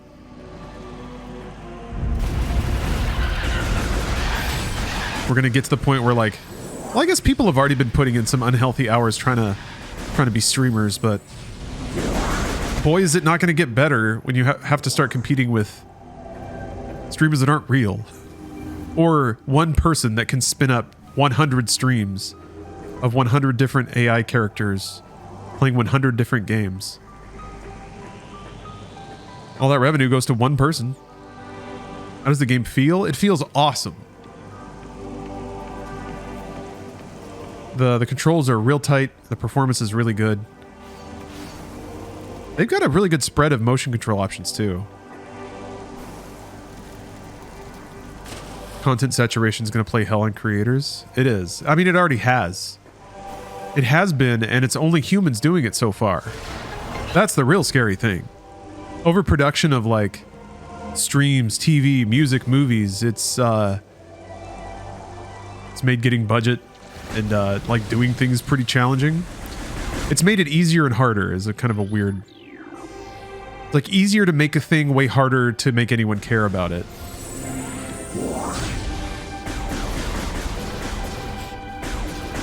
Now, what is possible, what I hope, is that the world becomes so saturated with AI fluff that the rare works that manage to produce something an AI can't, that still come from a place of humanity, that those will stick out more. That's a bold theory, but maybe. I feel like you see that to some degree when you get like a weird movie that actually says something and stands out against all the like pop art we've had in cinema. Yeah, but this is really pretty. I like this water especially. I love that there's like two separate layers that are moving at different speeds. You need to make that Daddy Daycare movie into a game for Bruce. Yes, I agree. Bruce needs to play nothing but parenting games. Once he has a child, he should not be able to escape it. I actually, I'm a little fascinated. Bruce has such a crazy high tolerance for work. I have no doubt that he'll be able to like handle fatherhood and running a family with the like demands of being an online content creator, but I'd worry for him, but he's never had a problem handling everything so far, so I'm just interested to see it. I'm interested to see it happen. Here, Gamer. That was the one I wanted. I do not have kids, Atrophia. Yeah, Bruce is a Superman, for sure. Wall-crawling mollusk with retractable spikes. The Gamer is an evolutionary offshoot of the Zoomer family. Ah. When threatened, it extends lethal spikes and retracts its head deep into its armored carapace. We got Gamers, we got Zoomers.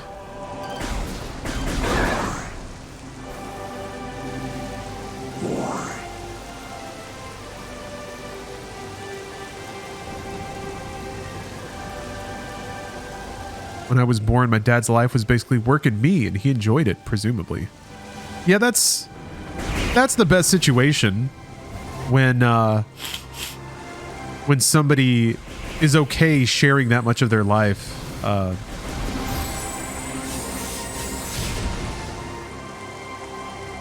dividing up time that way. Yeah. I may have had something I considered children once, but I threw them into a volcano. So we'll see if they come back. All right, we got us a stunt ramp. Oh man, I can't wait to get up there and get those items, but I got to use the restroom real quick. I'll be right back. See y'all soon. And hey, thank y'all for watching.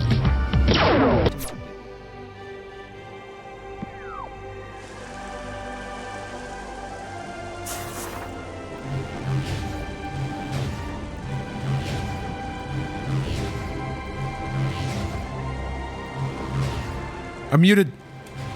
I'm muted. Whoa. Didn't stop me from nailing that stunt, though. I say nothing good came out on the yachts, but how do you explain Ninja Assassin? Right, Ninja Assassin was rad. And further proof that Rain was shortchanged out of an incredible career as a stupid action lead. Actually, I think he went into military service shortly after that in Speed Racer.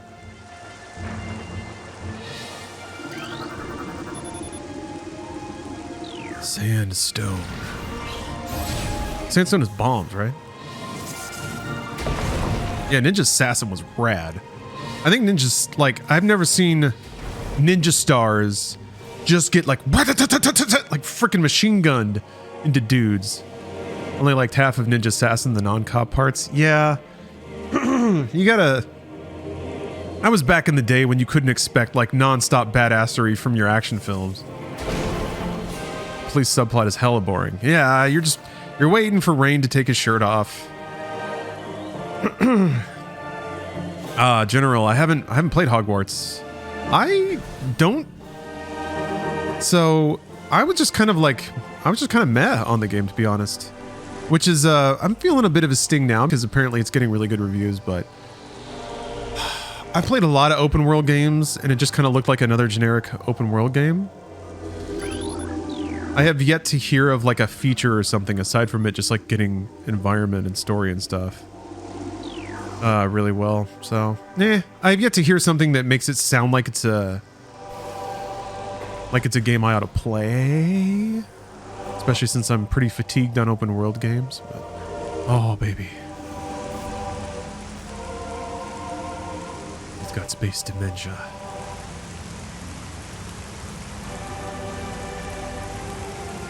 Yeah, it's the first ever Harry Potter like this. Yeah, the reaction to it makes sense. There's so much like... There's, I think, a really underserved fan community there. Oh, this looks important. Look at this perfect ray of sunlight shining down on this beautiful boot. I would pay for a MediaTek AI-generated 24/7 lo-fi beats study stream. Stream to study to, excuse me. I've thought about that. I don't know at what point you can have, like, an AI engine just continually generate video. AI video that I've seen tends to be pretty psychedelic. It's just like a series of trippy shapes and bubbling like patterns that eventually congeal into a creepy face that comes together and then fades away.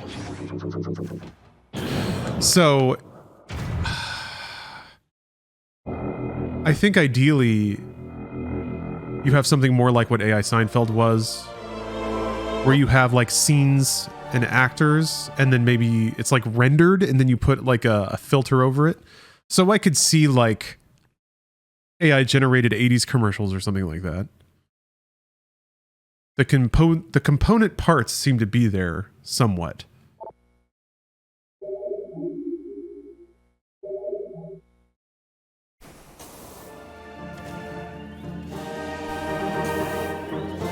But yeah, I've thought about that, about like training an AI on the clips I've amassed in MediaTek, which is interesting because it means that the physical work that I put in clipping out everything might be obsoleted in my lifetime, like pretty quickly actually.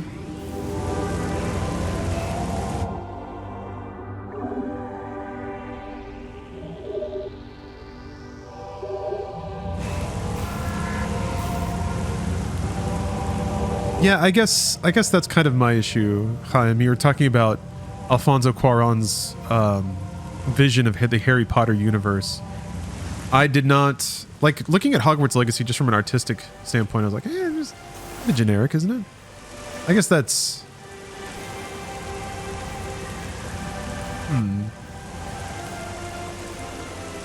Is Ron Howard didn't Ron Howard do the earlier films? I'm misremembering that.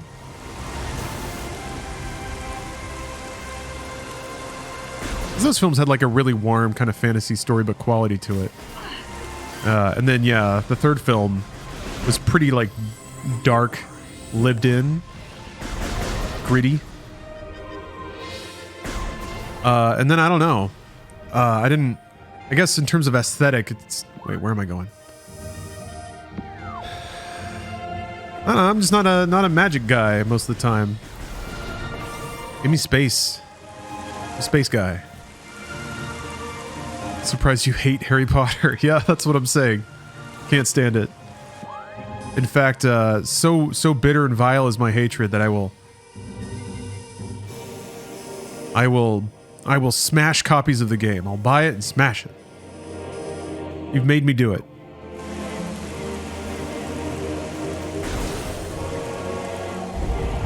Oh, Harry Potter got you into wizard stuff? I imagine that's probably more the flow, right? Harry Potter is the gateway drug to Dungeons and Dragons.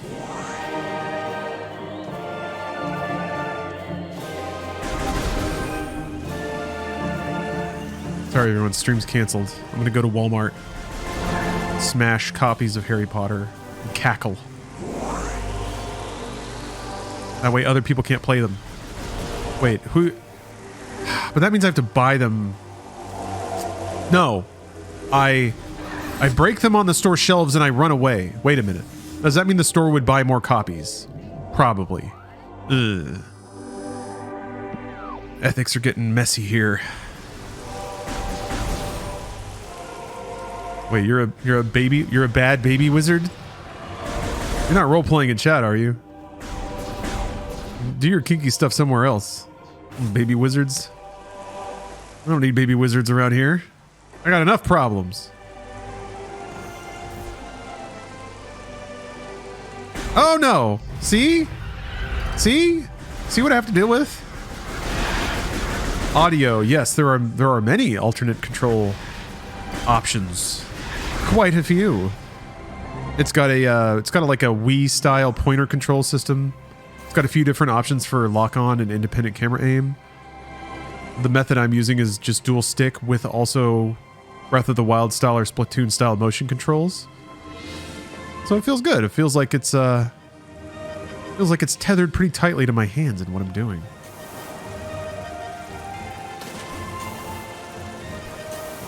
The only kind of control limitation is that you can't look and aim, or you can't, like, I guess you can jump and aim if you're using motion. But that's just kind of a console thing. You get used to not jumping and aiming at the same time. Ah, yeah. Oh, you need grapple beam for this. Okay. Hide the games behind copies of GTA Definitive Edition. Yes, perfect. Let's make it dead inventory. So let's see. Where I have hoppity boots now. Do I go to ice or do I go to fire?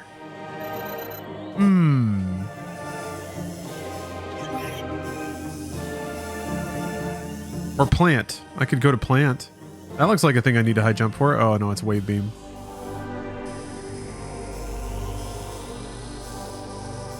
Yeah, these boots were made for hopping. That looks like a high jump door right there.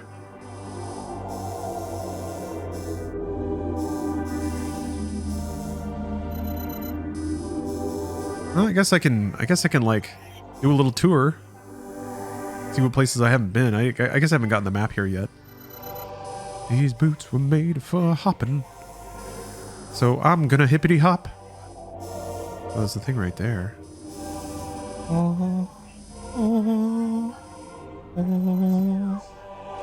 Okay, alright.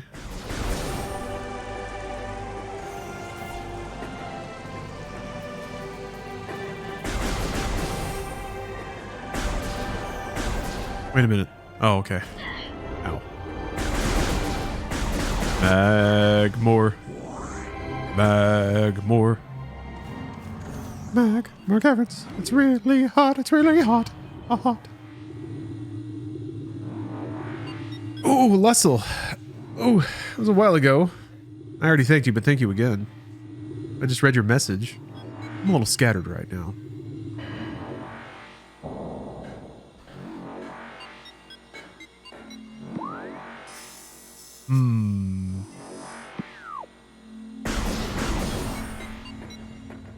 I always love the map system in this game.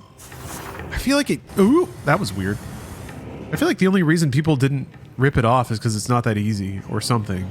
Like, surely making a map that rad... Oh! If you could just do it, everybody would have done it, right? Maybe? Maybe not? I think what also benefits is that most rooms only have like 1 or 2 exits. Yeah, Doom 2016 is pretty close. There's been some other games that have like rotatey 2D maps. This game actually also doesn't have too many rooms that stack on top of each other or anything like that. So I think it's just like the fact that like rooms have bends and curves, but if there's multiple exits, there are like on opposite walls.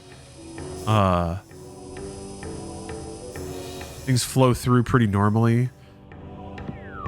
Descent from 98 had it. Oh.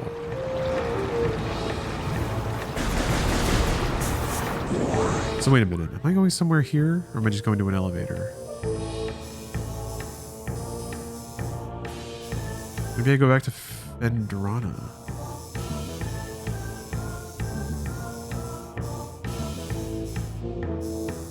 Yeah, maybe I go to Fendrana. It's right there.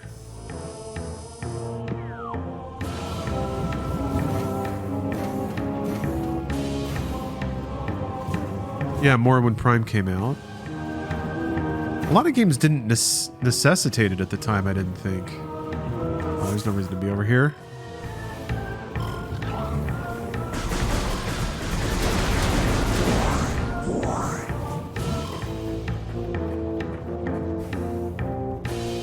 Does the game have motion controls, or are you playing with a Pro Controller? The answer to both is yes. I am playing with a Pro Controller, and it has motion controls. It actually has a few different kinds of motion controls.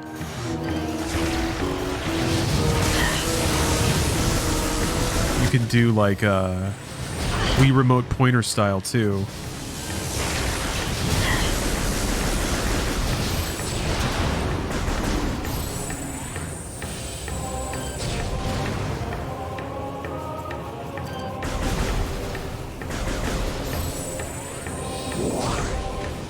Controls have motion in them. There's motion in the controls? Motion controls is one of those weird things that like was so terrible for so long, but the second it got good, most companies gave up on it entirely. And I'm glad they did, because it was a pain in the ass. It's just weird that now that they're good, Nintendo's the only one using them. But yeah, there was a new System Shock demo as part of Next Fest.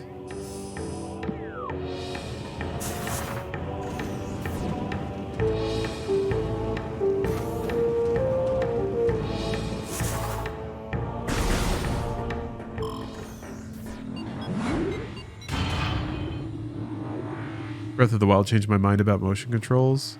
Yeah, that one was really good. I think for me it was Splatoon 1. Although playing that with the Wii U tablet was super awkward. Maybe it was Splatoon 2. I think it was 2 probably, where I was finally like, oh, okay, yeah, this is it. Yeah, it was 2. Yeah, why does Returnal not have gyro or Ratchet and Clank? I don't know. I genuinely don't know. It's so weird. Like, it's good now. Why did we have to suffer through it being bad? To have everyone, like, not even stick around for it now. Okay, so yeah, I think I can make these jumps now.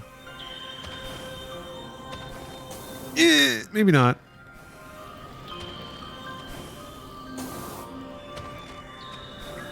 There we go. There we go. That's progress, baby.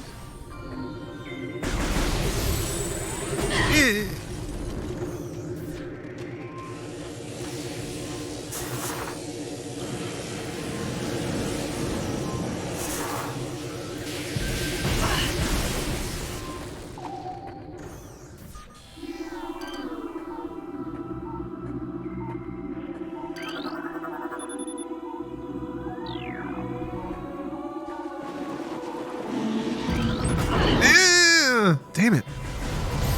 I was getting distracted. I'm actually pretty low on health.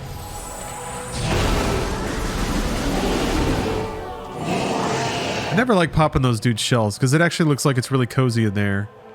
And when their back is all popped out, it looks all irritated and like, it's like you just ripped off their jacket. It feels bad. Recording to logbook. Parasites are hardy creatures able to adapt to any environment within 3 generations.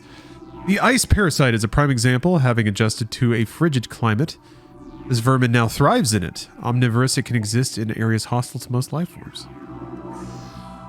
It's so frosty.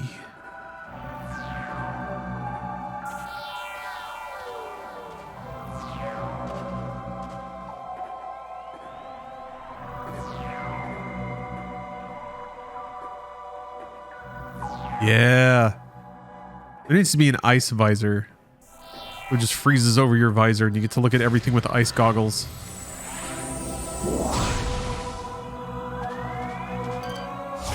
Just giving these ideas away. Just giving them away. As the technology improves, I just hope we get a good game to feature the stuff. What do you mean, like motion controls?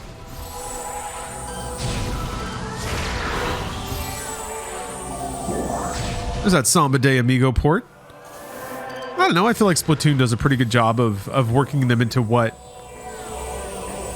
maybe not aesthetically, but certainly mechanically, is a valid competitive multiplayer shooter. I think adding in motion control adds that that touch of precise kinesthetic control, that analog control of like a mouse movement, where you can really just get these scalpel precise shots. And I think it really ups the skill cap of the game. Not that like Splatoon is wrapped around hitting skill shots all the time. You can certainly play the game like a more traditional cone spray type of game, which is what most console shooters feel like. But to me, that's the last gap between console games and PC games is the ability to like learn your controller so well that you know exactly how much to move in physical space. You can kind of get there with analog sticks, and people certainly have developed incredible aim with it. But I don't know. Oh, you're going to call it an early night? All right, Coffee. See you next time. Will I be streaming on the 11th? Let's see here. What happens on the 11th? Look at my calendar. Maybe not. I might have plans. Honestly, at this point, it just... We'll see how long it takes for me to start testing negative for COVID. I'm supposed to be doing some social things that day. But if I'm going to kill people by being around them, then I'm not. So I guess we'll see. The statue is flawless. How does this compare to Prime Hack? It's been a while since I played it, but this looks pretty HD. You know, it's funny. Bring that up, Shazzy. When I kicked off the stream, well, I guess, no, well, whatever. When I started playing Metroid Prime, I played through the intro space section, or space station part, and then I played through it again, an MPR, which is kind of a fan remake. The takeaway that I had, and a lot of people in chat kind of repeated it, is that like, even though the textures are higher resolution, they're like 4K with the fan community remake, the artistic flourish here, the use of color and the lighting and the punch-ups to the geometry environments, or the environmental geometry and stuff like that, makes it look so much cozier. Like just the environments. I'm gonna say this.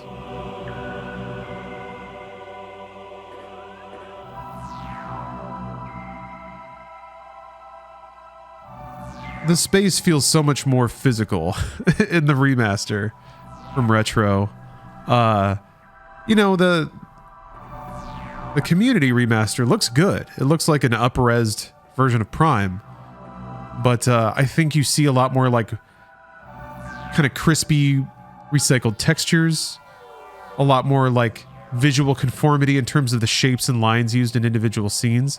Whereas the remaster uses a lot more like layering of textures and blending of textures, a lot more geometry detail. So more like little rocks poking around and surfaces that are not clean, straight polygons.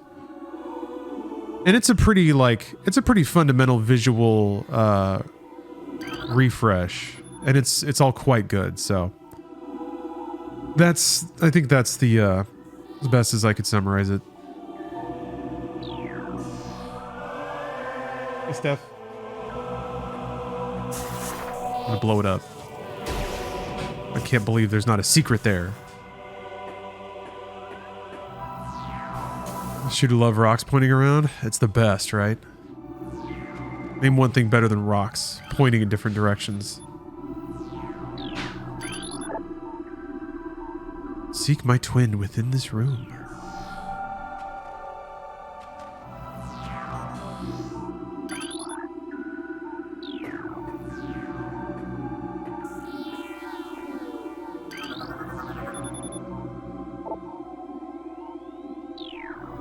Gotta blow it up, huh?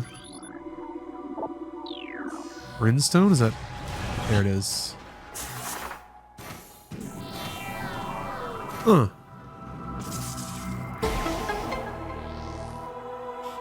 Aren't there more powerful ball bombs later? Yeah, there's power bombs, right?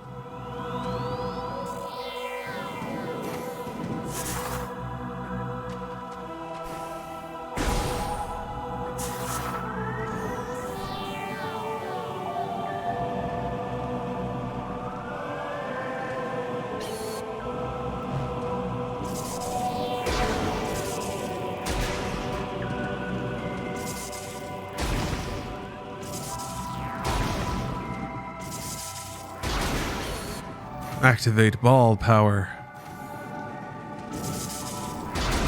What a weird thing in a game. I wonder if this all goes back to just like it being easier to animate a ball than a person crawling. Like, why can't Metroid crawl is a valid question. Why does she turn into a ball? I think it's because it's like, it's 2 frames and it looks fine.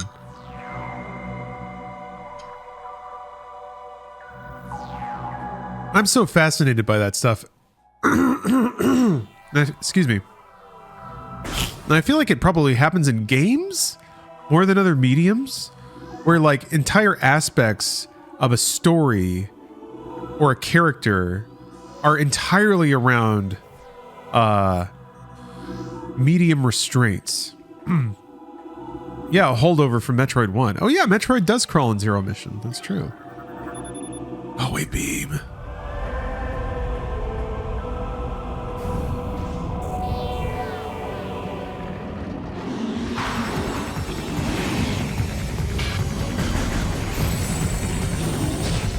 Practical effects being a restraint is the only thing that comes to mind. I suppose that's true. Yeah, there's maybe certain kind of visions or stories that couldn't be told or had to be visualized in particular ways, which yeah. I hear you. There's certain kinds of movies and certain universes that look the way they do because of the level of computer effects or lack thereof that were available. I guess there's movies like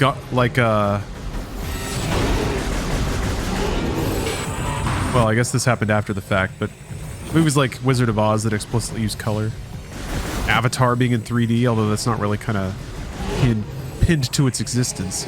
Maybe it is?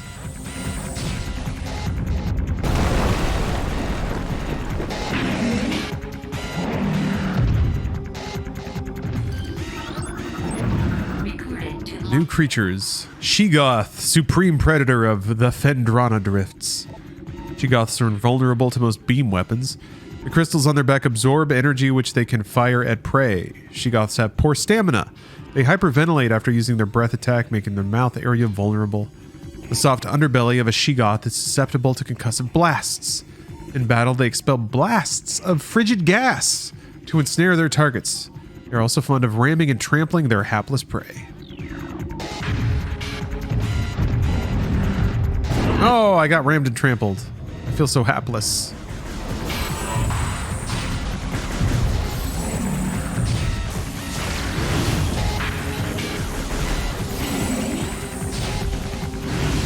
Ugh.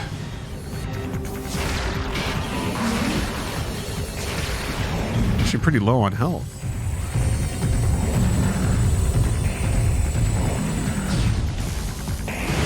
Ugh.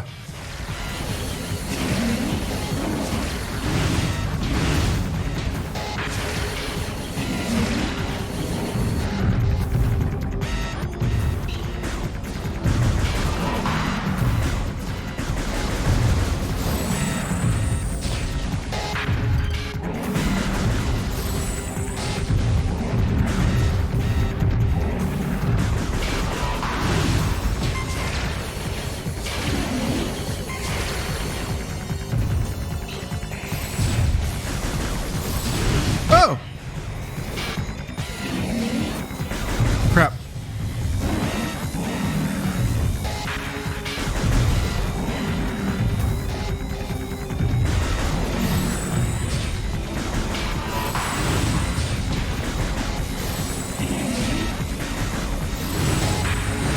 Ah! Damn it.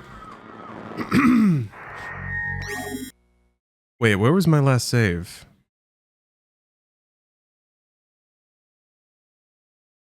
Talon Overworld. Oh yeah, that's another option. Long time. How about that? Oh, well, I have the double jump.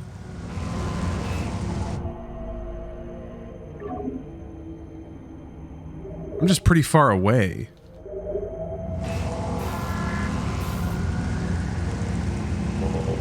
There was a lot to learn before becoming Metroid Prime. So let's see here. I gotta get back to Fendrana. I guess Magmoor is still the fastest way to do it. Oops. Jim Biggins, thank you for the sub. I've been humbled, you guys.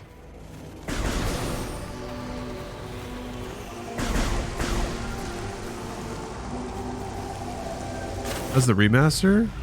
Grand Tolf the Grey. I'm having a great time. Pretty superb so far. But I enjoy the original Metroid Prime quite a bit.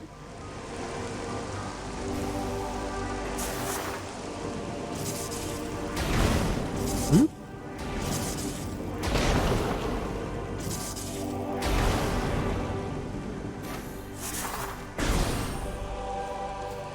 Wait a minute. Wait a minute. Deeming a gamer stretch. Bold move. I feel like I could probably stretch it out.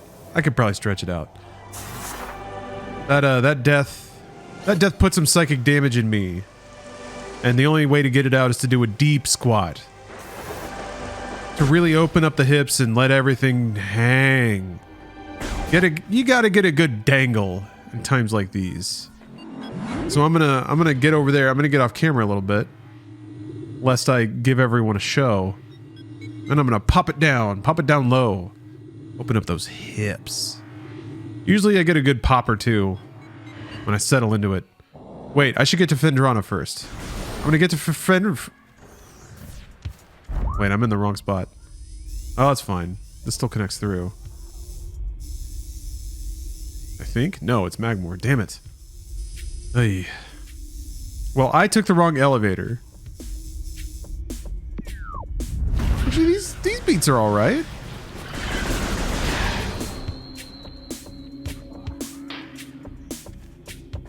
I like that like whip crack. That sonar beat. I'm telling you, it's everywhere. It's everywhere that's important. Okay, here. Let me put that down. Get to a good. All right. Vibes are correct. Time for that squat.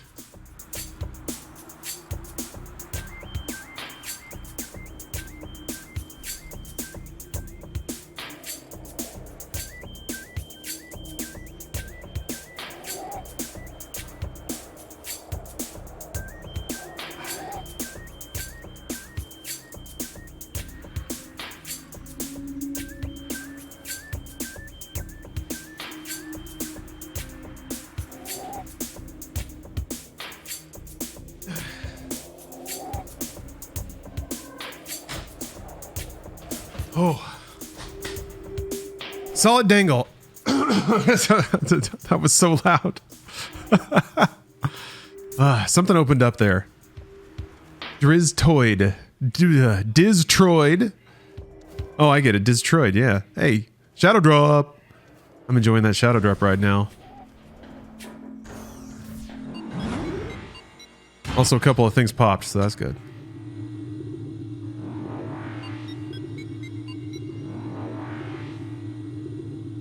I can breathe now. Yeah, I feel like this is... You know what's a good remake when it's like, yeah, this is what my brain thought this looked like the whole time. Like it actually lives up to your mind's eye. As opposed to, you know, like the GTA remaster.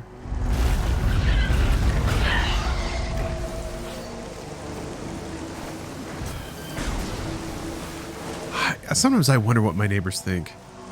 I like to think I'm not crazy boisterous, right? I'm not like typical streamer volume. I'm not hooting and hollering all the time like a crazy man. not my style.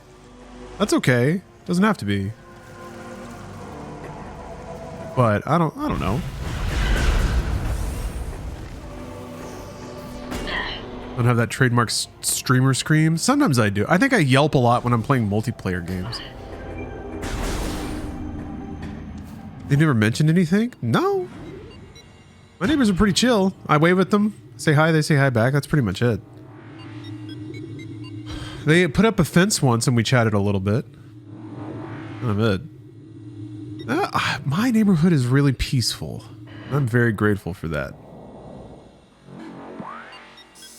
All right, gotta get back to that snow.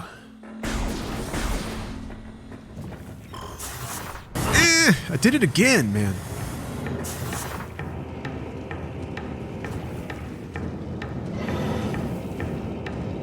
Oh. Oh.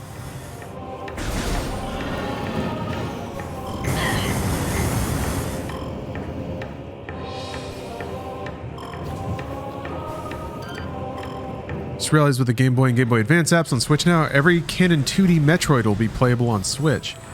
Yeah, there's some series that are getting pretty close there. Between like remasters and the, I guess for lack of a better word, the virtual console channels. That's cool. That's neat. I guess.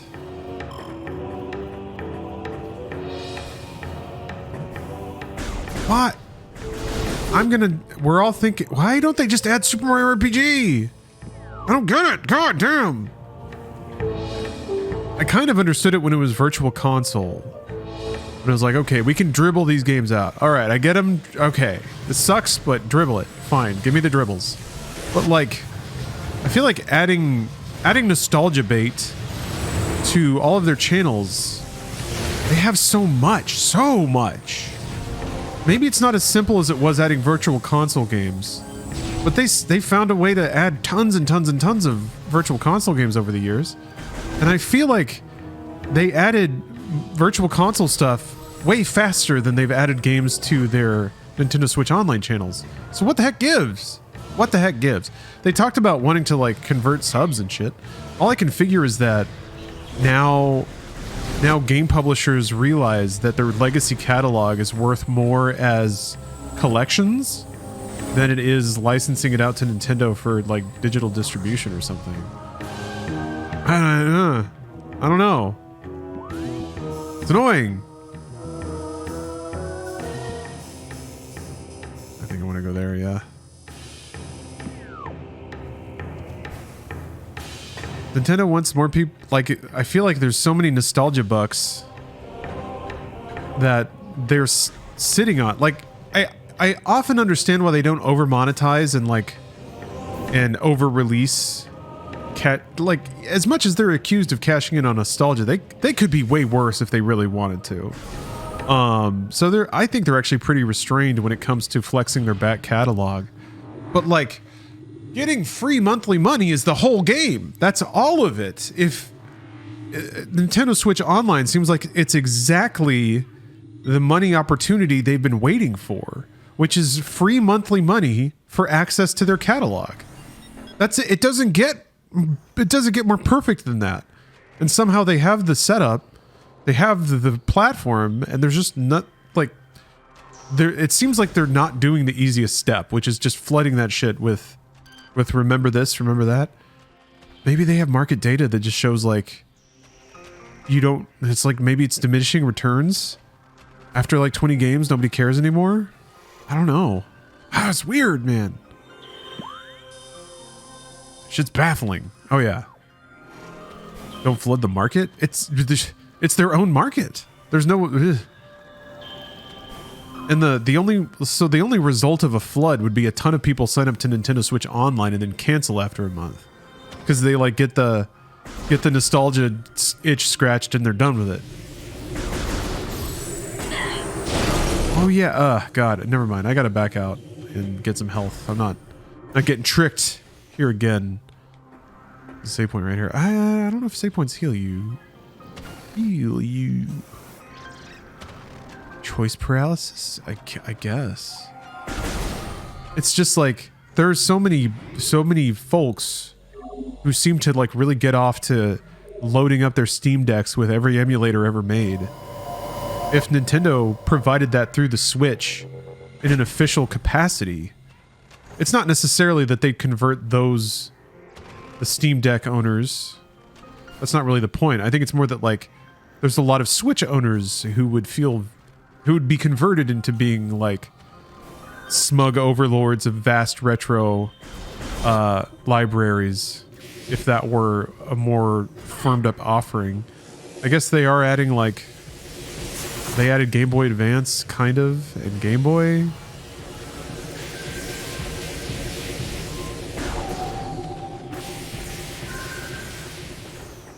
I also find it a bit odd that they're all like all the platforms are separate applications. I guess it's better than each game being a separate thing. That would be way too cluttered, but I'm kind of surprised it's not all just grouped up under Nintendo Switch Online. But yeah, Golden Sun's back. At some point. Why not just have Golden Sun right now? Why? Do you only have 3 games total? You've got to be like, ooh, we can't give too many away. There's not even a... Well, I guess they have Mario and Luigi. Maybe Nintendo's like, we just need to make sure that there's an even spread of types of games or something. And they're like, well, why would we add Golden Sun if we're adding Mario and Luigi? We need to give people enough time to play through Mario and Luigi.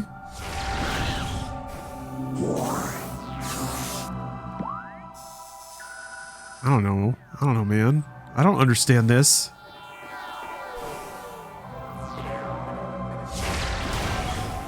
How is it? Quite good. 4x4. I'm really enjoying it. I think it's high quality. It controls well. It plays well. It's definitely got the vibe of Prime, amped up. All right, I'm not gonna get my butt kicked this time. Not. No.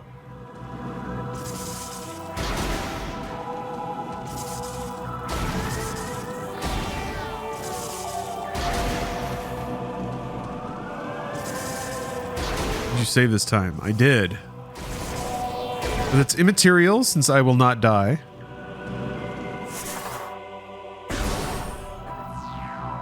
Maybe once all the... Let's see here. Don't they need to spread out the releases to get people to not cancel? Yeah. I guess if they had to make sure that they had like 1 or 2 cool games to release every quarter for the next 10 years, then the pace of releases would make sense. Maybe the way they're handling these channels and the slow pace of releases is an indication that this is meant to live on past the Nintendo Switch as a hardware platform, even though it is called Nintendo Switch Online. Or maybe it means the opposite. Maybe the lack of releases means it's just kind of like it's a value add for the twilight years of the Switch and the online service. But I don't know, man. Every company seems so hell-bent on developing their version of subscription revenue. It's hard for me to imagine that Nintendo would do that and set up the platform and the billing and try to establish the value proposition of it and then just be like, okay, the next thing is something else entirely. But who knows? They did that. I guess they walked away from Virtual Console. It's kind of baffling.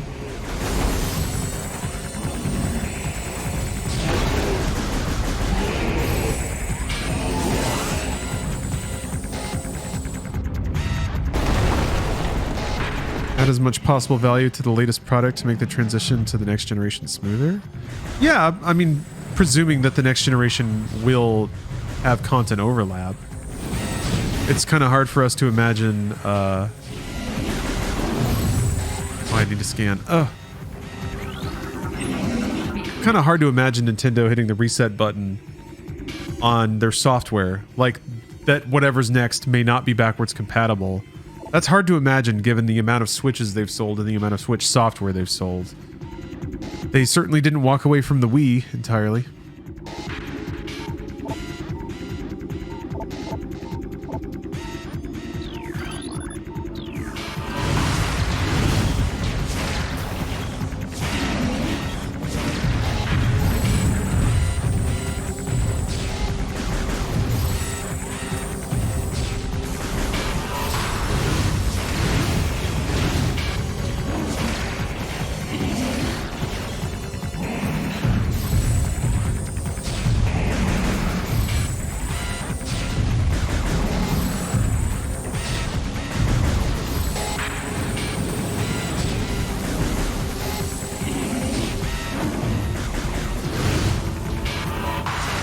Sin and Punishment 2?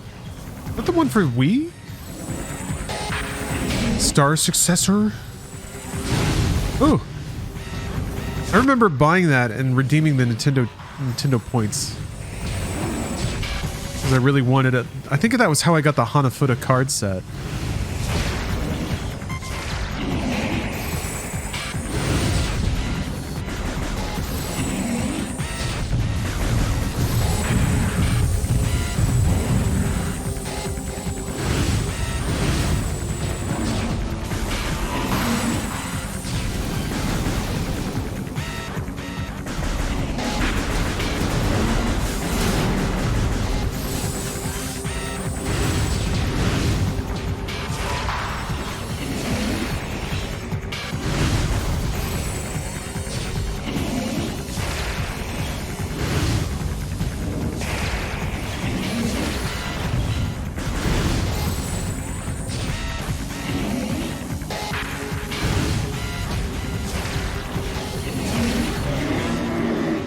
Yeesh. Yeah, what did happen to Treasure?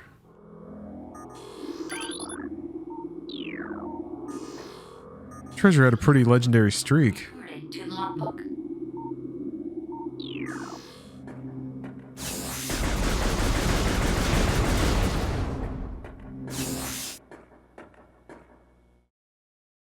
Man, I can't wait to get this laser.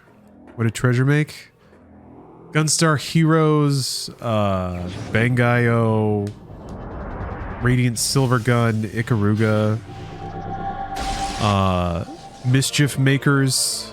A ton of really weird games. They like I want to say like half their game output were shoot 'em ups with quirky mechanics. And then they made a lot of like wild character action games and platformers and stuff.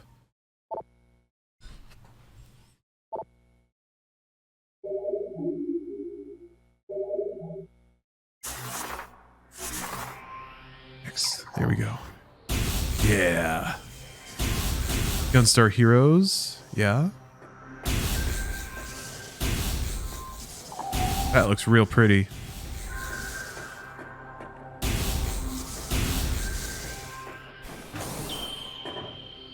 Wario World. Is that the GameCube one?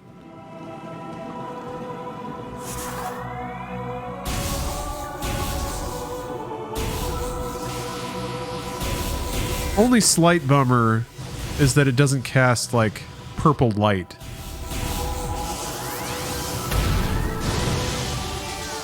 I feel like if you could shoot this down like a dark hallway and have it like actually illuminate the walls.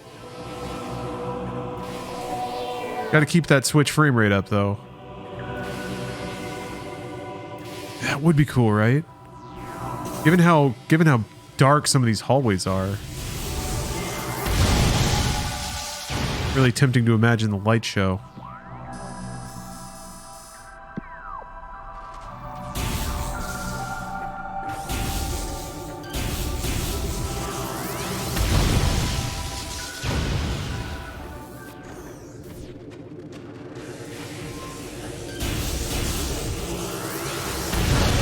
Ah, yes. Classic sensation of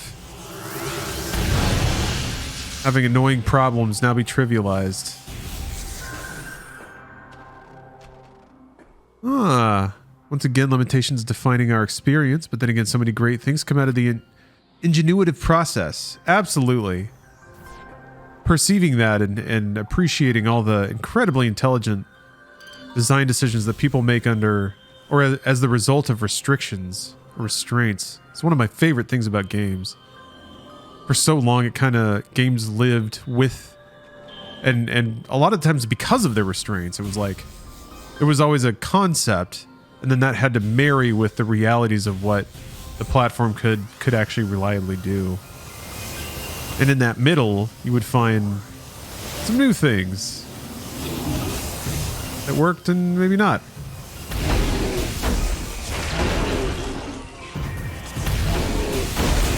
There's some things that worked and some things that maybe didn't work. Just realized the little, like, the charge circle looks really pretty too. Ooh.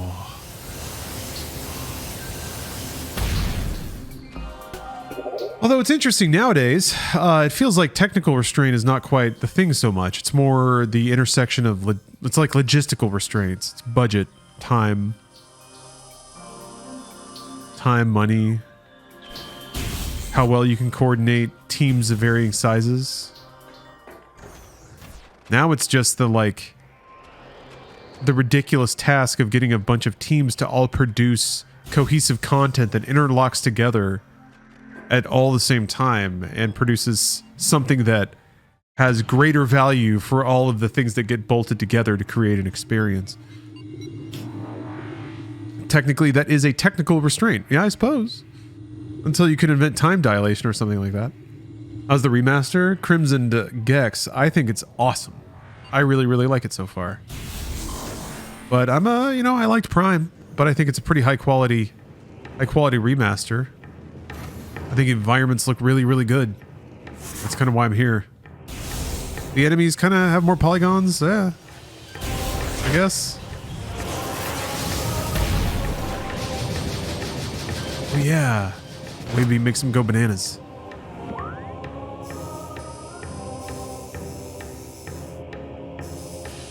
Is there a wave beam door around here? Well, let's see here. There's one.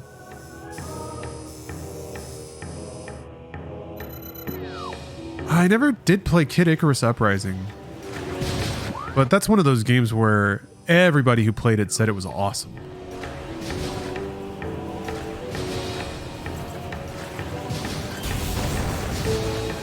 There's not really any way to play that nowadays, is there? It was 3DS, right? Yeah, Uprising is stuck in 3DS jail. Yep.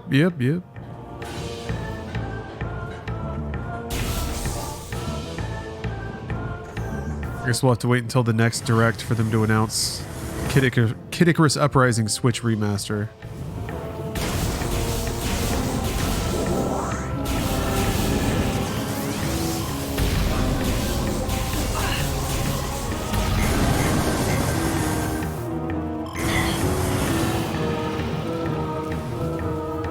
Oh yeah, the little stand it came with? 3DS was wild, man. I got that stick boat that you'd put it in so that you could have two analog sticks specifically for Resident Evil Revelations, I think. It had its own goddamn batteries. Yeah, the Circle Pad Pro. I think there was one other game, maybe Metal Gear.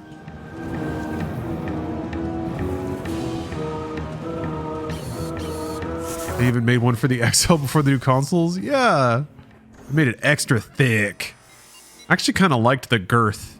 Made it more comfortable to hold. Oh, it was Monster Hunter. Yeah. Yeah, Bingus, I agree. I think this game has gotten a really serious polish up. Looks great.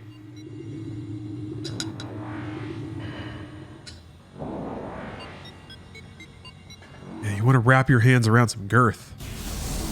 That's why you got to put your handheld inside another handheld. Link them up.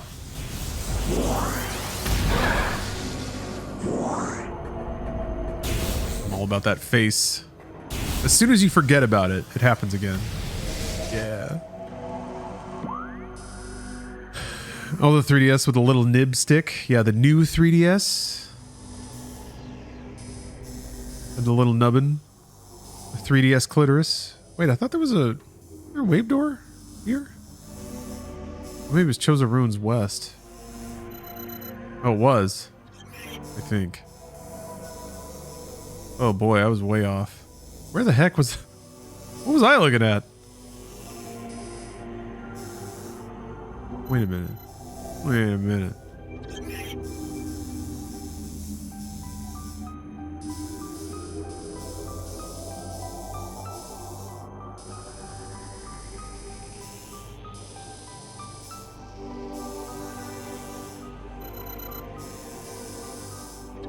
I think it was in here. It only shows you the doors if you're scanned over them.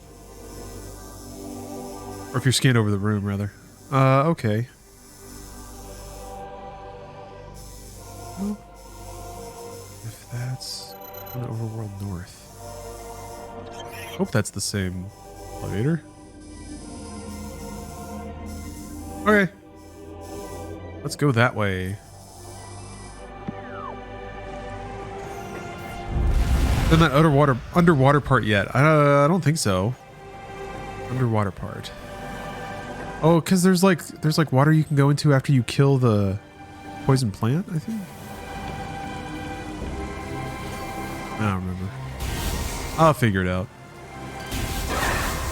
This isn't the first Metro that I've troided. I'll tell you that.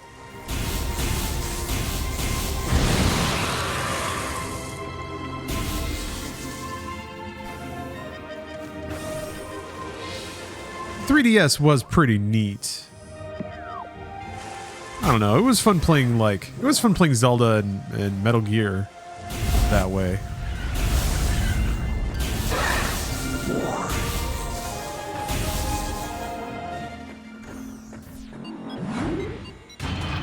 I wish Metroid can swim. Maybe someday.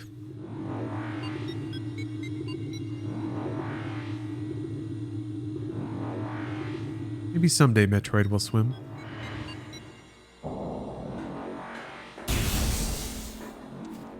Okay. Go through here and then this way.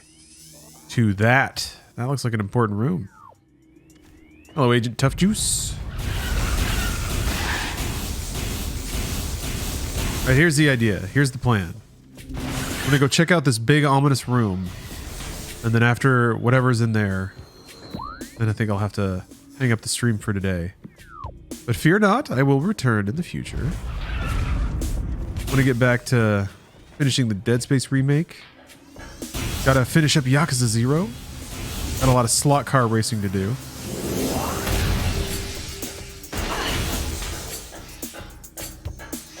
I'm up to the episode 3 beat 'em up. My Star Wars prequel-thon, wherein I play every video game based off the Star Wars prequel films. I'm actually kind of nearing the end of it. I get to play the episode 3 beat 'em up game next. People say that's good. People say it's real good, so... I'm gonna try the Ishin Yakuza game. Absolutely. I'm gonna play the heck out of that.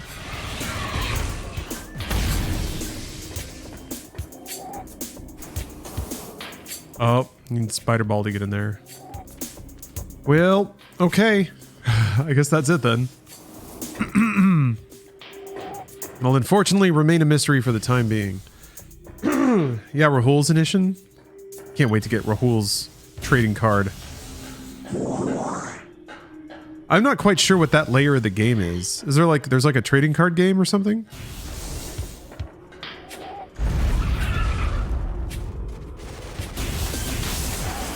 Wait, the game has alternate endings? That's sick.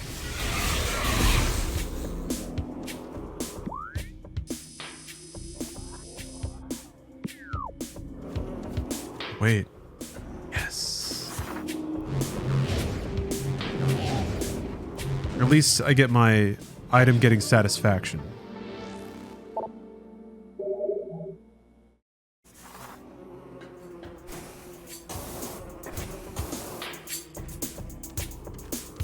Can I just jump up there?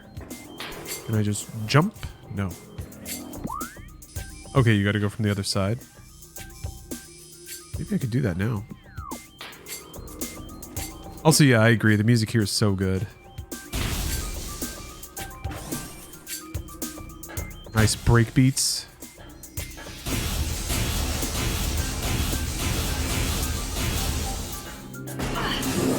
A lot of good music was lost as we went into the aughts.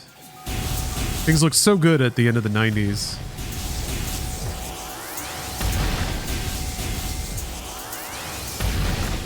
Cards are bonus 1-button attacks and used in the Clan Creator minigame that has been in previous Yakuza games.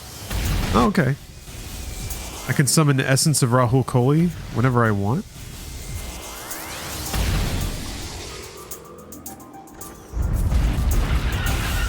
He just shows up and charms not only me, but my enemy as well.